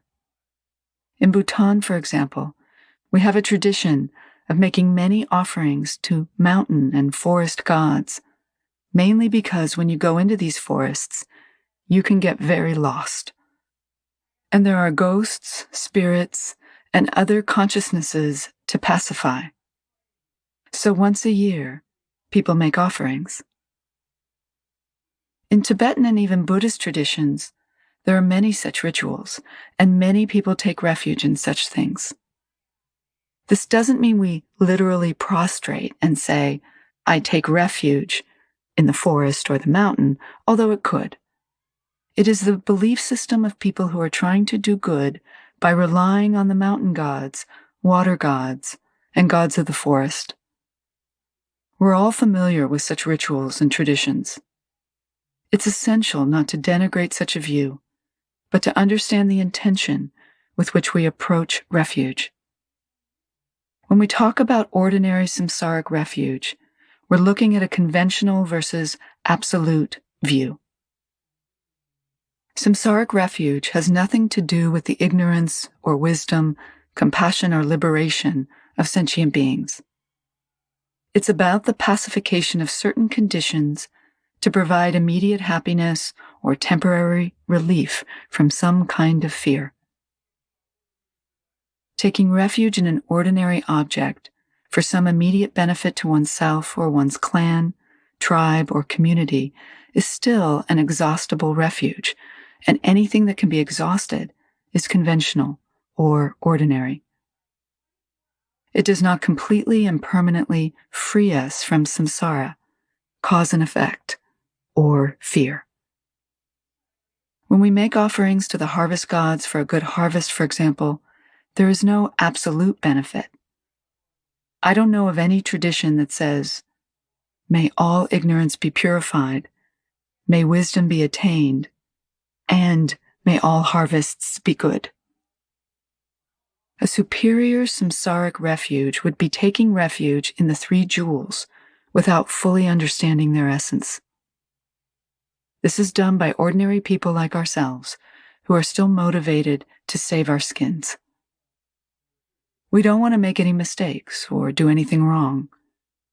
We have devotion to the teacher, although we may not know why. We do know the situation is very precious and must be handled with care. And we don't want to do anything whose fruition is unknown. So, with deep respect, we take refuge in the Buddha, Dharma, and Sangha. Again, we Tibetans are a perfect example of this. Many Tibetans actually have no understanding of emptiness and absolute truth, nor do they wish to. My grandmother is a good example. Her son-in-law, His Holiness, Mindro Ling Trichen is head of the Nyingma lineage and a great master, and she has lived around many other teachers. She doesn't, however, want to hear anything about fundamental absolute truth. Whenever we try to say anything about this, she says, no, no, no, no. That mixes everything up. For her, her Lama and daily devotions are enough. This is superior samsaric devotion. We have our method or form for relating to the three jewels. Buddha was a perfect gentleman who lived 2,500 years ago and showed the path of Dharma. And don't try to tell my grandmother he didn't look just the way she thinks he did. Dharma is just the teachings and texts that have come down to us. And the Sangha is all the monks and nuns. We don't want to make any mistakes or create any negativity by not having faith or devotion. That's one way to take refuge. It is possible to have genuine faith based on form, along with a very profound understanding.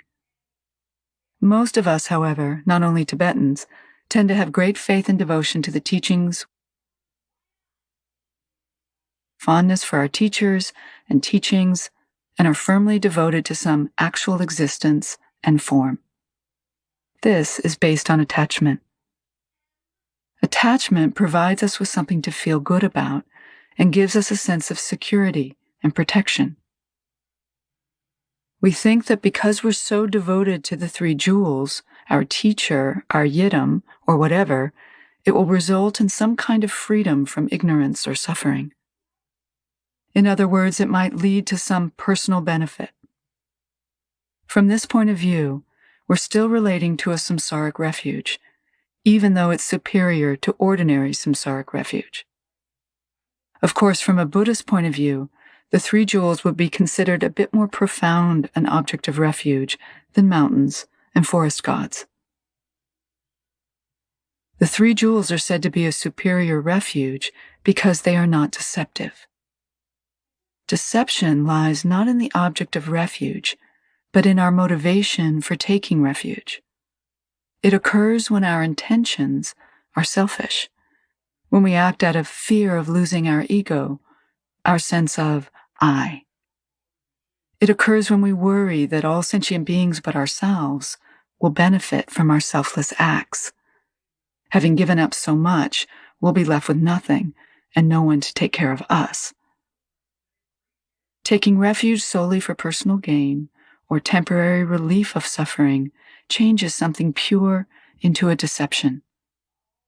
Padmasambhava taught that no matter how profound or good a samsaric refuge is exhaustible, and only for personal gain. Therefore, we should take refuge in the genuine three jewels, which can completely dispel all ignorance. The object of refuge beyond samsara refers to the essence of liberation in the form of the three jewels. When they are correctly understood, the Buddha, Dharma, and Sangha are recognized in terms of their fundamental essence, nature, and activity. This is what it means to take refuge in an object beyond samsara. When we take refuge in the three jewels as supreme objects of refuge, we are no longer seeking temporary relief of suffering, but the exhaustion of all concepts.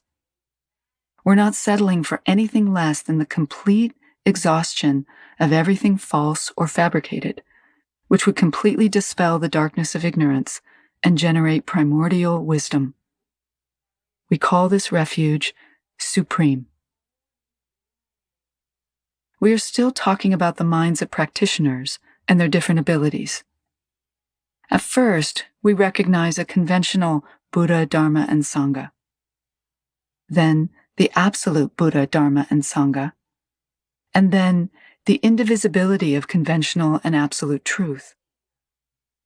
From that perspective, we can look at the three jewels as objects in front of us, as objects of realization, and finally, as objects of suchness.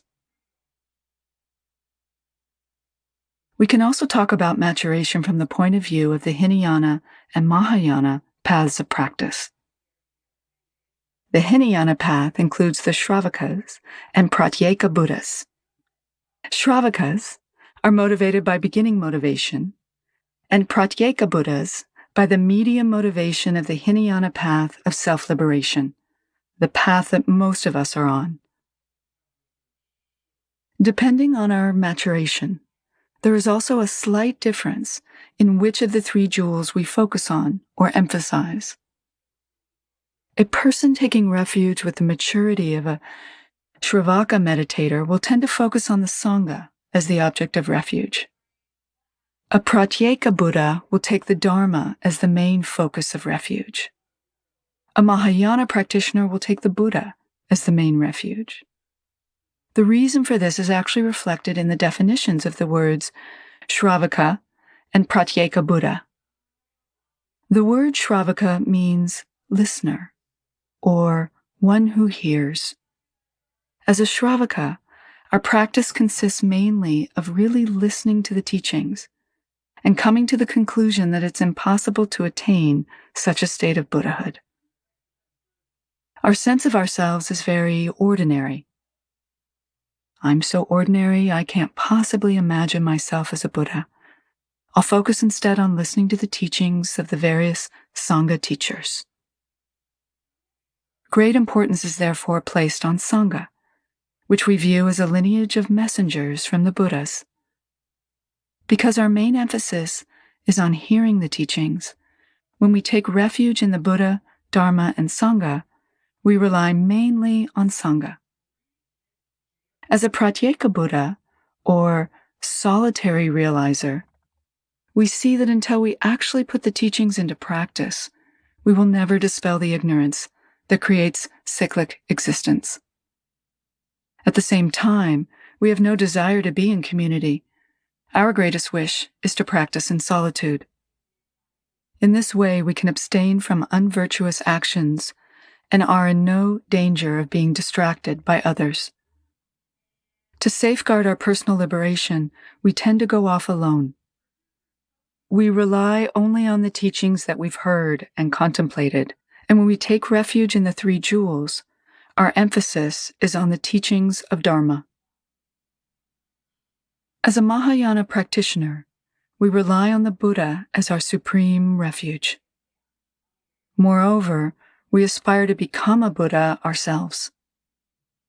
We know this is the only way that all sentient beings can be liberated, all ignorance purified, and all wisdom accomplished. We recognize that the Buddha, whose teachings we hear and put into practice, is within us. It is Buddhahood, the essence of Buddha, that needs to be realized as the only real freedom from suffering. We take refuge in the three jewels with Buddha as our supreme refuge, knowing that Buddhahood is inseparable from ourselves. The Mahayana refuge can be divided into Sutra and Tantra, depending again on our intention and object of refuge. We are still talking about the minds of practitioners and their different abilities. At first, we recognize a conventional Buddha, Dharma, and Sangha. Then, we recognize the absolute Buddha, Dharma, and Sangha. And then, the indivisibility of conventional and absolute truth. From the Mahayana perspective, we can look at the three jewels as objects of realization and objects of suchness. Seeing the three jewels as objects of realization, we recognize the Buddha as the indivisible essence or form of the three kayas. The three kayas refer to the Dharmakaya, Sambhogakaya, and Nirmanakaya. Dharmakaya means the fundamental essence. Sambhogakaya means the nature of that essence. And Nirmanakaya is the action aspect of the nature and essence together. For example, we can look at the three different but inseparable aspects of the sun. The inherent essence of the sun is its nucleus. The nature of the sun is the fact that it's visible, glowing, and radiant. And the sun's action is to generate light, and heat.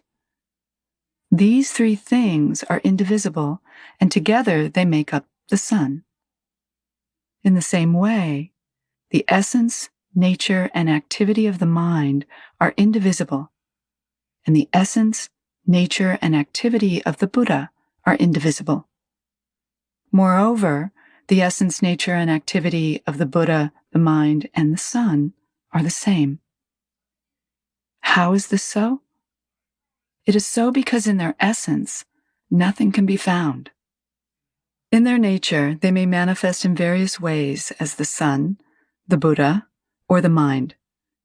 And they may manifest various actions: good, bad, light, dark, warm, cold, whatever. Nevertheless, when the light and heat of the sun dissolve into their nature, and the nature dissolves into its essence, the sun is space. In the same way, the mind is space, and the Buddha is space as well. This is a simple way of understanding pervasive essence, which is our fundamental essence. The essence of the Buddha, Dharma, and Sangha is the very same as the intrinsic essence of mind. While this empty essence cannot be found and has no form, it is not a void or blankness. It's not like becoming unconscious or unable to react. There is still a nature, which is the ability to present something and the clarity of that presence. The nature of the Buddha is the clarity of knowledge or knowing. Our own inherently empty mind has the same clarity. If mind were empty in the sense of void, we could never recognize or know anything, or even generate ignorance. The nature of the empty essence is the ability to know and the clarity of that knowledge. The activity aspect is basically what we've become, the various forms of our bodies, activities, and responses. It's the container in which the essence and nature of mind manifest. The activity aspect of the three jewels manifests in the same way. The Buddha manifested 2,500 years ago as the teacher. The Dharma manifests as the body of teachings and practices. And the Sangha manifests with its compassion, guidance, and inspiration. This nirmanakaya, or action aspect, is also called compassion. So we have the compassion of the Buddha, the compassion of the Dharma, and the compassion of the Sangha. When we no longer see the three jewels as distinct entities, but as the indivisibility of essence, nature, and action, the three jewels are an object of realization. Taking refuge in the Buddha, especially from the point of view of Tantra or Vajrayana, we see that Buddhahood is not about overcoming negativities or obscurations. It's about the complete exhaustion of concepts, or twofold purity. The Buddha, the supreme jewel, is endowed with the qualities of twofold purity, namely primordial purity and the removal of all temporary obscurations. Primordial purity means that the Buddha is no longer seen as someone who lived and taught 2,500 years ago, which is a very conventional or relative view leading to a samsaric object of refuge. Seeing the indivisible essence, nature, and compassion of the Buddha, we recognize the inherent primordial purity of the Buddha. The second purity is the removal of all temporary emotional and wisdom defilements. Since primordial purity not only is inseparable from, but actually manifests the Buddha, we see the indivisibility of absolute and relative truth. At this point, mind can finally let go of emotional defilements, which basically means grasping at any and all emotions. Obscurations arising as emotional defilements are purified or removed as we progress on the path. Wisdom defilements are any slight hint of separation between self and others. We may be completely victorious over emotional defilements such as anger, jealousy, hatred, desire, or ignorance. Nevertheless, the slightest separation persists when we continue to think we should manifest compassion for sentient beings. Out of limitless compassion, we still want to generate compassion toward others. An example of this is the story of Avalokiteshvara, one of the deities in the Tibetan Vajrayana teachings. Avalokiteshvara, the Lord of Compassion, is the manifestation of the compassion of all the Buddhas. It's said that when he attained liberation, he saw sentient beings suffering in the 6 realms in great turmoil and pain. So gathering together all the wisdom and merit he had ever accumulated, he made an aspiration to truly liberate all beings, and the 6 realms were emptied. Avalokiteshvara was very happy until he saw that the 6 realms had filled up again. Again, he generated great compassion and emptied the 6 realms, and again, they filled back up. He did this 3 times, but no matter how hard he tried, sentient beings continued to suffer. Because of the great pain and remorse of not being able to help sentient beings, his head split into 1,000 pieces. It's said that when Amitabha Buddha joined all the pieces together again, Avalokiteshvara finally understood the karma of sentient beings. So compassion isn't just having an aspiration to help all beings. It's being able to recognize their karma. This story shows how the slightest obscuration of wisdom mind can separate even a mature bodhisattva or meditator from sentient beings. As long as there is still something to do, something to attain or maintain, there's enough ground for everything to continue as it is, even without emotional defilements. This is what is meant by wisdom defilement, which is completely purified by the genuine exhaustion of all concepts. Taking refuge from the point of view of Tantra, we recognize that Buddhahood is the complete exhaustion of concepts, or twofold purity. What is the exhaustion of all concepts, and what is not a concept? Samsara is a concept. Nirvana is a concept. A sentient being is a concept. The subject, the object, and their interactions are concepts. The helper, the one helped, and the act of helping are concepts. For ignorance to survive, any concept will do, spiritual or otherwise. Liberation or realization is the complete exhaustion of these concepts, good or bad, pure or impure. Recognizing twofold purity, we take refuge in the pure form of the Buddha as an object of realization. Taking refuge in the Dharma of realization, we recognize the indivisible essence, nature, and action of Dharma, which is absolute truth. Truth cannot be defined or colored. It's not conceptual or deliberate. It's the natural truth, just as it is. The essence of the Dharma of realization is beyond expression.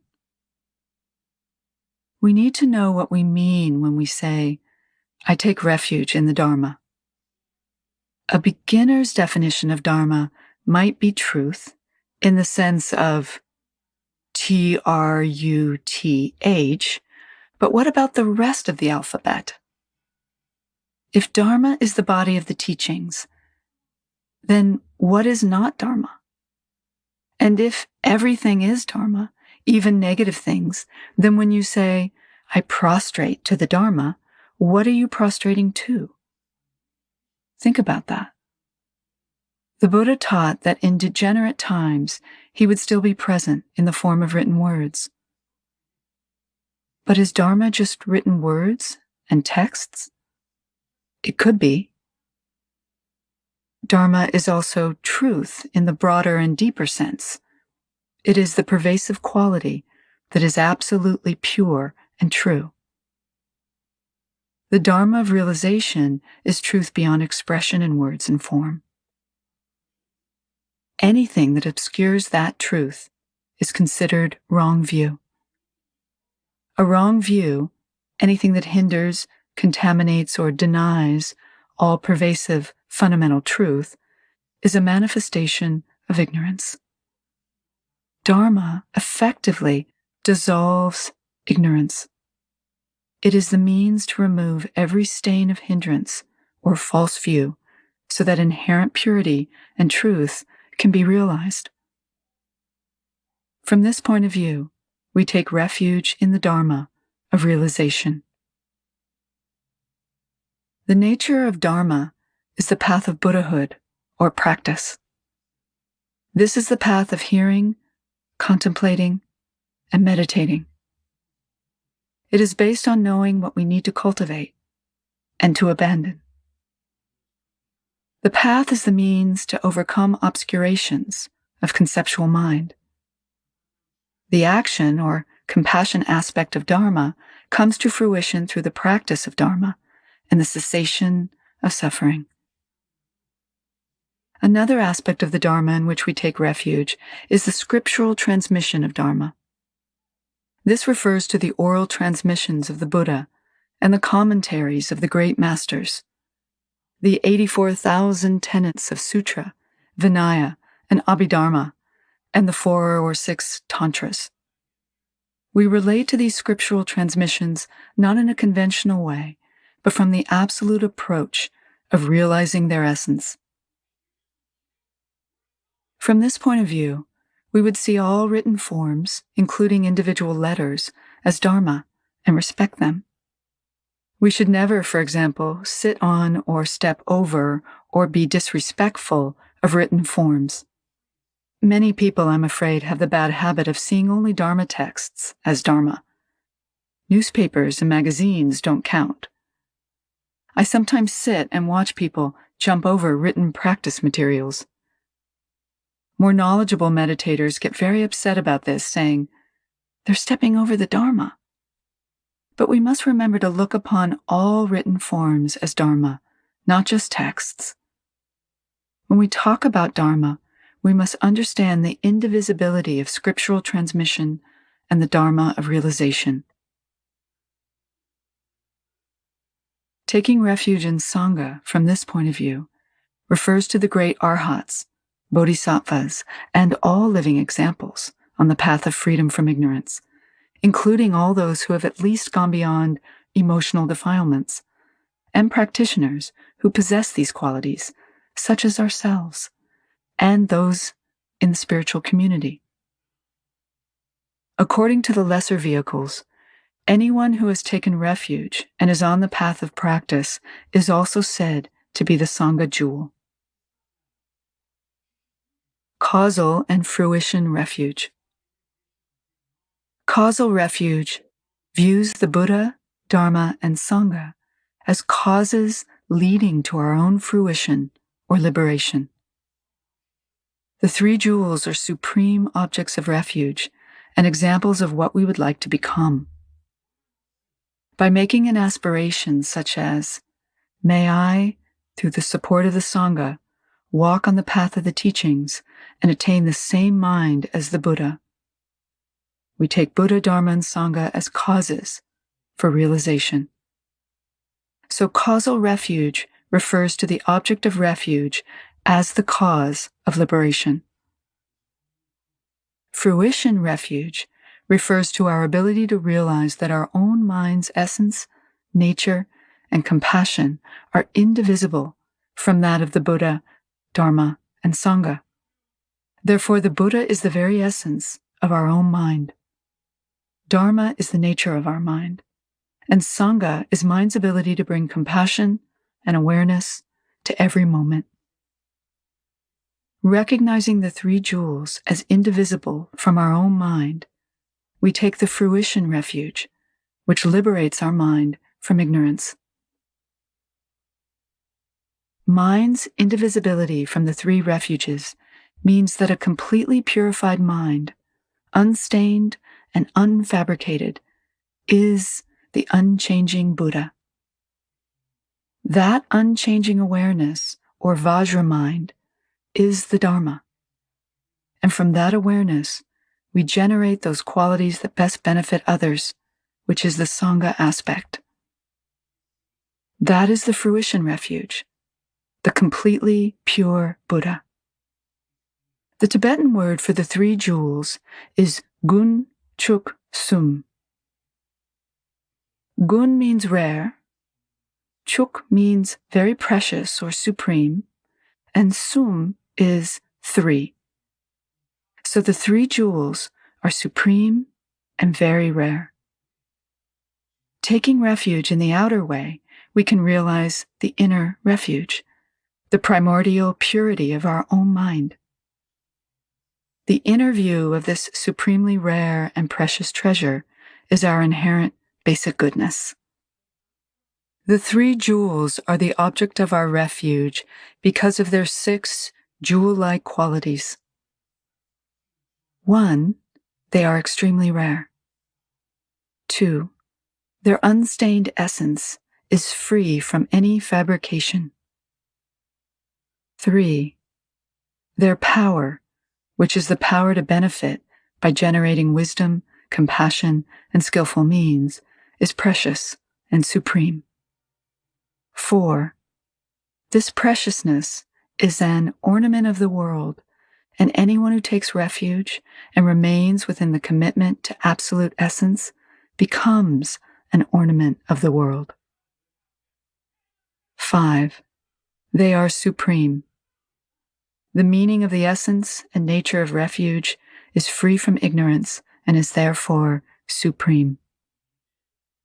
6, taking refuge in the three jewels, we are able to realize an unchanging good and genuine heart. The actual taking of refuge begins when, in an open and sincere way, we approach the preceptor and ask for permission. At this point, the teacher generally explains refuge and examines each person to determine if he or she is qualified to take the vows. Instructions are then given, and we must reflect on our ability to keep that commitment. If we are confident that we can do so, the refuge vows are given in a formal ceremony. The ceremony itself has 3 stages. Again, the explanation of refuge, the recitation of the refuge vows, and the giving of a name. Having taken refuge, we might ask how long our commitment lasts. In general, it's said that we take refuge from now until enlightenment. Actually, however, the duration of refuge depends on our motivation when we take refuge. For a person taking samsaric refuge, our commitment lasts from the moment we take refuge until our refuge aspiration is fulfilled.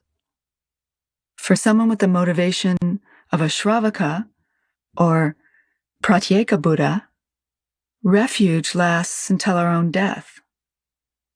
For the Mahayana practitioner, it lasts until all sentient beings attain liberation. Part 5, continued. The 7 benefits of taking refuge. Having said that we take refuge until all sentient beings attain enlightenment, we next consider the benefits of taking refuge. The 7 benefits of taking refuge are actually 7 kinds of qualities.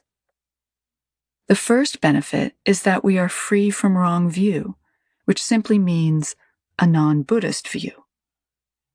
Wrong view is not about theories. It refers to a view not in keeping with what Buddhism actually teaches: awareness, selflessness, and genuine compassion. This is what we mean by a Buddhist view. It is not really about Buddhism, but about truth, basic human truth that can and should be developed from other traditions as well. It is the most profound intention and meaning of any philosophy or religion. In the hands of human beings, however, religion is always being interpreted in ways that are convenient for our group, culture, or tradition. Even Buddhist practitioners want things done a certain way. This personal interpretation is convenient to create and maintain because it suits our expectations. This is what we then value as Dharma.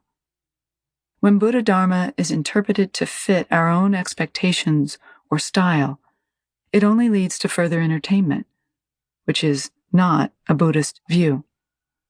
We may call it Buddhism and spend a lifetime pretending we're doing the right thing, but nothing will make a false concept into pure truth. It is essential to know that holding wrong view means interpreting things with a selfish mind that likes to entertain itself. A more traditional definition of wrong view is to be lacking in concern or awareness about harming others. This view finds no need to refrain from negative actions such as killing, stealing, lying, sexual misconduct, gossiping, covetousness, maliciousness, or harmful, angry words. Jealousy, hatred, and the intention to harm others are not considered negative. Even if we are great Buddhist meditators, monks or nuns, if our actions indicate a careless attitude toward our character or conduct, no matter how stubbornly we insist that we're good practitioners with many vows, we're still holding wrong view. In spite of our basic goodness, we can detour from awareness into habitual likes and dislikes. We may be lazy about accumulating virtuous actions or letting go of harsh speech, disrespectful attitudes, or harmful physical conduct. A lazy attitude is lacking in awareness. We simply go toward the easiest thing to do, say, or think, with no effort to be aware of our environment. If this is the case, then no matter how many teachings, practices, or dedicative activities we take part in, we are still holding wrong view. Wrong view should be understood in these various ways. The main thing is to reflect on our actions. If our actions cause harm, it is similar to being born in a place where the Buddhist teachings have never been taught or heard. Taking refuge, we generate a strong commitment to awareness and become a Buddhist. The difference between a Buddhist and a non-Buddhist is based on our refuge commitment.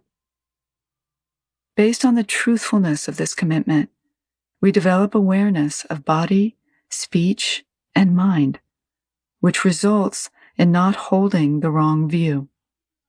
This is the first benefit of refuge. The second benefit of refuge is that our faith in the three jewels becomes the cause of not being born in the lower realms. The cause of birth in the lower realms is creating harm and unhappiness for sentient beings. At every moment, our actions can create experiences similar to the diverse sufferings of the lower realms, or worse. Our actions might, for example, create a hungry ghost realm experience of famine and poverty. We've all seen human beings in different parts of the world enduring terrible sufferings similar to the hungry ghost realm, along with all the human realm sufferings of birth, old age, sickness, and death. When the cause of this suffering is dissolved, there is no such fruition. Working with the refuge commitment, we cultivate the virtuous conduct of awareness and refrain from actions based on anger, attachment, or ignorance. In this way, our actions of body, speech, and mind not only don't harm, they actually benefit others. Now, most of us experience some suffering, some greater than others, but we all have the precious opportunity of a human life. We may not know how long we'll live, but at least we have this moment. Moreover, we have met the teachers and teachings, and we have a supportive Sangha, which creates a practice environment.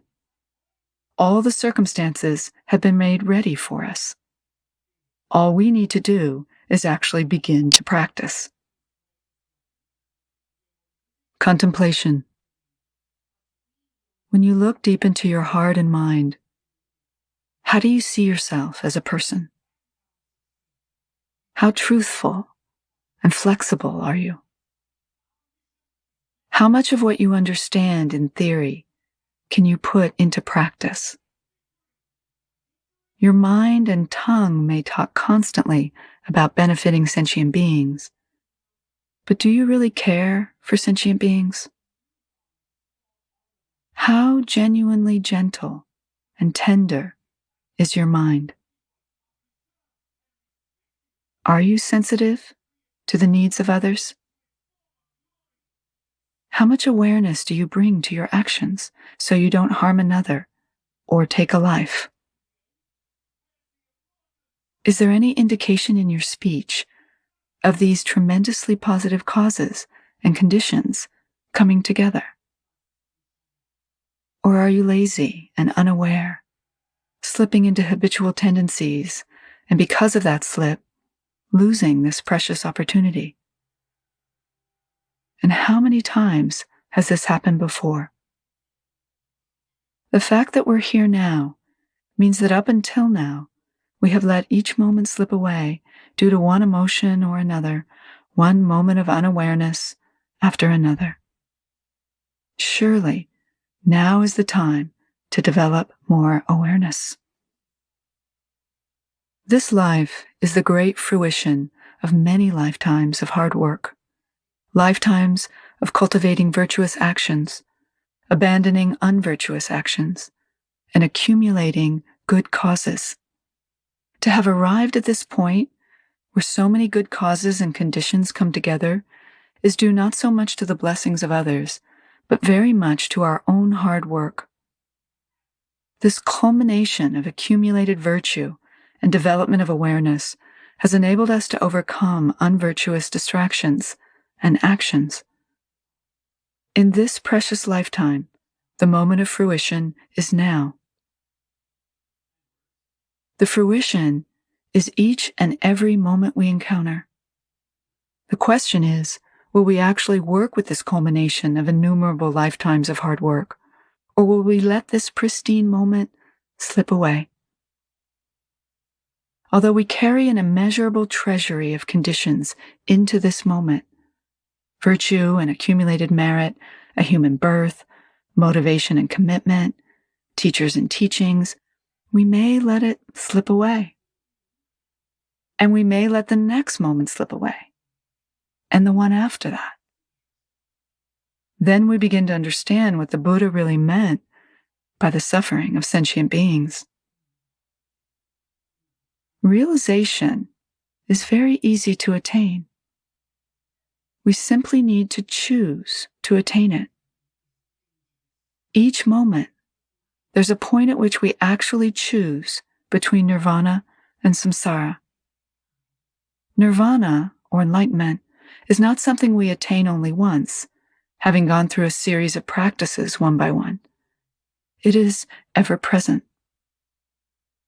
It doesn't have to be searched for, bought, or conquered. Ultimate enlightenment is the closest thing to us. We just don't see it. Just as we don't see our eyelashes. We only see what's more obvious and vivid out there. She, he, they, it. Good, bad, long, short, mine, yours, and so on. Getting tangled up in that, we don't see the immediacy of this moment. Samsara and nirvana are inseparable, and each moment has the full potential for both.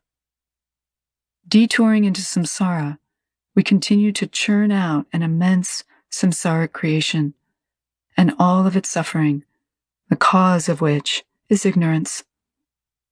From the ignorance of not remaining in awareness, grasping and the endless creations of the six realms arise.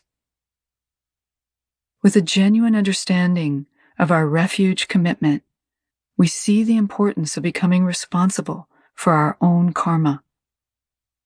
By decreasing unvirtuous actions, we exhaust the causes of being born in the lower realms.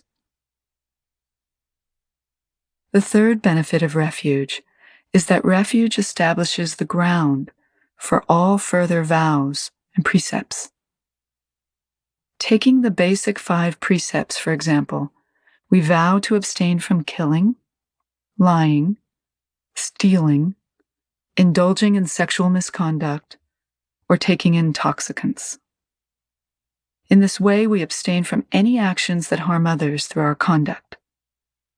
Both lay and monastic precepts, even the 253 precepts of fully ordained monks, and the 364 precepts of fully ordained nuns, are based on the refuge commitment, without which we cannot take on other precepts or bodhisattva vows.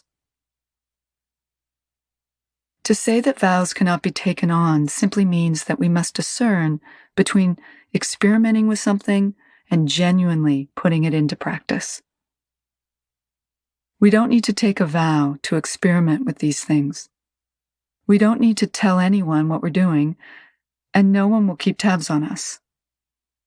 Actually, taking a precept or vow means coming forward with a courageous mind that, rather than looking for entertainment, genuinely understands the benefit of these vows. Recognizing the value of maintaining the precepts and developing awareness of body, speech, and mind, we develop the courage to put them into practice. We are then measured in terms of our confidence, in terms of actually practicing awareness with courage and dedication. The basis of all these vows and precepts is our refuge commitment. In the Tibetan Buddhist tradition, taking refuge is called entering the gateway of Dharma. We are then qualified to participate in all levels of teachings and instructions, empowerments, transmissions, and explanations of texts. The fourth benefit of taking refuge is freedom from obstacles. Having taken refuge, we are said to be guided, supported, and protected by the 3 jewels, and therefore free from obstacles. We could compare this to taking a strong companion along when we go to an unknown place, someone who can help us and calm our fears. Recognizing the true essence of the 3 jewels and relying on them as a refuge provides us with support, guidance, and protection. They strengthen the mind and weaken the mind's fear in order to overcome obstacles. Obstacles here means distractedness, selfishness, habitual tendencies, and self-grasping. The power of refuge develops our awareness, which strengthens the mind so we can overcome distractions and habitual tendencies. So, in times of need, refuge is said to dispel all obstacles. Just as we bring the mind back to one-pointedness in meditation, we can bring all distractions into one-pointedness by focusing the mind on the 3 jewels. We are so often preoccupied with the events of our lives. Emotional outbursts of sadness, fear, loneliness, depression, or disappointment distract us and weaken our commitment to practice. We begin to feel lazy and don't want to meditate. We no longer see the point of trying to be aware. And why should we think of others if nobody is thinking about us? With this kind of logic, Feeling uninspired and discouraged on the path, we withdraw from the good things we're developing. By reciting or just being mindful of the 3 jewels, we can strengthen our refuge vow and overcome obstacles. When we recite the refuge prayer, mind is supported by our speech. By physically joining our hands and visualizing the Buddha, Dharma, and Sangha, sensing their presence, we understand the essence, nature, and compassionate aspect of refuge. Then we can truly say, other than you, there is no one I can rely on or go to for protection. The 5th benefit of refuge is freedom from disease. Only the ultimate refuge, the ultimate Buddha, Dharma, and Sangha, brings genuine freedom from the sufferings of old age, sickness, and death. There is no freedom from these sufferings as long as we're working within samsara, creating the causes and conditions of suffering.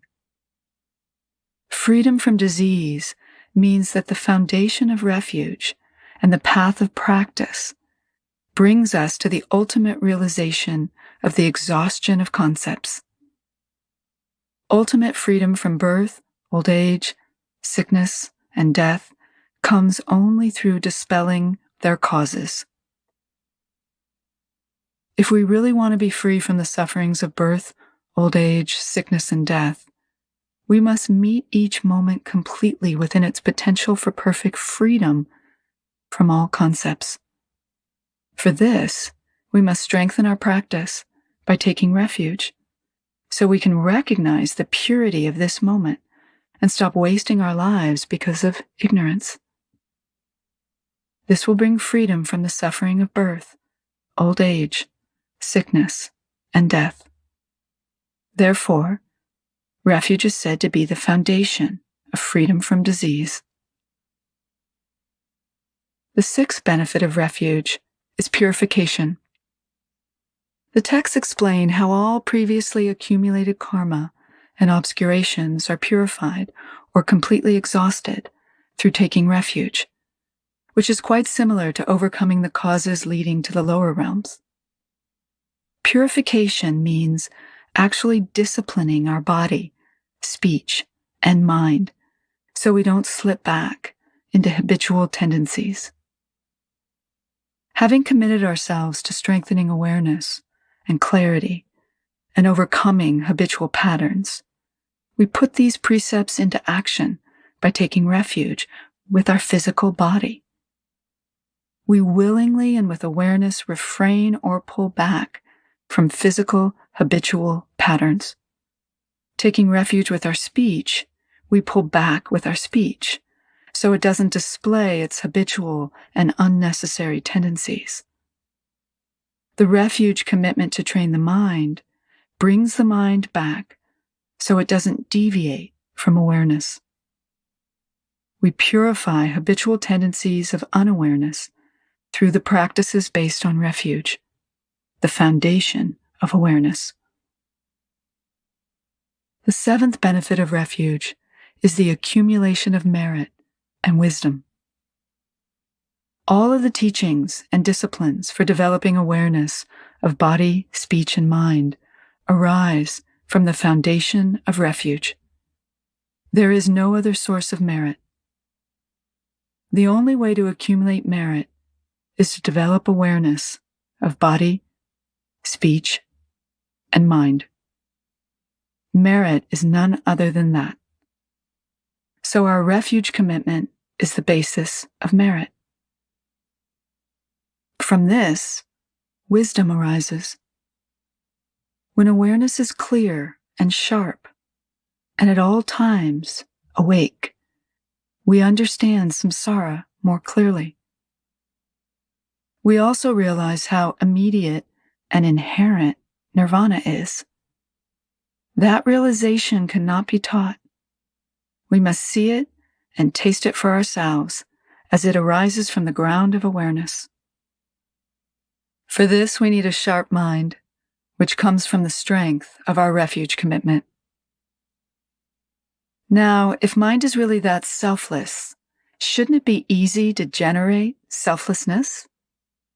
This is true, but we're unable to simply dedicate our lives, body, speech, mind, and everything we love, to the path of selflessness.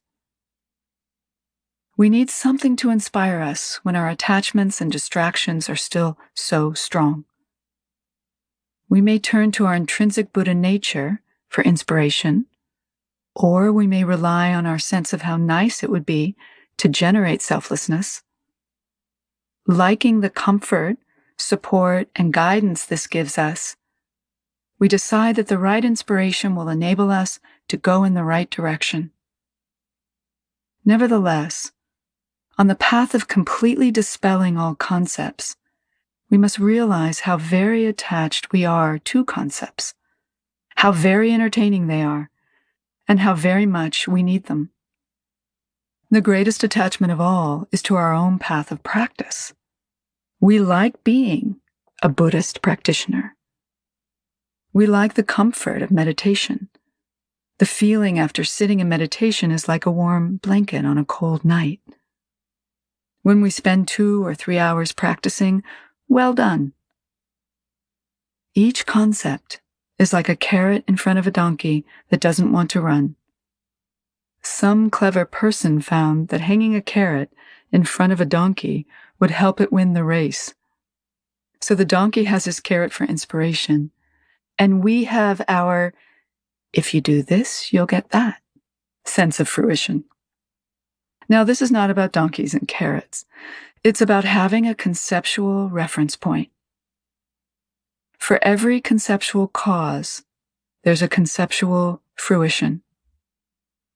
So long as we are thinking about emptiness, we have not realized emptiness. In this case, there's no need to be afraid or not afraid of it. Nothing has changed, and nothing ever will. Until emptiness is actually realized, we still have our relative conventional ground, our relative path, and relative fruition. The ground of refuge, on the other hand, is meditation. Because of meditation, we have a genuine path of refuge. As our understanding matures and deepens, we become less preoccupied with concepts until ultimately they no longer entice us. When we develop a real sense of groundlessness, concepts are no longer required. We spontaneously let go of grasping, and spontaneous selflessness develops. Everything that arises is natural and unfabricated beyond concept. Selflessness is not contaminated by ego or ego's ignorance. And it has no need for the comfort of fruition, because selflessness of ground creates selflessness of path and selflessness of fruition. From that point of view, benefit is the natural ability to give rise to the fundamental truth of refuge and compassion. Whatever arises free from self-grasping is none other than genuine compassion. Compassion is no longer just a term, and it no longer needs a doer or action to be accomplished. But until we really realize the exhaustion of concepts, not just talk about it, but truly realize it, we are still working on conventional ground with a conventional path leading to a conventional fruition. From that perspective, we can talk about the 7 benefits of refuge. Next, we will talk about the guidelines for maintaining that commitment. The instructions for maintaining our refuge commitment can be explained in 2 ways: ordinary instructions and extraordinary or particular instructions. Ordinary instructions also have 2 categories: actions that should be abandoned and those that should be cultivated. the ordinary instructions on what needs to be abandoned. The first precept, from the moment we take refuge in the three jewels, is to abandon samsaric refuges and to cultivate selflessness and the path of practice. A samsaric object of refuge provides only temporary relief or fruition, a moment of happiness or freedom for oneself alone. It is meant to save our skins or fulfill a particular wish or selfish intention. This doesn't mean that in keeping with a particular culture, custom, ritual, or event, we cannot show respect to such objects of refuge for others. We do not break our refuge vow by doing this, and it doesn't mean that such objects of refuge are improper. But we have to examine our mind and intention in taking refuge. Refuge is about our most basic, innermost mind. It is something to which we can entrust ourselves, our very life, our soul, our consciousness, completely. We could say that by virtue of this trust, we take refuge, and as a result of it, we develop awareness and compassion. So taking refuge in the three jewels refers not to an object, but to an absolutely true essence, which is our own true nature. Our intent must be to exhaust all ignorance and generate a genuine understanding of absolute truth. This is what we mean when we say, I take refuge in the Buddha, Dharma, and Sangha. The second precept is not harming others. Having taken refuge in the Dharma, we are immediately bound to be aware of our actions. No act should harm or hurt another, including those lower or weaker than us, human beings or any other form of life. We must not take another's life to sustain our own, or in any way beat or enslave sentient beings, or make them work for us. A person who has taken refuge must abandon as much as possible even the thought of harming or having selfish intent toward other sentient beings. A third precept is to avoid companions who hold wrong views. Having taken refuge in the Sangha, we should avoid the company of anyone who encourages such views. For example, that there is no harm in killing or hurting sentient beings, or that there is no benefit in compassion. We should also avoid people who make discouraging remarks, such as, only losers would put their effort into developing awareness. Any tendency to twist the teachings to suit ourselves or satisfy grasping at our favorite concepts or perceptions is a misunderstanding of Dharma. Even a person who's technically a Buddhist can indicate through words or actions that he or she has detoured from the path of awareness and kindness and would be considered a wrong kind of companion. Having taken refuge, we should stay free of such a person, with the understanding that it's not about the person, but our commitment to the path. We can look at these instructions from the point of view of our Hinayana and Mahayana practices, which is not meant to disrespect anyone, but to be clear about the disciplines we should take on. When the mind is more susceptible to habitual tendencies, we are more impressed by outside influences that cause us to deviate from awareness. A practitioner of Tantra, on the other hand, might see the situation as simply lacking in wisdom or skillful means. We might jump right in and try to work with such a situation. This path is meant for a person who has developed much courage, irreversible confidence in the path of practice, and an unshakable, mountain-like commitment. You must know your own mind. This precept depends on the strength of your commitment to awareness. It may be so strong that it wouldn't deviate or be influenced by anything. At that point, you don't have to follow this precept. If you're truly unshaken by anything, then as a true bodhisattva, you should work to transform every negative situation into something positive.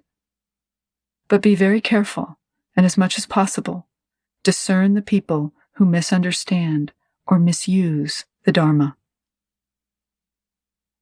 I recently read a book that talked about attaining liberation without developing kindness, because kindness is just a concept. This is a very serious misunderstanding of the teachings. If we believed that, we would again be falling into the trap of ignorance, of simply not wanting to be kind. Without realizing it, such persons would still need praise, popularity, or personal gain. Hearing something good about themselves would make them feel happy, and hearing something critical would make them sad. As long as such concepts are at work, kindness, concept though it may be, is still very much needed.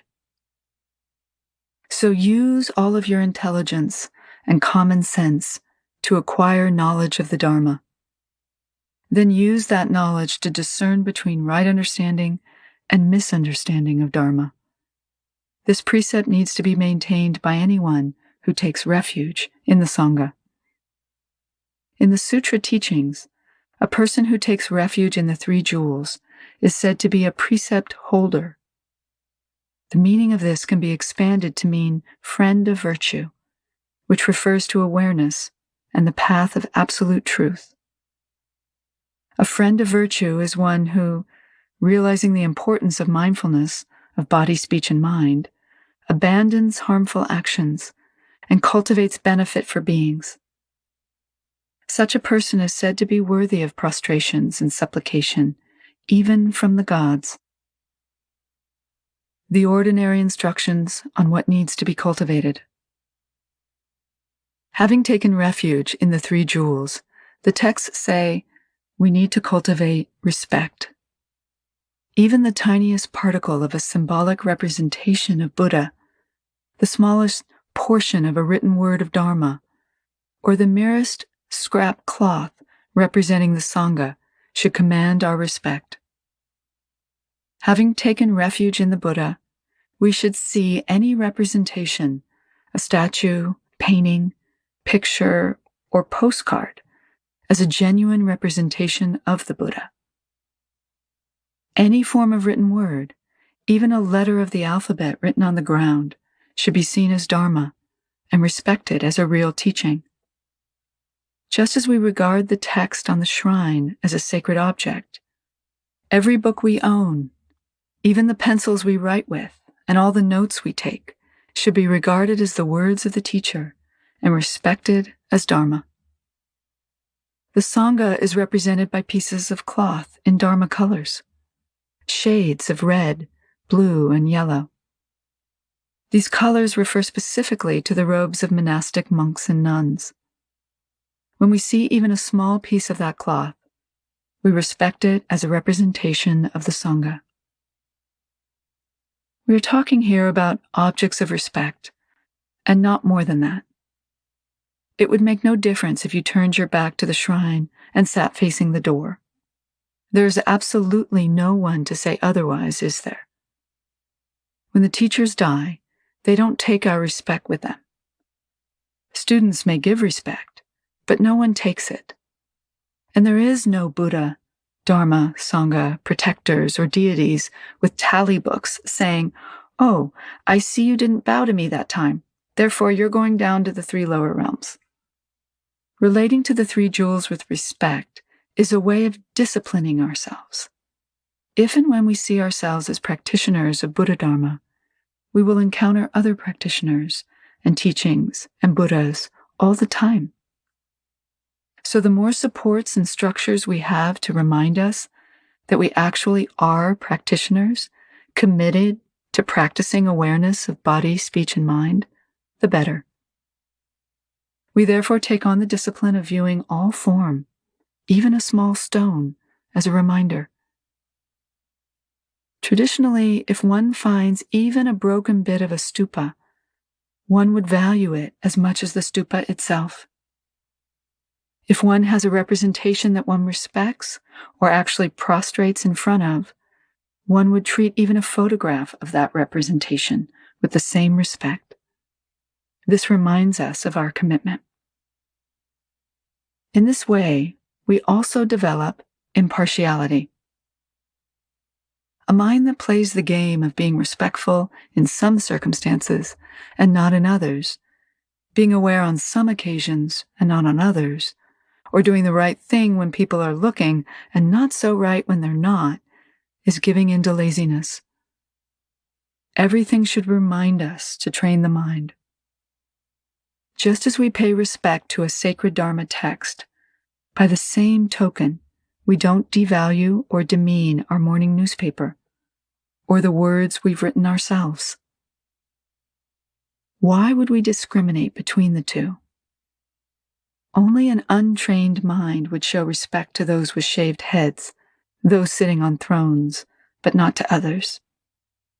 This is discriminating mind in the untrained sense. If it continues, we will find some sentient beings more in need than others, some occasions when we are more mindful than others. This is one of the many ways in which habitual tendencies arise. To train the mind, we must understand the sacredness of everything at all times. No one direction is better than another because all directions are sacred. No one object is more pure because everything is pure as it is. And no one person is better or needier than another. The interpretive mind constantly makes these judgments based on what we can get from them. Such discrimination influences awareness and envelops the mind in ignorance. Discriminating kindness is partial kindness. Discriminating devotion based on likes and dislikes becomes partial devotion until everything that arises is contaminated with ignorance. Train the mind instead to be impartial and aware at all times. The extraordinary instructions. First, no matter how beneficial or profitable it may be, never abandon your commitment to refuge, even at the cost of your life. If someone held a knife at your throat and told you to let go of your commitment or lose your life, what would you do? Think about it carefully. If you don't think you would hold on to your commitment even at the cost of your life, ask yourself why you're not able to let go of attachment. Why is it still difficult to generate compassion instead of selfishness? So often we make lists of things to do. Practicing Dharma may be high on the list, along with generating devotion, kindness, and compassion. But enlightenment may actually be low on the list.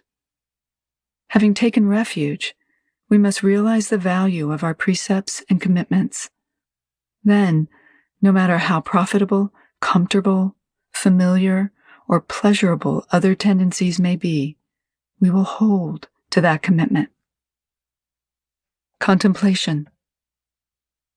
Ask yourself how serious you are about generating selflessness and compassion and doing something to benefit sentient beings. How strong is your commitment to the path, especially if you've been practicing for many years? Is it truly more valuable than your life?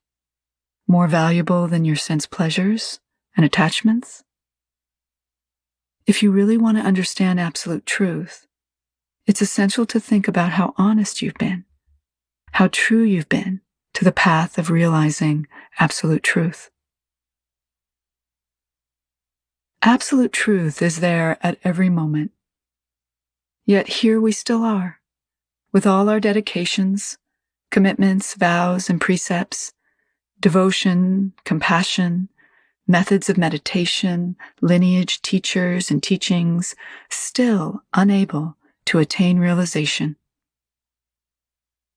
This is simply because in our heart of hearts, our Dharma practice still takes second place. We still want to do what we want. We still want to complete other projects. We still distinguish between loved ones and others and think in terms of this and that, mine and yours. those causes and conditions continued to be important, which is not what the teachings mean by letting go even at the cost of one's life. The second extraordinary quality we should develop is the ability to remain in the refuge commitment at all times and in all activities. The instruction is, whether walking, eating, drinking, or sleeping, to try to develop a genuine sense of awareness of the three jewels as inseparable from your own mind. Abandon any distractions that cause your mind to deviate from the awareness of indivisibility and cultivate this in all your actions. Traditionally, in Guru Yoga and other practices, one circumambulates a stupa while taking refuge and visualizing the three jewels on the right shoulder. Going in a clockwise direction, every circumambulation is made to the Buddha and bodhisattvas within. To develop awareness, some teachers will always turn to the right when they get up, no matter which direction they want to go in. With a sense of holding the three jewels within, every turn to the right is like circumambulating a stupa. Even if you haven't received instructions for visualization, you can have a sense of the three jewels at all times. This deepens our understanding of the indivisibility of the three jewels and the essence and compassion of our own mind. Wherever there is awareness, there are the blessings of the three jewels. Where there is no awareness, no matter how much devotion we have, there is not much benefit. Some benefit, of course, but a very conceptual benefit. Having taken refuge, it is essential to develop awareness of the three jewels at all times. These are the conducts to cultivate according to the extraordinary precepts. You should study them well. This will develop a more precise understanding of refuge. If you're planning to take refuge or have already done so, you really need a clear understanding of what refuge means. If you have not taken refuge, you can continue to work towards that. And remember that the ground of refuge is meditation. It is because of meditation that we have the path of refuge. Contemplation. Here are some other ways to remain inseparable from refuge. When eating a meal, begin with a sense of the three jewels at your throat. Then offer the first mouthful of food to them. In the same way, if you see or hear something beautiful, make an offering. If you see or hear something painful that rouses your anger, you can say, "This is aggression. As a person on the path of meditation, I recognize this aggression and offer this awareness to the three jewels." Sitting in meditation, sense the presence of the three jewels at all times. Repeat the refuge vows 3 times in the morning and 3 times before going to sleep to accomplish the 6 sessions traditionally done in retreat. Begin with a strong commitment to develop awareness of body, speech, and mind. At night, conclude by reaffirming that commitment and reflecting on how well you were able to maintain it during the day. Then, gathering together any benefit, dedicate that to sentient beings by reciting the simple refuge formula. I take refuge in the Buddha. I take refuge in the Dharma. I take refuge in the Sangha. Or compose your own simple refuge supplication. When sleeping, gather the essence of the three jewels in your mind, and with a sense of indivisibility from them, take that into sleep. Often in our eagerness to go on to other levels of practice, we don't work with what we have, which results in a weak foundation. The habitual tendency is to eagerly keep taking the next steps, but they too will be weak because the foundation is not strong. No matter how many practices we build upon it, mind will remain the same, hard, rigid, and fixated. So it's essential to work completely and thoroughly with what we have. It is also important not to look at refuge as merely a beginning step. In Tibet, teachers like Atisha emphasized the refuge teachings and practices so much that refuge alone was all one needed to practice. Try to see the wholeness of the practice and commit to really understanding and strengthening it. Then taking refuge will not just mean getting a name. It will become a complete foundation for all the teachings of the Buddha. Now we have spoken about turning to refuge, in spite of obstacles such as ill health, as a source of strength and continued commitment to the path. And we have seen the importance of not turning to samsaric remedies in times of suffering. So how should we actually confront physical or emotional difficulties? Should we rely only on the remedies of mantras, meditation, and practices that strengthen our determination and motivation? Or should we turn to the advice of physicians, psychologists, and the support of other therapies to enhance our physical or mental health when necessary? The answer is that we should continue to exert effort in our practices. This doesn't mean, however, that we cannot engage in other forms of recovery or rely on expert diagnoses and advice. Any recommended methods or medicines that enable us to strengthen body and mind can be seen as inseparable from the teachings and instructions of the Buddha. These methods, too, can be ways of cutting through our opinions. Very often in the East, instead of going to a doctor for a remedy, people go to a teacher for a divination when they have a terrible headache or they're unable to sleep. Here in the West, there are those who think pain will strengthen their practice, who take pride in not caring for themselves. This goes against the path of all practices and fails to acknowledge the preciousness of human life. In order to dispel this tendency, these instructions have been given in the texts. We all want to meditate well and attain some kind of fruition. We all have good intentions and want to do good. Nevertheless, we tend to separate ourselves from our practice, our life and identity on the one hand, our Dharma practice on the other. Separating our practice from our life, we tend not to trust it. Then we try to make them coexist like a marriage, but that doesn't work.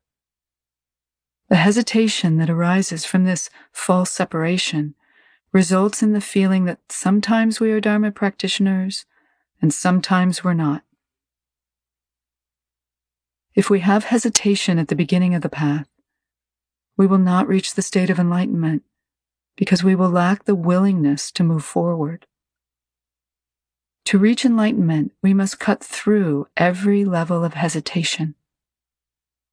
At this moment, when the fruition of our efforts could ripen completely, it is important not to permit a single neurotic behavior or strong emotion to distract us and dismantle all of the good karma we've accumulated. Hesitations arise at every point along the way, and we resist taking the final step. Keep in mind from the very beginning that we've come a long way to be where we are today. It would be very unfortunate to hesitate now. Yet this is what most of us do. Fear of groundlessness keeps some of us from taking the next step. Others resist because of fear of the unknown. What would happen if we let go of the self? I find it amusing when people say they will believe in enlightenment when they've attained it.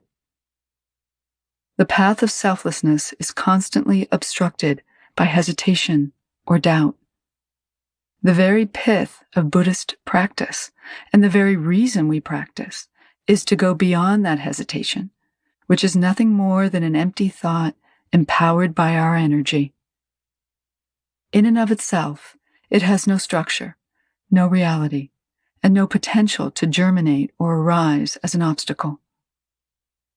Holding on to this thought, however, we give it the energy to transform into something dangerous, fearful, and big.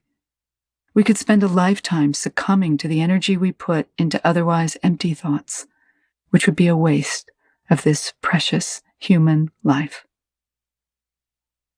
This moment is the fruition of many lifetimes in which you have struggled to be a good person, to walk on the path of right and abandon things that are wrong. The courage, determination, and renunciation that you have developed so far are tremendous. To dedicate your life to practice when there are so many other things that you could do is one of the greatest offerings you can make to the three jewels. It is also one of the greatest acts of generosity that you can extend to sentient beings. Contemplation. Contemplate your life and who you are as a person, especially your great capacity for goodness. Think of all the hard work and all the teachers, Buddhas, bodhisattvas, sangha, and teachings that continuously generate the blessings that have brought you to this precious moment. Contemplate the fruition of this moment so that when you leave your meditation, you can really say, "This is what I would want to give to sentient beings." From the Buddhist perspective, we must recognize the effort that we've made to get this far and be aware that this journey never ends, even at the point of enlightenment. Don't settle for anything less than this. From the moment you enter the gate of the Dharma, work on this commitment with confidence and complete honesty. Our practice will not truly be honest until we are genuinely motivated to reach enlightenment in one lifetime and to benefit all sentient beings. This is the way enlightenment expresses itself, as unbiased, all-pervasive compassion that benefits all beings. What would it take to really achieve this? We cannot achieve enlightenment and unbiased compassion by doing it my way. This only creates attachment to the forms or formulas we particularly like. Wherever attachment arises, there can be no freedom from illusion or selfishness and no absolute truth. So as you practice and study, hold in your heart these two aspirations: to benefit all beings and to remain within the understanding of absolute truth. This is the view we should hold and hope to attain. Concluding dedication. May the merit gathered here, past, present, and future, benefit sentient beings. May the path of practice continually develop awareness of body, speech, and mind. And may that luminosity dispel the darkness of ignorance in the minds of all sentient beings. Furthermore, may this form the foundation of a strong path leading all beings to the accomplishment of the Mahayana. As they conduct themselves in accordance with the teachings and instructions of this path, may the merit and virtue of all sentient beings be the cause of happiness for all. Appendix A. The practice of meditation. Hearing, agreeing with, and having devotion to Dharma will not benefit anyone unless the Dharma is actually applied in meditation. Otherwise, we're like a physician who dies of sickness, or a treasurer who spends his time counting money and dies in poverty.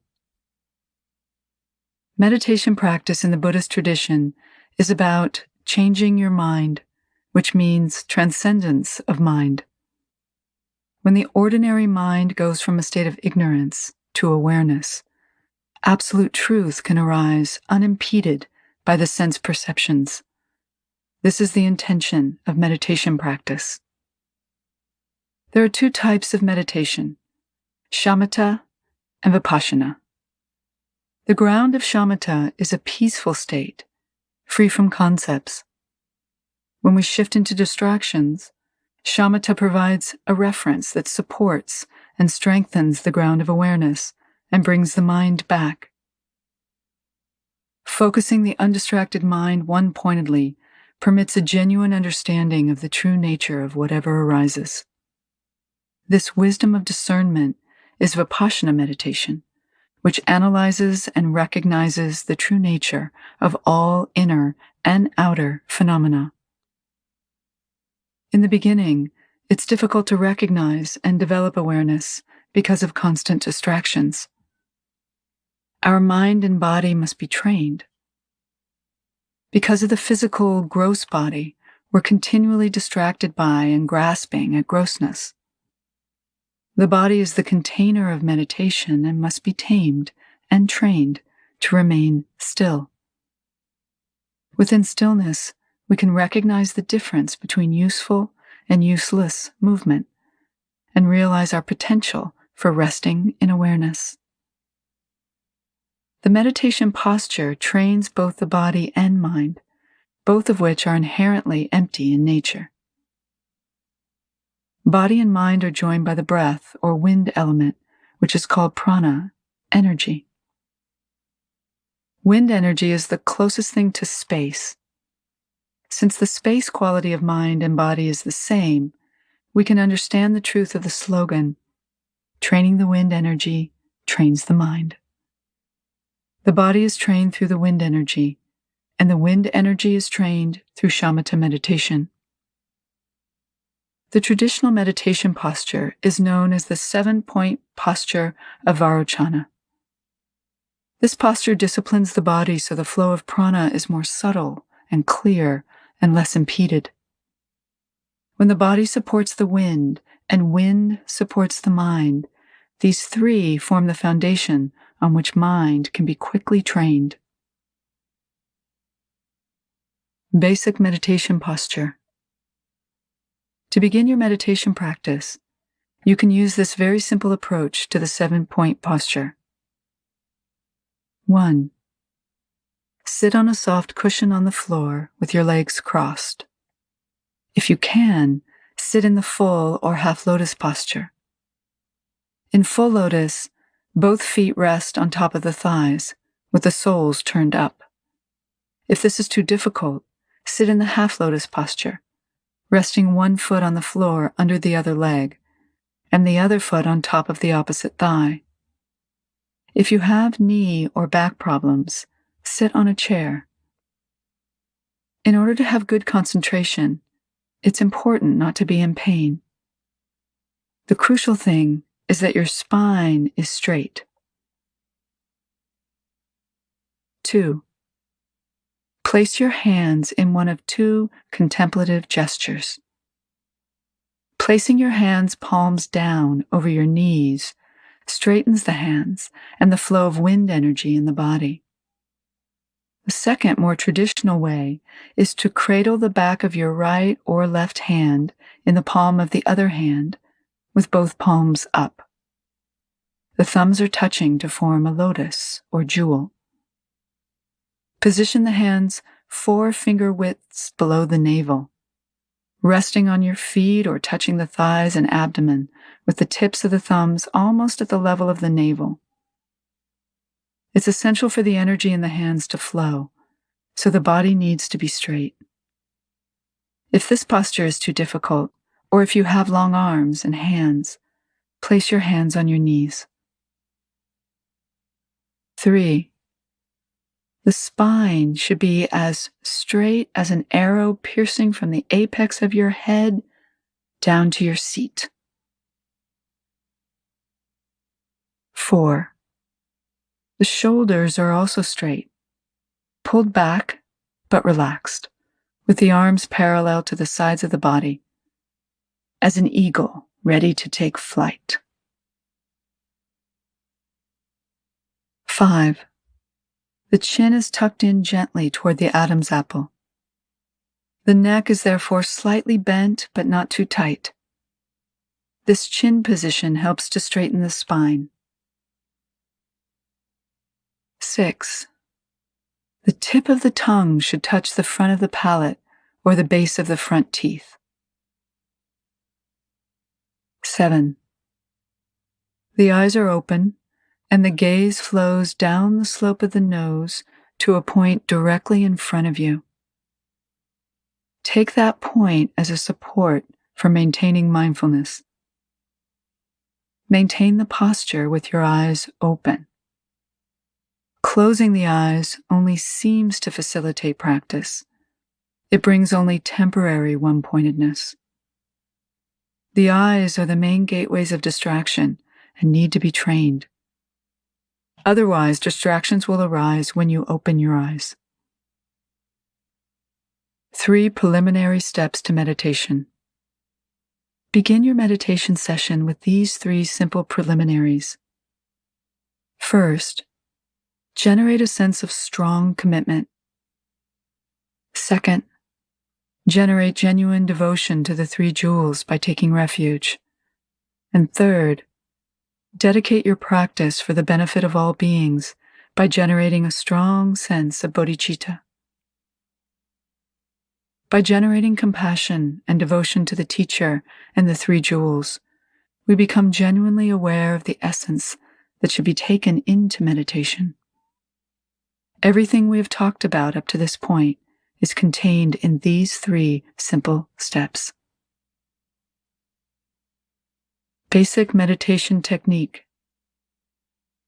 In shamatha meditation, the gaze is especially important.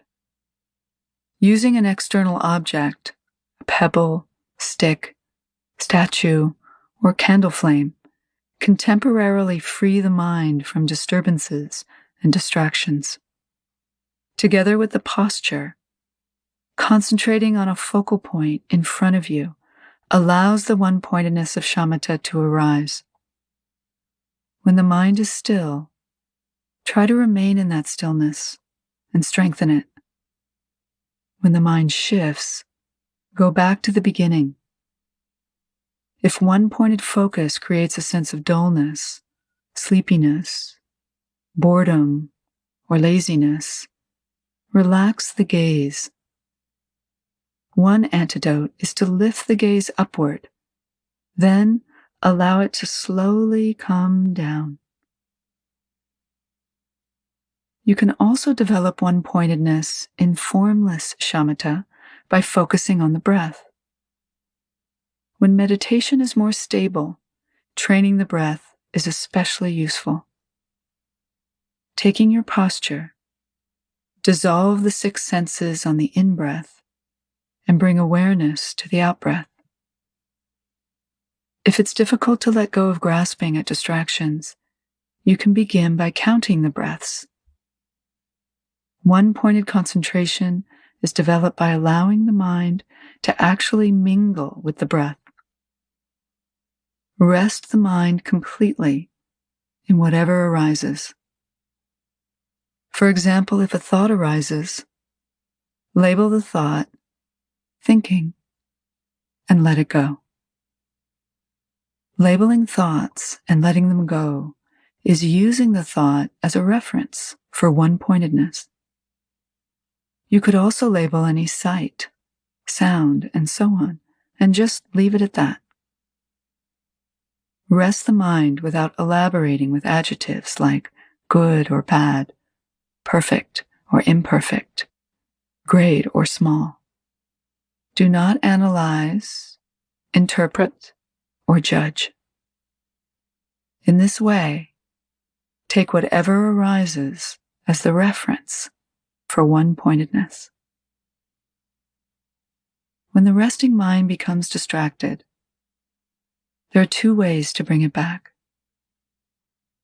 The basic antidote is to breathe in and allow the mind to settle again. Another way is to come back by allowing whatever has arisen to dissolve. This antidote is like throwing a pebble into a lake and letting it sink, becoming one with the lake like a drop of water. In the same way, recognize any thought that arises as a distraction and allow it to sink, becoming inseparable from settledness. Your practice sessions need not last too long. Begin with short, frequent sessions. In shorter sessions, we're able to identify the gap, that small, still moment of complete dissolution of concept. Sitting regularly for even 10 or 15 minutes is a good way to begin. If you can sit for 40 minutes or an hour a day, that is good, but it doesn't have to be all at once. Keep in mind that various instructions for meditation need not conflict with one another. There are many suitable methods. The important thing is to find one that works for you. Basically, shamatha meditation can be done in any posture. You can sit on a zafu and zabuton, or sit on the ground if you have no cushion. You don't need a certain kind of cushion to get your shamatha done. The important thing is your mindfulness, awareness, meditation. If a certain posture is helpful to your practice, do shamatha in that posture. If you have difficulties with a certain posture or set of instructions, you can work with it. Meditation practice is a journey. We begin in a very deliberate way, and as our confidence grows, we can relax. The most important thing for beginning your meditation journey is to find someone qualified to give you instruction and to clarify your questions. We hope you have enjoyed this presentation of This Precious Life, Tibetan Buddhist Teachings on the Path to Enlightenment by Khandro Rinpoche, read for you by Sarah Powers. Copyright 2003 by Khandro Rinpoche,